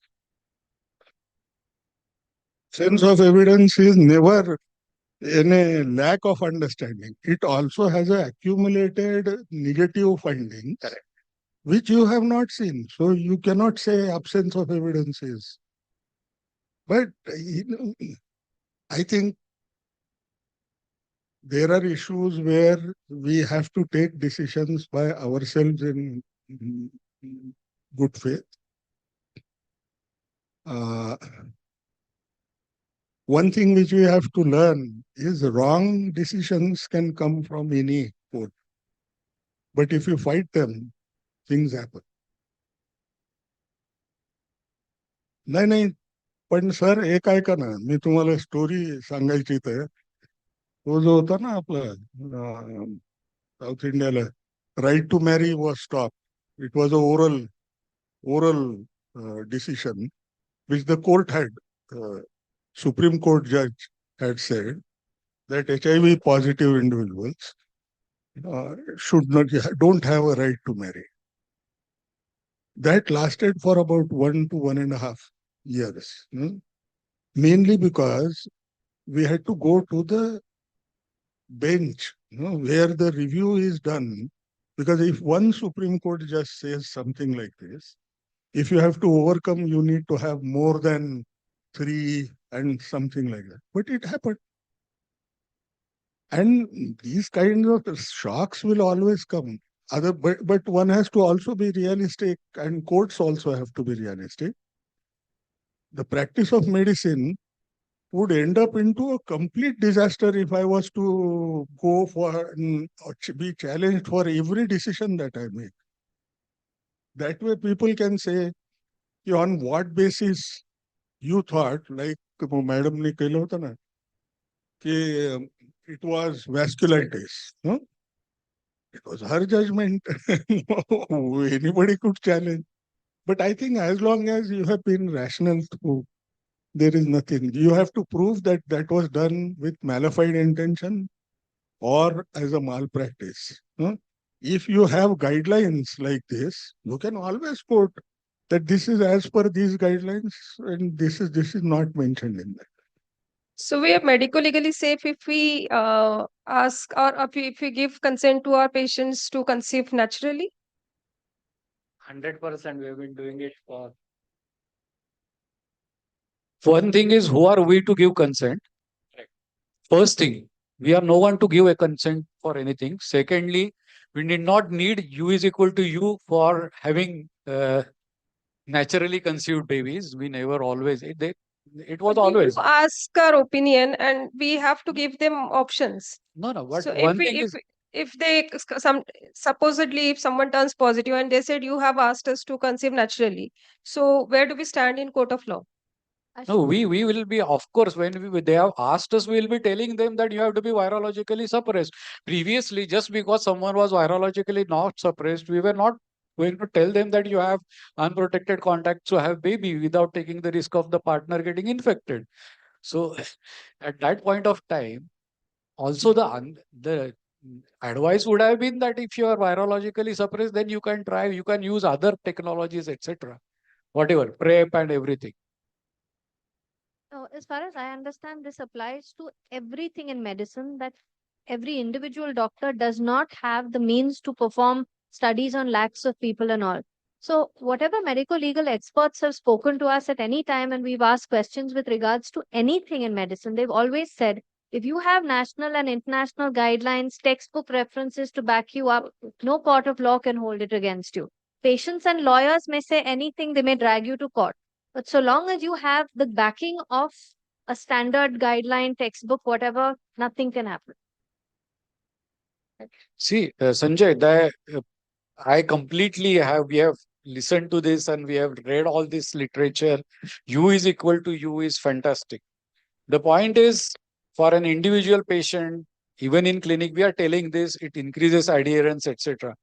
But somehow the message that is going along with that using condoms reduces the quality of life of people, which we took 30, 40 years for people to tell that if you are at a risk, condoms actually increase the quality of life because your risk perceptions, etc., go down.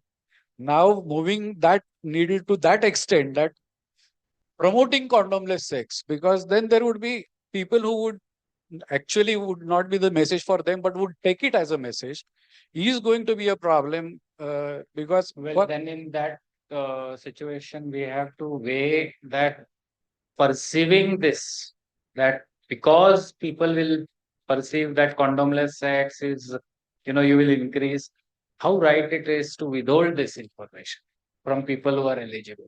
So both ways, I mean, I already said that for eligible people, this is a good advice which we are giving everybody. The point is taking it out as a message, as a public health message. U is equal to U for people who are infected, etc. is good. But telling simultaneously that condoms reduce the quality of life. No, I'm not sure whether I should say condoms reduce the quality of life. That is something which I know you are talking about our movie. So that's a different issue.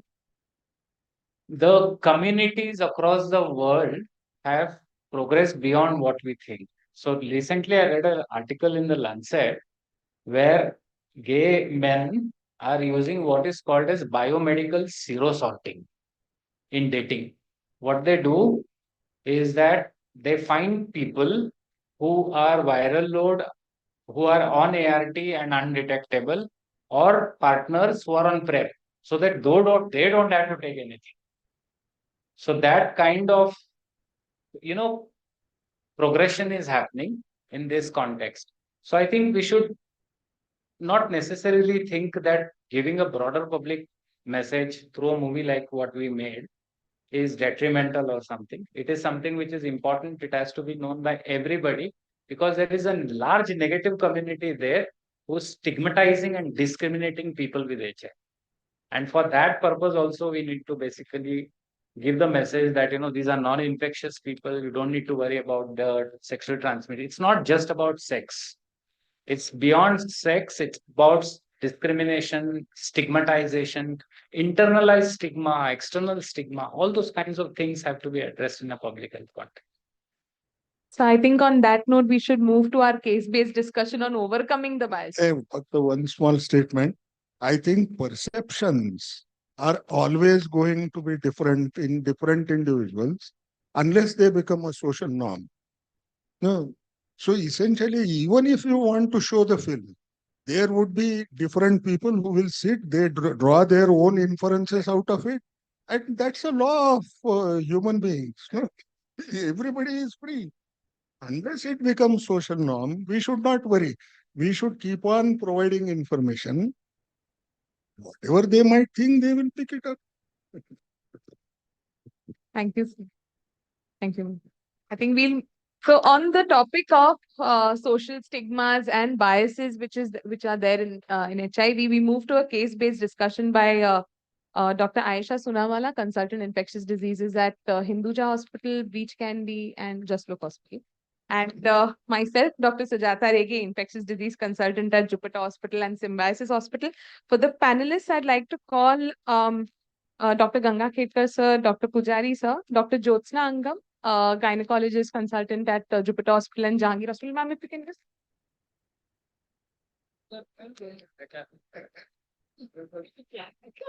Dr. Tanu Singhal, ma'am, consultant infectious diseases, Kokila Ben. Yes, ma'am. Dr. Komal Singh, okay, she's left. Okay. Dr. Smita D'Souza, consultant pediatrician at Jupiter Hospital.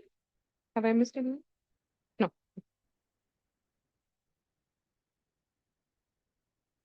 Okay, so we've had a real power packed day with all the science and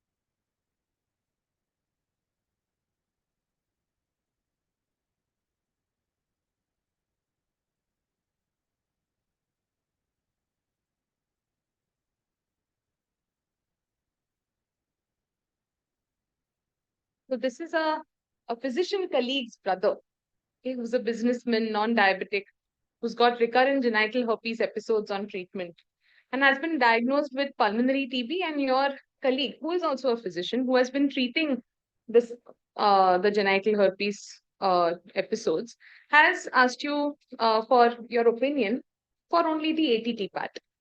And you talk to them about, have we tested your brother for HIV? And the colleague absolutely laughs it off. Are you kidding? He's happily married. He's my brother. He just, he travels a lot and otherwise he's very healthy, but he's got that genital herpes because he travels a lot, hygiene acha nahi hai, things like that, all sorts of explanations. So at this point, you have your colleague and you have that colleague's brother sitting in front of you. So do you initiate a conversation about HIV? Do you mention it just in passing as one of the things that you would want to test? Or more often than not, do we sort of camouflage it like this? So you have, sorry.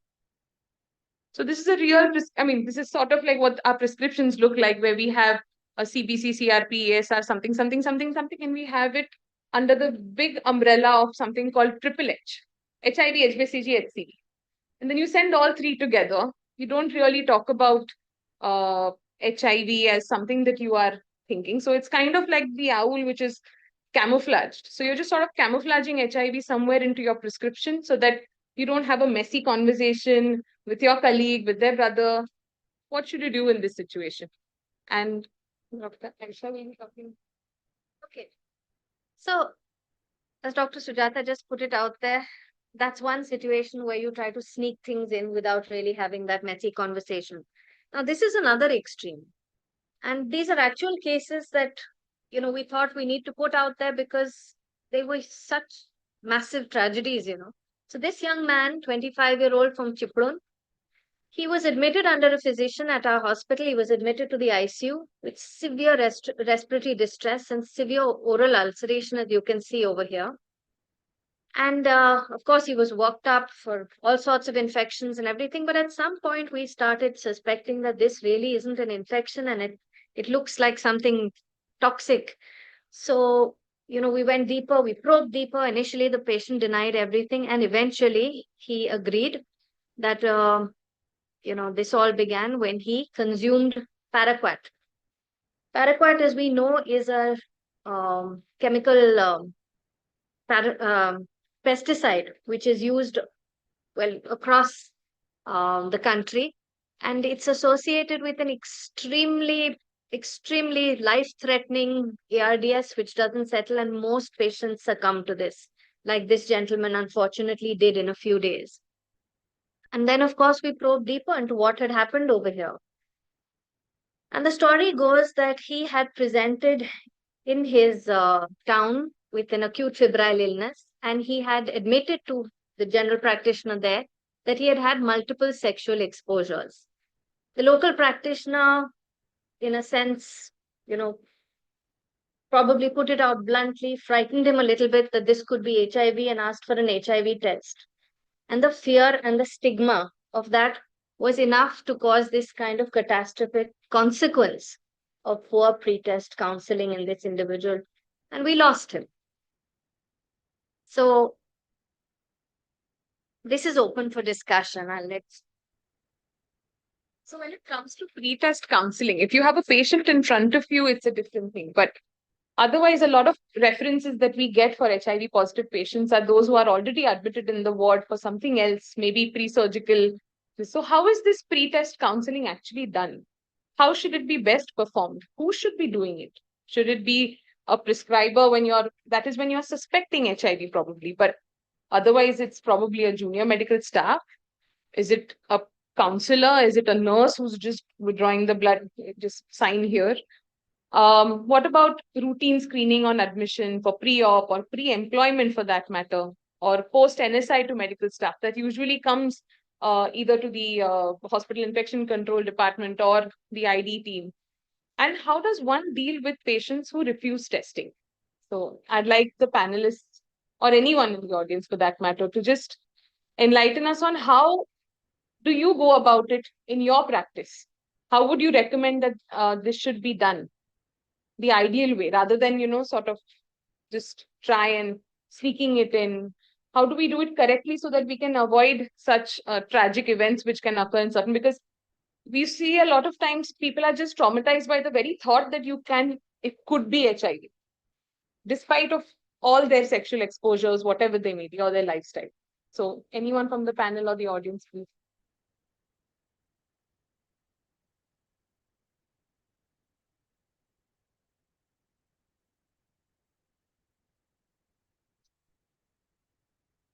This was way back in 2001. Okay, before that I was in Delhi.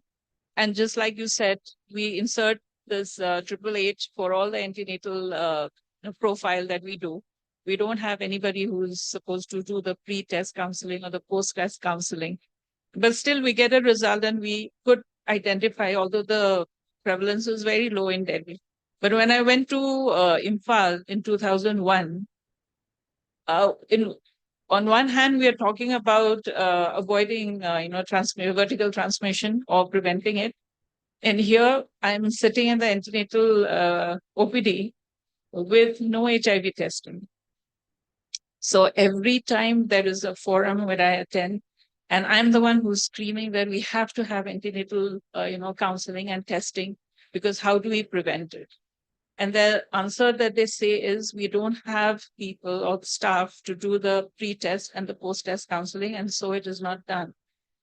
But then eventually the head of the NACO, the president, was a Manipuri at that time, and we finally had this one person who was appointed to do the pre and the post-test counseling. And the prevalence rate, like if we have about 100 in the OPD, every day we are detecting about 3 people positive. That was the rate. So then there are so many people who come unbooked, being a medical college referral center. So we are popping in nevirapine, during labor. That's the only contact point where we could give.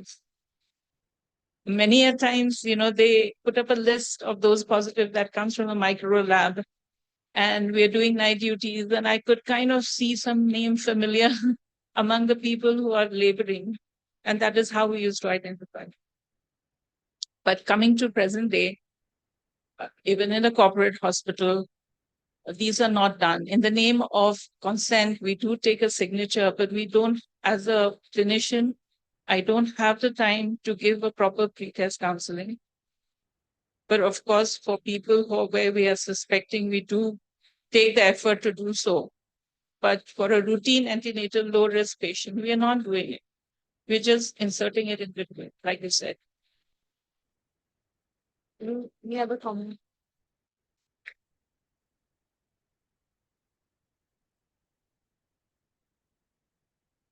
Like the case which you said was TB, it's really easier because, there you can say that there is a rule that, everybody who is TB has to be tested for HIV. So it becomes a little simpler there that, this is a rule where, and then I generally also tend to say that, we don't have to be worried, if you're suspecting HIV. HIV has now become a very simple disease to treat. It is as simple as diabetes or blood pressure. I mean, I do try to tell those things that, even if it comes positive, it's nothing to be worried about. So I do try and tell those things so that, they are prepared that even if it comes positive, it is nothing to worry about. But at least this is for those patients where we are suspecting. In children also, because if they have TB, then we have to tell them to test. We also ask that the mother tested in pregnancy and she says, yeah, I was negative, but we still say that you have to test. But generally speaking, I don't know. I have never found any kind of reluctance or something whenever I mention to patients that we have to do your HIV test, and they say, yes, you can go ahead and do it. I mean, sometimes, ma'am, if you have not told, so this is when you're talking about a patient that you are treating. A lot of times patients get to know as an accident. I mean, it's an incidental report. So in those patients, they've not really had pre-test counseling. Yeah. And then they say, wait, no, so I'm coming to that. So this is the time when, like, I'm just sharing my experience that when most of the time when I've said that we may have to test you for HIV, most of the times I've never had any kind of saying that, no, how can you test me, or I've not done anything that I should get HIV. Most of the time they say ki haan aap kar lijiye test. I mean, I've never had that. The issue I have really had was that a patient has been referred to me after they have tested positive when no pre-test counseling was done. And there, the issue which I have faced is that the family members don't want the patient to know. We're coming Ajay, to you will come to that. And that is a difficult thing to handle. or the patient doesn't want the family members to know, which is likely easier, but the other thing is difficult. So is there any way in which we can sort of easen out pre-test counseling for our patients? I mean, the ones who are even undergoing pre-test testing as a routine. Is there any way No, to educate them better? So what happens is that when patients are getting a blood drawn for an HIV test in the hospital, they have to sign that separate consent because it Yes. is not part of the usual consent. And there they are told that your HIV test is going to be done. That's all that is done. So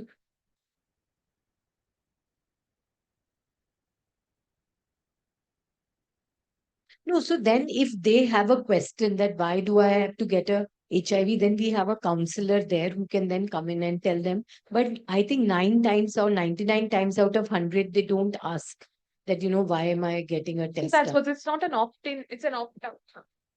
I believe it's the law. You are absolutely sort of obliged to do pre-test counseling and take a signature. There's no question about it.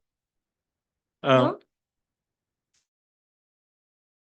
From whom medical staff, we don't have a blanket policy that everyone who's admitted or undergoes surgery has to do testing.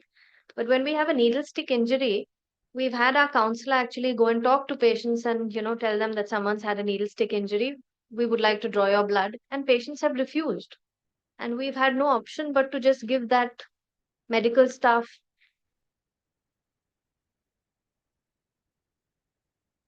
Yeah, but where is the right to refuse if you don't take consent?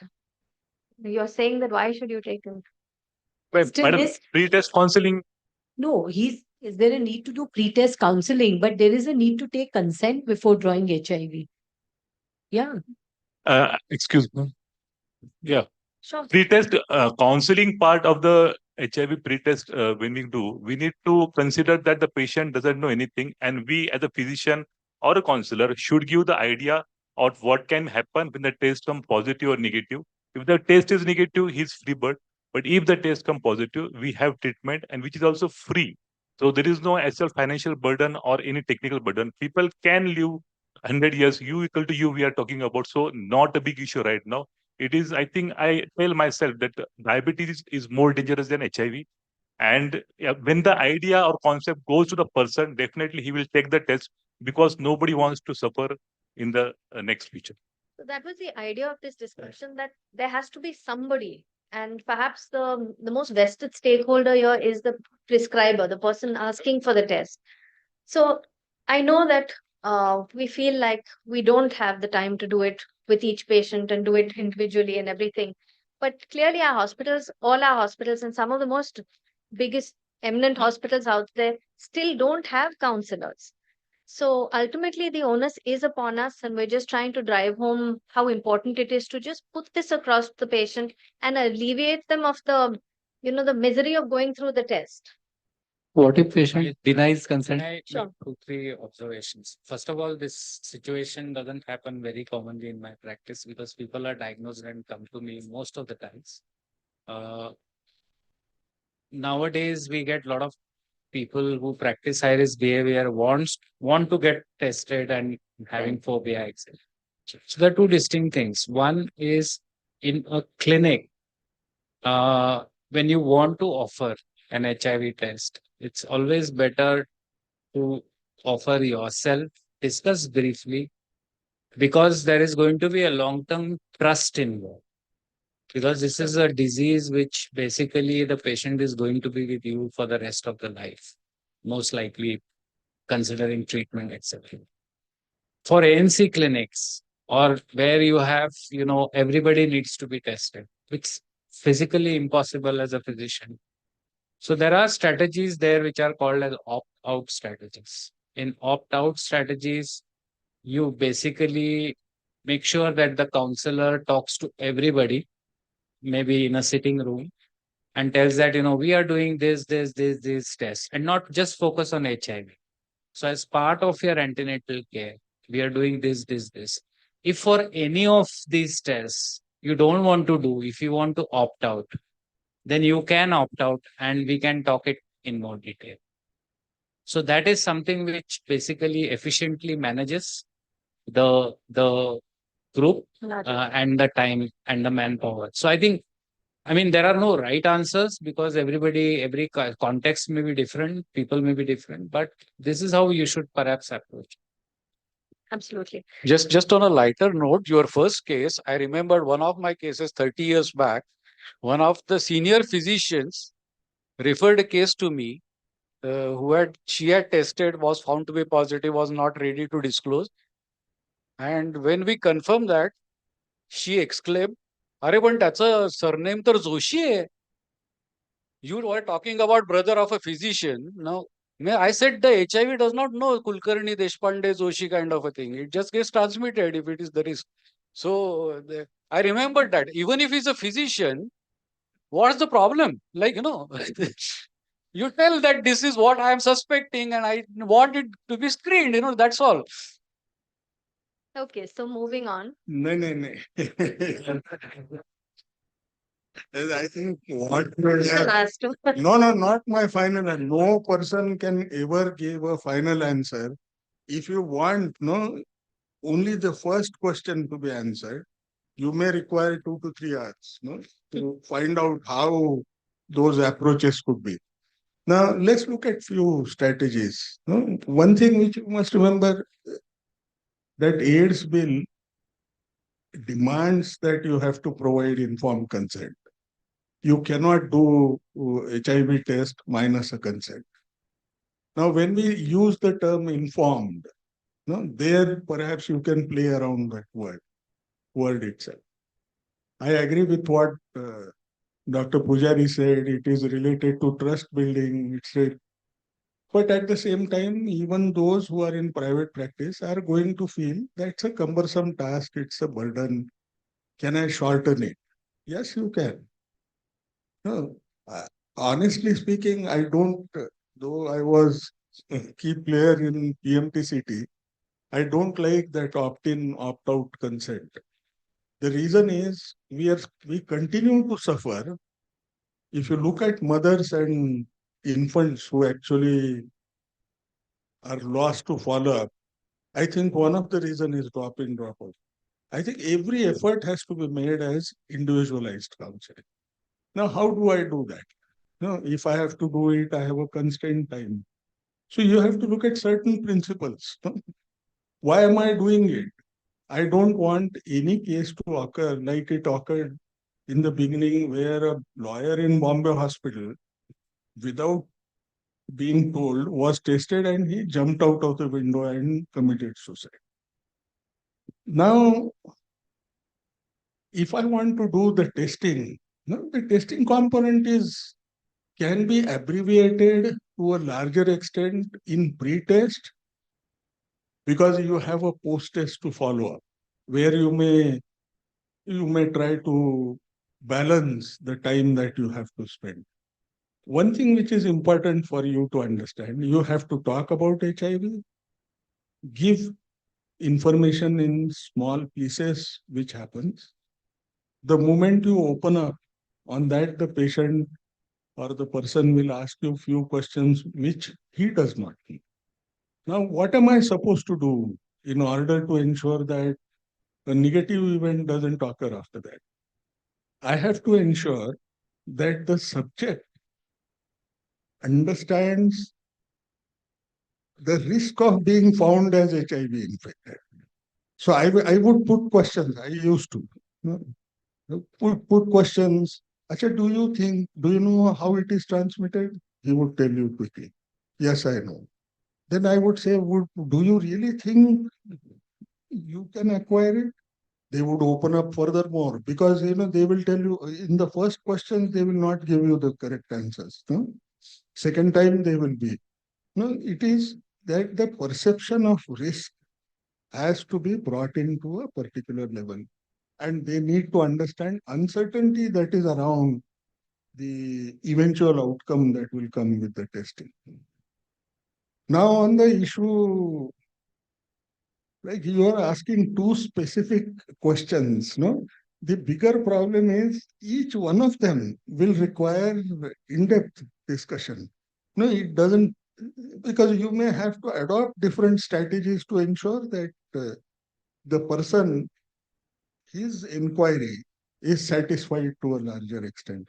But I don't believe that if you have a counselor to do that, good enough. But if I don't have a counselor, I'm working in a private setup, and I am expected to do it, and I don't do it because there is no counselor, it's not possible. So you have to adopt simpler strategies, give simpler messages. You can write down on those pages. No, if they appear concerned, this is a treatable illness, though not curable. That's a good news. No, you will not see any kind of a symptom. No, if we find today that you are HIV infected, can you get married? You can quote Dr. Pujari that it is you is equal to me. It can happen. So certain facts have to be told. It's very easy to do, but it is situation specific. That's why I said if you discuss even a single question, you will require 2 to 3 hours because every thing will have to be discussed from different angles. And there are no real answers. So this is just to generate, a thought process. So with that, we'll move on. And what Sir was talking about, we're just going to cover. We move on to this final diagnosis, when you finally made that diagnosis. And again, another case very similar to what Dr. Ganga Kedkar sir just told us.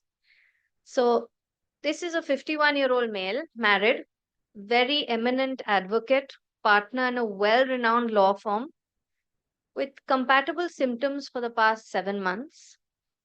He was seen by equally eminent physicians both in Mumbai and Delhi, but an exposure history was never taken, and so he was never tested.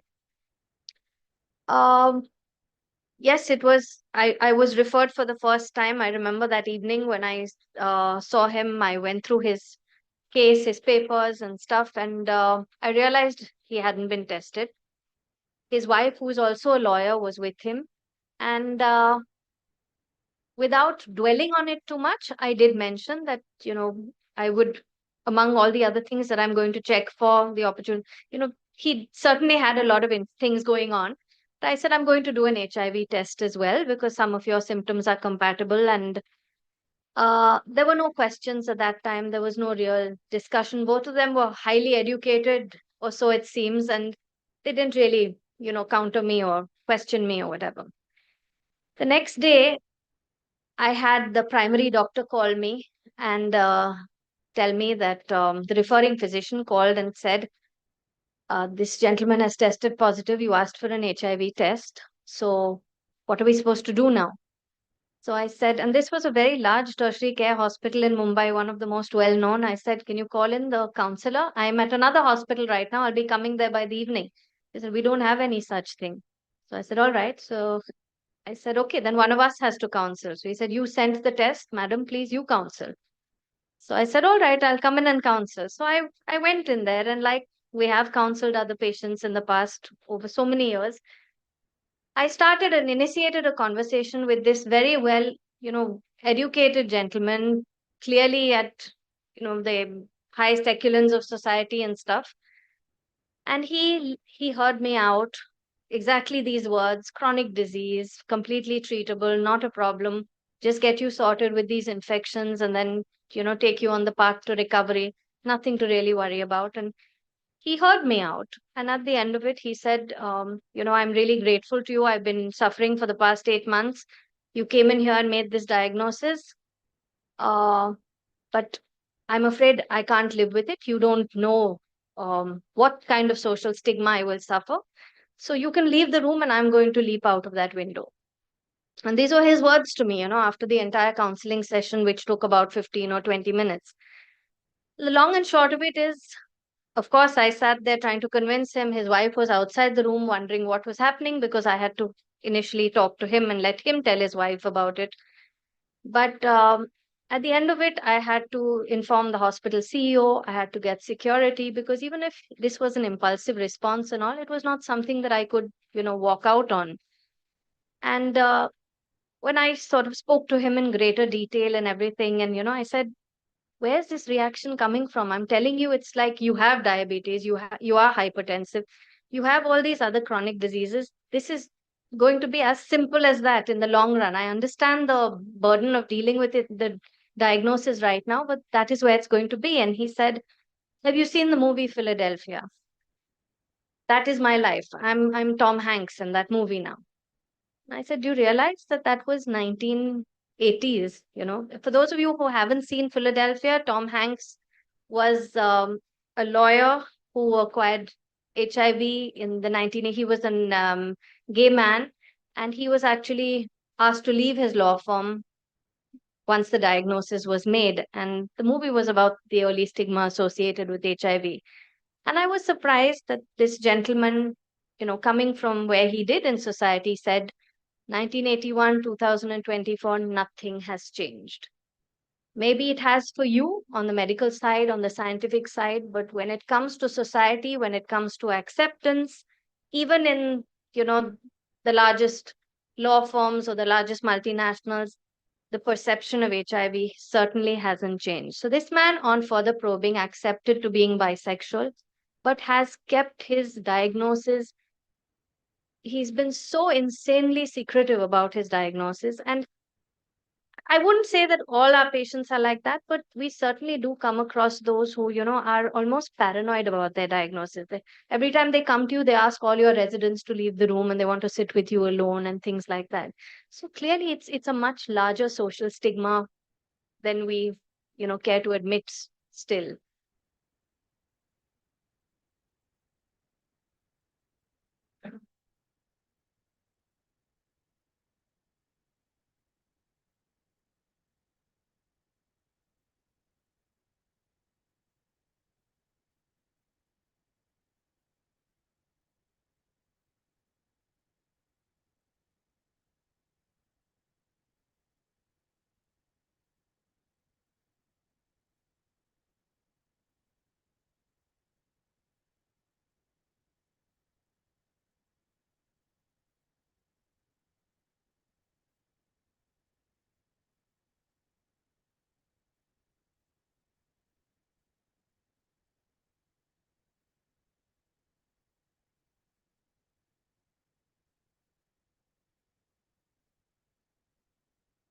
Second issue was bisexuality.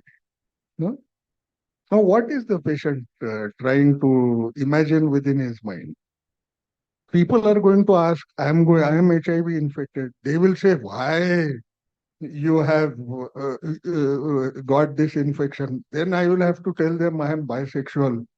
No, so there are linked things that are happening.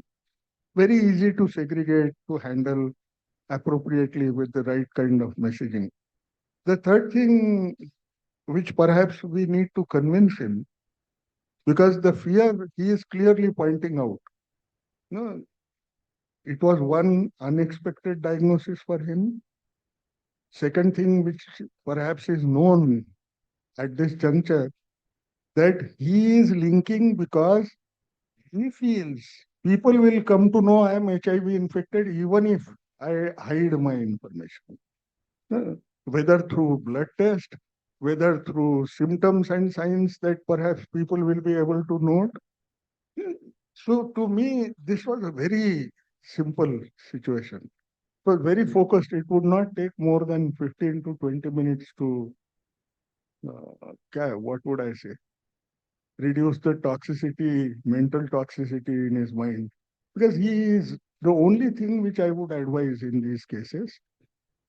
The skill lies in one thing, to assess whether the messages that you are giving are comprehended by the patient. You should not be. Mike.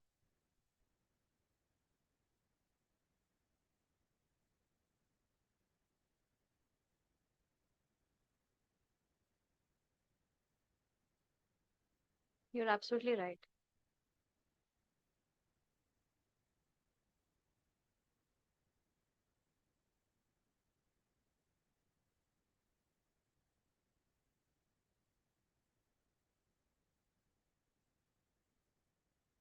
Okay. No, so one Now, so that's what I'm coming to those questions, right?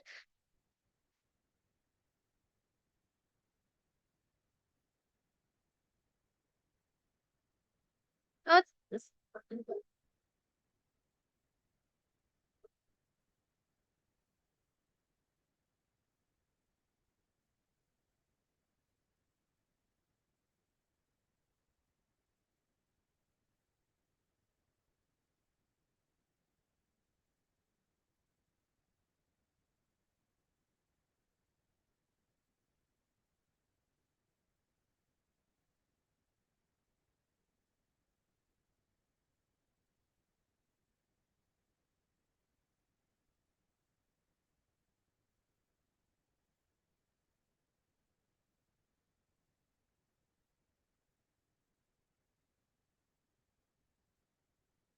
Someone gives her a mark.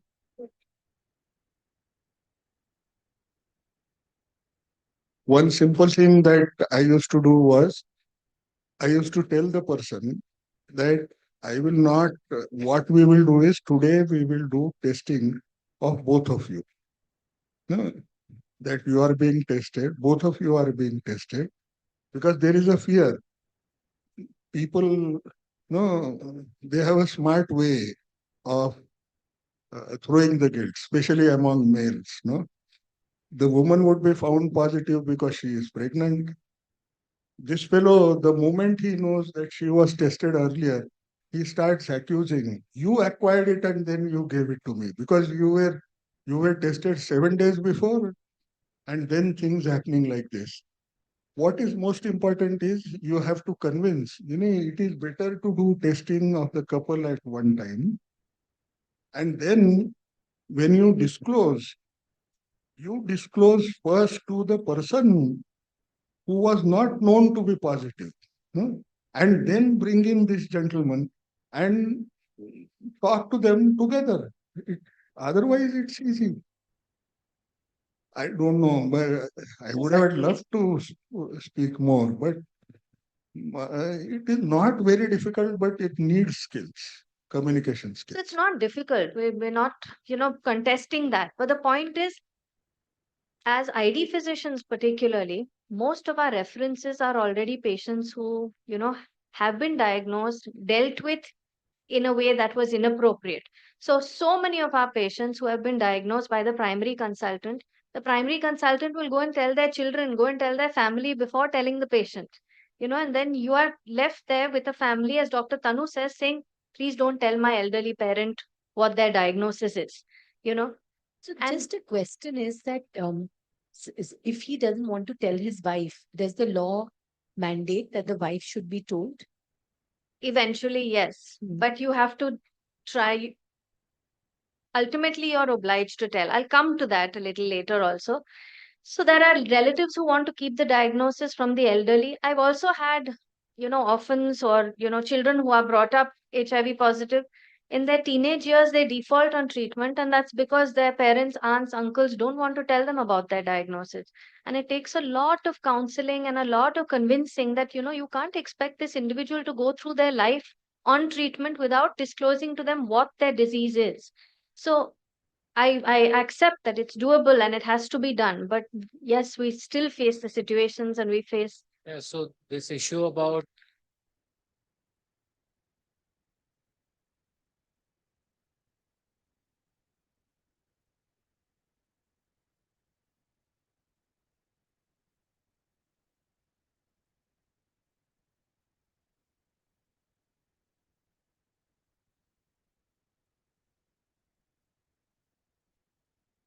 Sir wants to say something. No, no, he was asking me. See, there are certain situations. One thing before that, there are these situations for us where, as Sanjay said, we are the secondary referrals.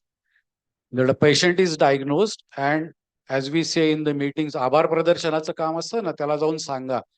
That is left to us as ID consultants or HIV physicians. The situations like this, that there is a report, either no one knows, or the person doesn't know, everyone else knows, or the person doesn't know, or what kind of things. And you have to understand that situation, what it is.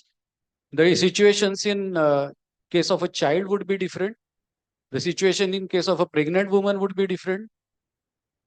Case in someone who is, say, called multiple sexual partners and knows about the risks is a different kind of a thing. One of the quotes, one of my first counselor trainer told me was, you mentioned so often that they were well educated, well educated. The first sentence he told me that educated is not wise and uneducated is not idiot. It's all up to our essential skills, how to tell the people in their situations to do that. Having said that, coming to the adolescents, there are situations like this, like so many children by the age of even 17, 18, they have not been told by their parents. We have talked to so many, and we have also published a small book, Kallat Teva, that we came to know. And unanimously, all children who had come to know about their status accidentally have said that it would have been better if you were told by the age of 10, 12, whatever. The way we would have understood, if we were explained, we would have been better off. Because we are facing the stigma, we are facing discrimination, we were having problems at home because one child is being treated differently than the other, etc. But if we had known, we would have dealt with the things quite nicely. There were some other children who have said that parents felt that if we came to know, we would be under stress. We knew about it because we were going to the ART center. We knew about the things. We were taking care and feigning that we don't know because our parents may feel bad. So the children also react to these kind of situations very differently. But what we have said and we should follow is child has a right to know. Same is true with everyone, whether the law mandates or not. If a test has come positive, as regards your disclosure in post-test counseling, the first right to know about the diagnosis is of the person. So we should discuss that in that kind of a situation with that person, then talk about that. Even if you are legally mandated, it doesn't mean that you have to go immediately out and tell the spouse. You can always say that, see, you have got it. I am not interested in that much knowing how you got it. But if it is sexually transmitted, one of your partners has given you, or you have transmitted it to one of your partners. If there is only one partner, you may have acquired it differently. So I would like to test your partner or partners because someone of them has given it to you. You may have transmitted to someone else. So that is the way I think we should share the responsibility of disclosure with the person. Take time. Again, as a in lighter vein, I was insisting about one person that he should tell his spouse. And as Sama Dama Danda Bheda, last I told him that next time you come, I'm not going to give you any medicines or prescription unless you tell your wife. You have to get her. The next time he came with a woman, we disclosed and we tested her and kind of a thing. And after a few months, his wife came with a positive report. And I asked him, who was that lady? So he said, मैंने एक को 50 रुपए दे दिया, बोला चलो sir के सामने बैठो, वो बताएगा, वो बोल दो, सुनो और जाओ.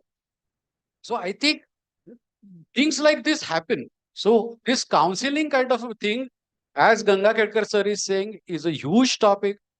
We have to do situation wise because it is not something that there are multiple choice questions and answers to this. How best is the person?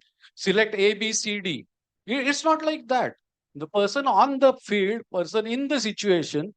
Now, for a sex worker, the counseling would be different. For a transgender, the counseling would be different. For a pregnant woman, the counseling could be different. And we had designed a thing called as the disclosure graph. And we had found that in case of women, the number of people knowing about her status is always 3 or 4 times more than in case of men. Because they have more control over their disclosure because they decide whom to tell. But in case of a woman, everyone else knows about her status except her. So just recently, sir, I had a reference from the ICU in a patient who was diagnosed community acquired pneumonia and HIV turned out to be positive. When I reached the ICU, the patient and his wife were fighting. Closure was done to the patient and his wife, and they were just fighting. When I went there, I realized that they had 2 kids. He has had zoster around 7 or 8 years ago, and they have 2 children, both under the age of 5. And I was trying to do some sort of post-test counseling, and it was just not working out. And then I did not I mean, I had to talk about testing the children, and they said, absolutely not. The children are fine. We're not, there's no question of testing them. And his wife said that I'll see if I want to get tested. If I don't feel okay, then I'll see. I'm going to my Mica. And she just walked off. The man said, I don't believe your report. This is all fake. And then he discharged. एकच सांगतो आता common म्हणजे themes which you can use, common things that common approaches that one can use. One of the best things if you want to buy time, is to say, "Acha, this test was done outside. Let us do it ourselves," and then go towards saying, "Do you think that the test could have been correct or not correct?" No, so he speaks his mind. Because you have to bring that risk perception to the right level. You also know this is one test that you have done. We will repeat it. My hospital is the best. No, that's something which we can always boast of. No. Now, second thing which we have to remember, handling children is far more difficult disclosure related stuff. The sole reason is it has to be age adjusted, the comprehension adjusted counseling that you have to do with children, because their reactions can be extremely difficult to handle. They may not do it in front of you, but their scholastic performances, their interaction with the family, everything is going to change. And one of the reasons why there is delayed disclosure is because the parents are scared. They are worried about a question, how did you get it? No? So you have as much time to actually spend with the parents. When such question comes, how will you deal with it? And then move on. Okay. So moving on to the other U equals U in our country. And I think all of us deal with this. Yeah.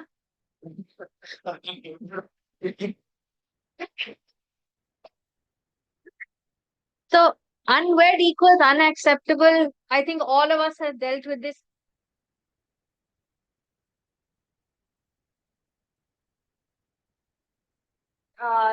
Sort of young adolescents, young adults with TB meningitis who are on treatment on steroids, Cushingoids.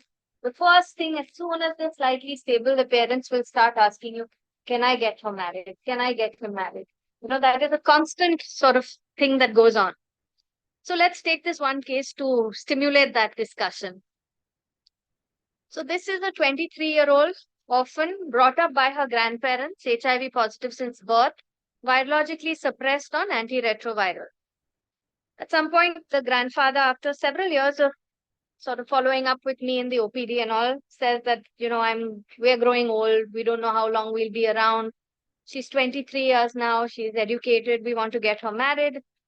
So again, it's that discussion that you always have with them that, yes, of course, she can get married. She can have a normal life.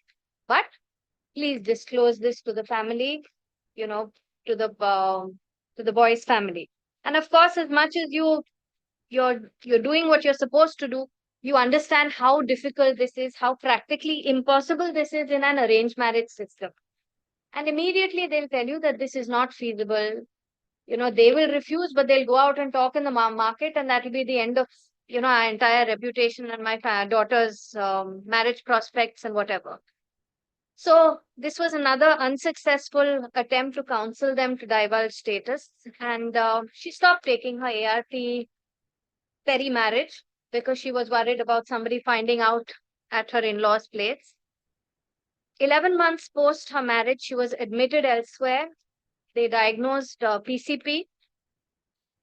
And even when she was in the hospital on oxygen, requiring oxygen in a critical state, nobody informed them that she's HIV positive. Eventually, a doctor in that hospital suspecting PCP, diagnosing PCP, tested HIV, and the in-laws were informed. That's when the grandparents told the in-laws that she was under my treatment for so many years. And I had this irate set of in-laws in my OPD, really upset and angry that how did you know and let her get married? She has ruined my son's life. She has, brought this into our house. And of course, we all understand that we have done what we can as, to try to counsel the the parents, the relatives, whatever it is. And ultimately, you can't stop them.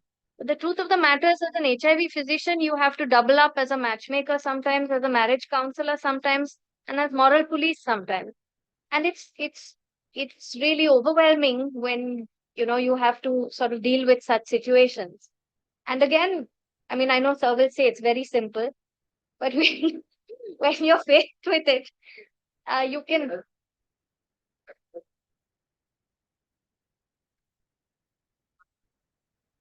No, of course you can tell them, but sir, it's not about, it's not just about your son is not at risk. Now, of course, he is at risk because she's failed on treatment and whatever. But it's not just about that. It's about how did you let this happen, in terms of a social. Yeah. No, why say that?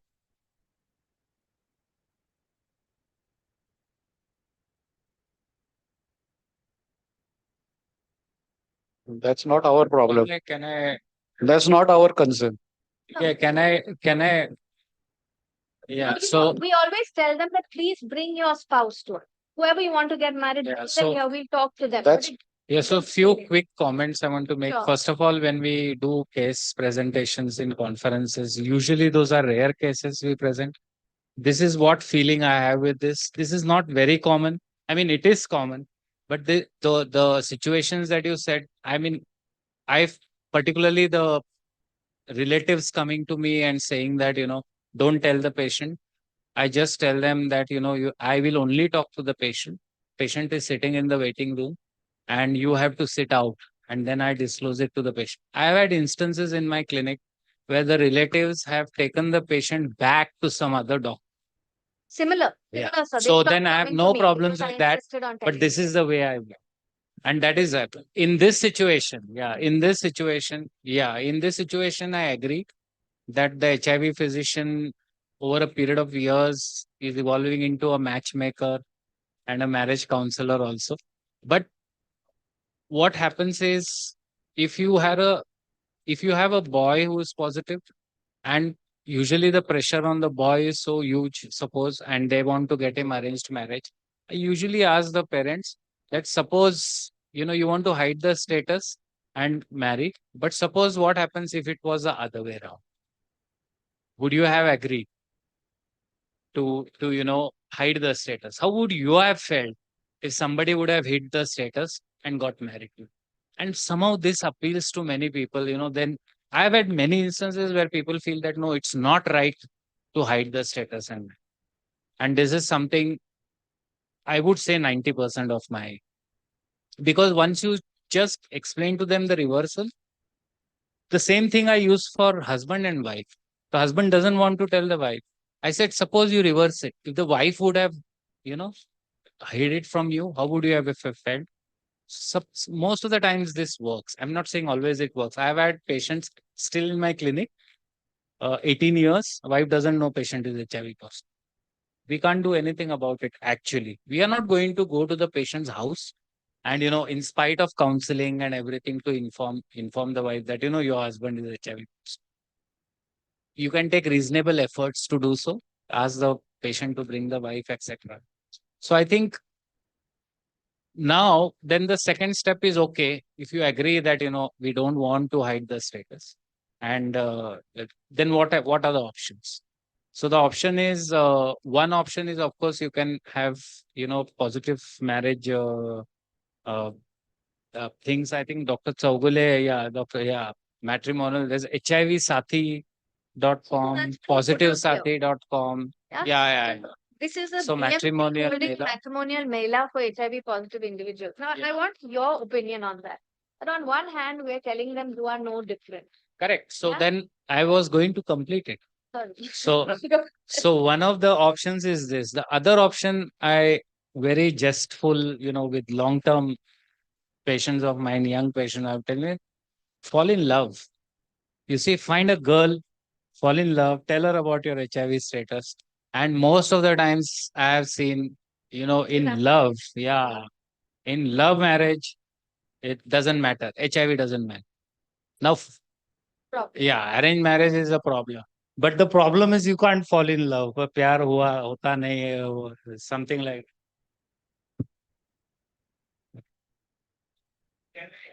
Now, yeah. So now I have a database, and I have basically also given options. But our society cultural context is very, very peculiar. So when I gave one option, I gave the number, consent, and everything is there. And then they say, wo hamari jaat ki nahi hai. So I said, come on, we can't really match everything. This is where we have given you and we are working on it. And we are giving you. And then there are instances where they say, Are, ती मुलगी शिकलेली नाहीये. Come on, man. We are trying. So this happens. We do work on it. Right now I'm working on one matchmake. Over the last one. We have a large database at Prayas. Large database. We have had enough marriages, arranged, love marriages, everything. We have conducted workshops for adolescents over a period of last 10, 11 years, more than 1,000 children. Everyone now knows that they are not going to get married unless they disclose. So first thing is disclosure, but then there are positive marriages, positive negative marriages, negative children, and all kinds of things. The best thing happens is love marriages, but the first thing they do is disclose. As soon as they feel that they are in some kind of intimate relationship, not just friendship, but intimate relationship, they disclose. If they want to get married, we tell them that come to us, we will explain. First thing, even if there are positive marriages, if we are suggesting something, we ensure that their health is good. They are not defaulting, they are not failing regimens. Because there was one marriage where the marriage was arranged, and on the day of marriage, the person was admitted with cryptococcal meningitis treatment failure in Pune hospital. So I said, like, what's the hurry, yaar? You get better and then get married. Na? So these kind of things happen, but unwed is not unwanted, because many of them know that in Indian society, getting married actually to a person whom you would have really liked to get married to is very difficult otherwise also. So basically thing is what's wrong, because there is so much of kind of our society, रंग कसा आहे, शिक्षण किती आहे, उंची किती आहे, मंगळ आहे का नाही, जात आहे का नाही. Just like Sanjay said, I had a lady who came to me who said that we want a Brahmin positive child from Raipur area of Madhya Pradesh for my daughter. I said, now I am not going to go around with a Cinderella boot finding out a pair for you. You have got already one problem, HIV, and you still want to have this kind of super selection for your spouse. It's not possible. If you don't want to get married, don't get married. It's your problem. But stay unmarried. That's okay. It doesn't matter. But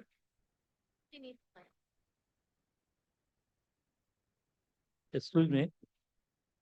I will talk a little bit. आम्ही मराठीतच बोलतो. इचलकरंजी मध्ये मायाधार केंद्र एक संस्था आहे आमची डॉक्टरांची. जवळजवळ गेली 30 वर्षे काम करतोय. आमचा अनुभव आहे की तिथं counselling centre as well as आता मॅरेज ब्युरो सुद्धा आहे आमच्याकडे. गेल्या 25 वर्षामध्ये जवळजवळ 100 लोकांची लग्न आम्ही केली. दरवर्षी जवळजवळ 50 ते 80 ते 100 लोक तिथं मॅरेज ब्युरोसाठी येतात ऑल ओव्हर महाराष्ट्रातले. आमचा असा अनुभव आहे की आता हा जो विषय चालू आहे की काउन्सिलिंग सांगायचं कसं, प्री पोस्ट, त्याच्या बाबतीत आम्ही भरपूर काम केलंय. माझं तर असं मत आहे की याला स्किल पाहिजे. तुम्हाला फेस रिडिंग जमलं पाहिजे की पुढच्या व्यक्तीला काय पाहिजे आणि काय नाही. हे जर तुम्हाला कळत असेल आणि जरा कळलं तर ते लवकर तुम्ही त्यांना समजावून सांगू शकता. आणि आम्हाला तर असे काही अडचण फारशी आली नाही, कुणी परत गेलं नाही किंवा परत आला नाही असं झालं नाही. प्रत्येकाला आम्ही 1-2 दिवसात किंवा 3 दिवसामध्ये टेस्ट कशी करायची, का करायची. आता गंगाखेडकर सरांनी सांगितलं, संजय पुजारी सरांनी पण सांगितलं की तुमच्याकडे स्किल पाहिजे, तुमच्याकडं तुमचा विश्वास तुमच्यावरती पाहिजे आणि येणाऱ्या व्यक्तीला असं वाटतो येतोय तुमच्याकडे कशासाठी की बाबा इथं काहीतरी आम्हाला माहिती मिळेल चांगली, आणि ती माहिती मिळाली तर त्या प्रमाणात टेस्ट करायला तयार होतात ते लोक. होत नाहीत असं होत नाहीये. बऱ्याच वेळा आता या स्लाइड्स मध्ये तुमच्या याच्यामध्ये मी बघितलं की बरेच प्रश्न आहेत तुमचे, हे हे कसं करायचं, याच्यात वेळ किती जाणार. ही पूर्वी प्रॉब्लेम होता 2010 पर्यंत. आता 2010 नंतर एवढा मोठा प्रॉब्लेम नाही, तर आता इतके इझी झाले की कुणी आता नाही म्हणत नाहीये. मग वेगवेगळ्या क्षेत्रातले लोक आहेत, पुजारी आहेत, डॉक्टर्स आहेत, मग उद्योगधंदेवाले लोक आहेत, खालच्या वर्गातले लोक आहेत, ते सगळ्या लोकांना जर तुम्ही रेग्युलर तुमचं काउन्सिलिंग सेंटर जर असेल तर त्या ठिकाणी तुमच्याकडे जवळजवळ 6-7 काउन्सिलर आहेत आमच्याकडं, आणि त्या काउन्सिलर तेही डॉक्टर्स आहेत. परंतु त्यामुळं कसं होतं की ते ज्याच्या त्याच्या ओळखीने किंवा ज्याच्या त्याच्या माहितीप्रमाणे थोडा स्वतःचे प्रश्न तर घेऊन येतातच, परंतु ते व्यवस्थित त्यांना जर समजावून आपण सांगितलं की तर ते तयार होतात, टेस्टिंगलाही तयार होतात. शेवटी प्री टेस्ट केलं तरी पोस्ट टेस्टिंगला त्याला यायलाच पाहिजे. हो सर. नुसतं प्री टेस्टिंग करून काहीच होणार नाही. त्याला प्री टेस्टिंग करताना सुरुवातीला समजावून सांगून विश्वासात घेऊन त्याला बाबा आपण कशासाठी आपण टेस्ट करतोय, फक्त HIV साठीच करत नाहीये, तुला दुसरे आजार आहेत काय, दुसरं आणि काय त्यातून निघतंय का, हे बघण्यासाठी करायला पाहिजे. हे आम्ही त्यांना समजावून सांगतो. तयार होतात. आल्यानंतर मग ते मग मिसेसची तपासणी, मुलांची तपासणी, जर पॉझिटिव्ह आला तर, नाही आला तर प्रश्नच मिटतोय. परंतु त्याला शंका का आली हे विचारायला लागतंय. जसं आता पॉझिटिव्ह साठी नुसते येतात तसे नाही. आता बऱ्याच लोकांना नसते आजार, परंतु ते लोक येतात की बाबा मला पॉझिटिव्ह सारखी टेस्ट करा, वर्षाला टेस्ट करा, 10 वेळा टेस्ट करणारे लोक पण येतात. असे पण आहेत. त्या लोकांना पण काउन्सिलिंग करावं लागतं. तरी सुद्धा आमच्याकडे असे हे ह्या पद्धतीचे लोक येतात. त्यांना आम्हाला जवळजवळ 1-1 वर्ष लागलं त्यांना थांबवायला. थँक्यू दर 2 महिन्याला येणार तो मला बाबा टेस्ट पॉझिटिव्ह मला वाटते, कारण कुठेतरी त्याचा संबंध आलेला असतो, गेलेला असतो, असं त्यांना शंका येते. आपल्याला सायन्सला माहिती आहे की कुणालाही बाबा हे प्रत्येक पेशंटला बाहेरच्या व्यक्तीकडून होईलच असं काय नाही आहे, हे पण आपण त्यांना समजावून सांगावं लागतंय. या बऱ्याचशा गोष्टी आहेत. आणि या पद्धतीनं जर काउन्सिलिंगचा आता मोठा इश्यू आता तर नाही आहे, हा पूर्वी होता. आता अलीकडे इझिली तयार होतात लोक आणि टेस्टिंगलाही तयार होतात. फक्त आपल्याकडे स्किल पाहिजे की त्या माणसाला आपण विश्वासात कसं घ्यायचं आणि ते कसं करायचं हे करू Very शकलं true. पाहिजे. Thank you very thank you. much. I think in the interest of time, I'll go through the next case very quickly. So this is basically a patient in 2000. I think we'll take questions, I mean, informally during tea or something.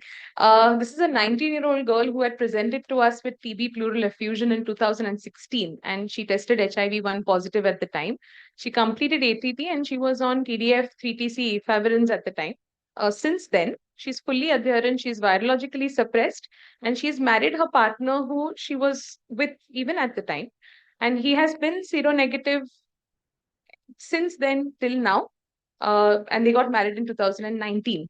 And it's 2024, and she's come to me now with having had 6 failed IUI attempts and 1 failed ICSI attempt over the past 2 years. They've been trying to get pregnant. She's financially depleted and emotionally disturbed. And she sort of reads about this U equals U. And she asks me that, why can't she conceive naturally? She's had a steady partner. She's married him. He undergoes 6 monthly or every year HIV tests, even though they have been having protected sex, just out of maybe some sort of fear. So why can't she conceive naturally? So can she conceive naturally? Can I say, yes, you can go ahead for it? We had a long conversation about this after Pujari sir's lecture. What is the risk to her husband if they have unprotected sex, and does he need PrEP? If she is virologically suppressed, I said, no, he doesn't. Then she asked that if all the data now is to do with the newer drugs, does she need to change her regimen? So that was a question that I wanted to ask, that if she's on efavirenz-based treatment, she has been on that since 2016, she's virologically suppressed, no issues at all. Do we need to change her to dolutegravir before she conceives, since she's not conceived yet? So we have that time. So should we change her, sir?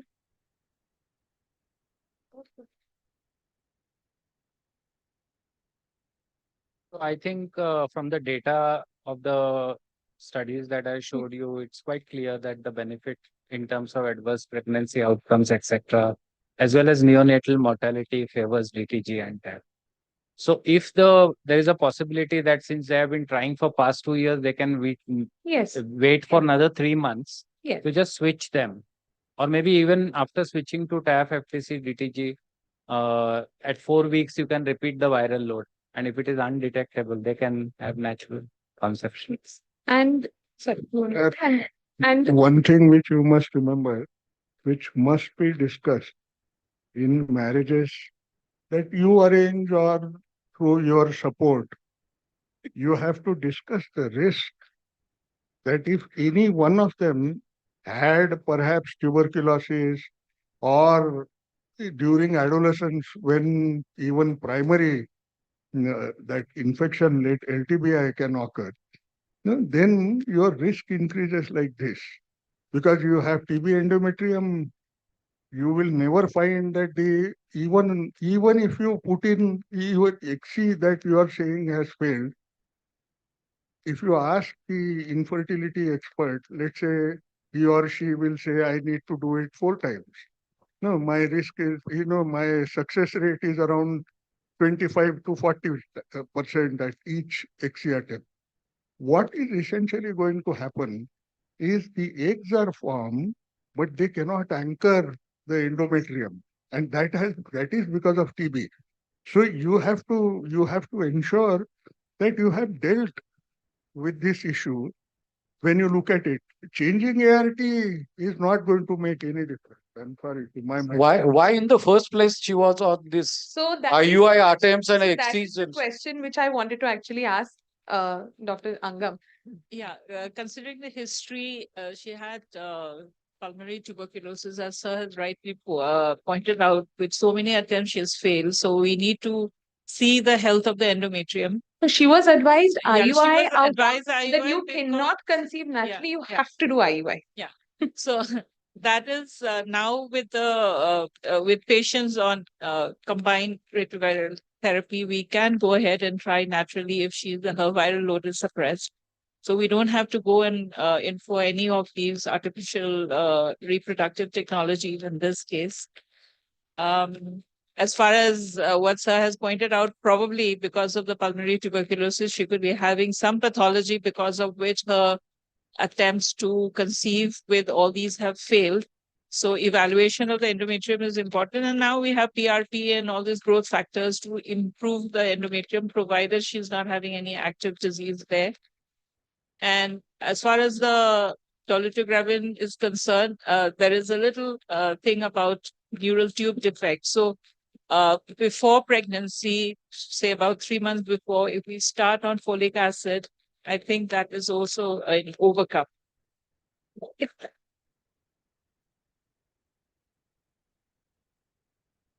No, sir, this is an exceptional sort of.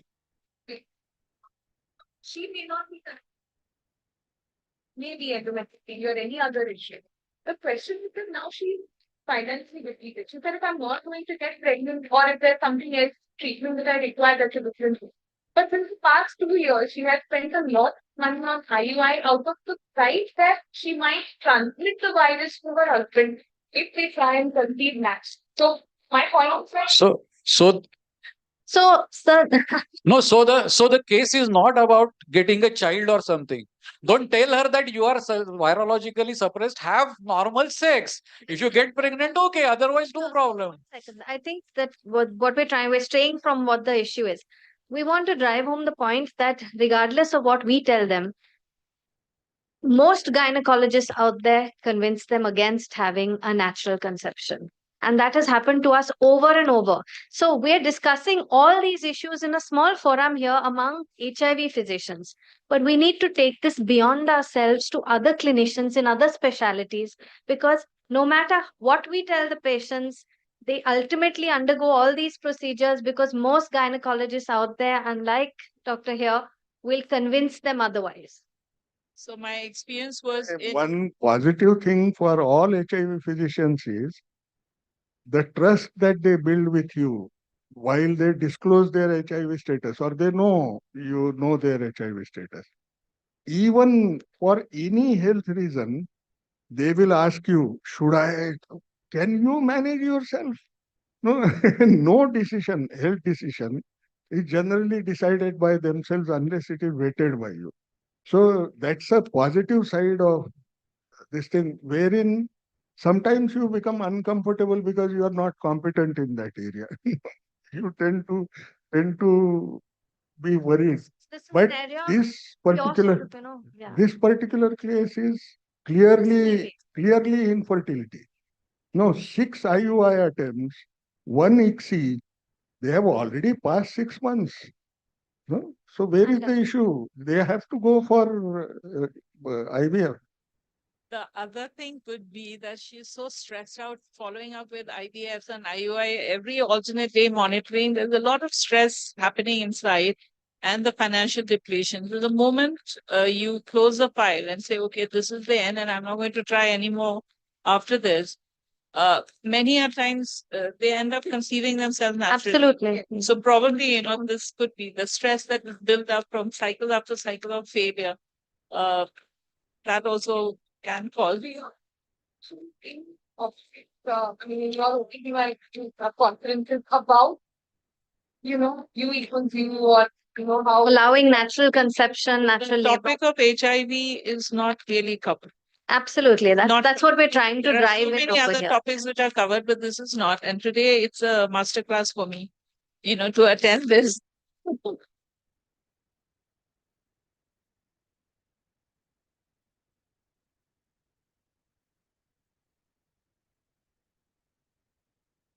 One of the things that happens is you identify your own IVF person. No, and then you try to work through that person. Otherwise, people don't do it. That is one factor. Refusals are common. Second thing that happens is the moment they know that this person is HIV positive, they will charge more. So you have to work out with your referral doctor what could be the cost per IVF. No, it can't come below 40,000 per. It's for ICSI. Less than 40,000 is not feasible. So for every cycle, at least you fix around 40 to 50. Because I know, no, but there are, well, because some of you, like I had 2 referral points. No, I had started doing it in 95. For discordant couples, sperm wash, and those days were of sperm wash and then try doing IVF. I had certain points. I won't need to take their names. It's not very fair because they charge more for others. But for HIV positive, once you say they charge this much, that information is damaging for them professionally. Okay, so I think we've run out of time, but I'm just going to leave you all with these thoughts because this entire talk was actually for us to think about moving out of our comfort zones and doing things a little differently as physicians.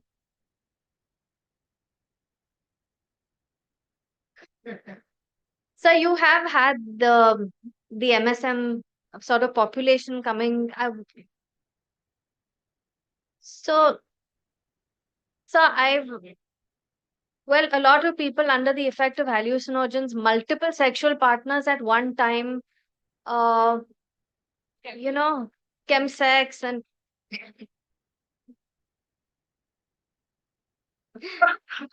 we're not so far from that also, sir, but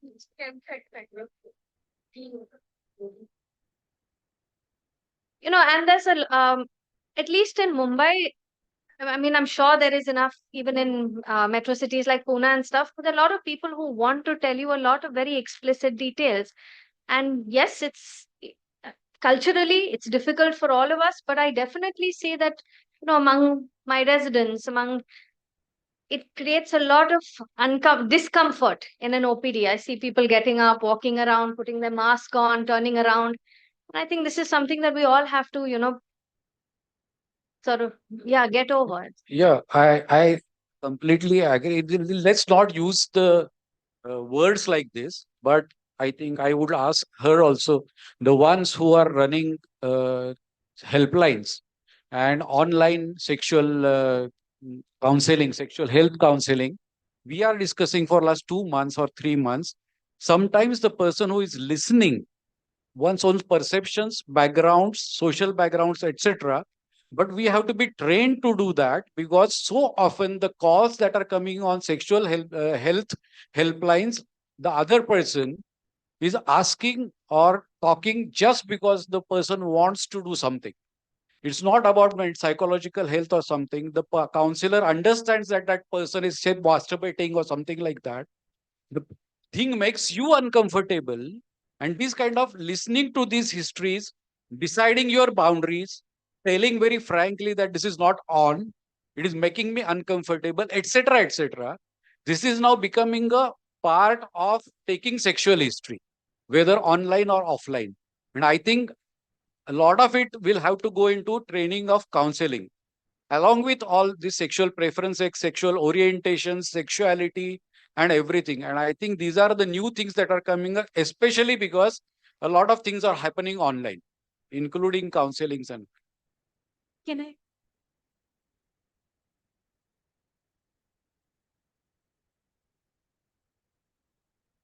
Knowing about these issues. Now, what does unusual you? That you listen to some information which you did not want to listen, right? What is more important is you should have a icon, sir. You should have that communication skill to ensure that the topic is diverted in towards the right direction and bring him back to the line. The people would like to talk, people would not like to talk. You will get all kinds of people all across. No, so you should be able to handle that conversation in a manner that they don't describe who they had. To be honest, no, when in 1992, 93, I was in Bombay Institute of Immunohematology. I had the first cohort of HIV infected people. Most of the people who used to come were those who were partners of film stars. Now, does this mean I ever asked who and how and what? They wanted to tell what happened. Do you have to put a boundary? No. So basically, it is what you want to hear, and you should not judge them. That's another thing.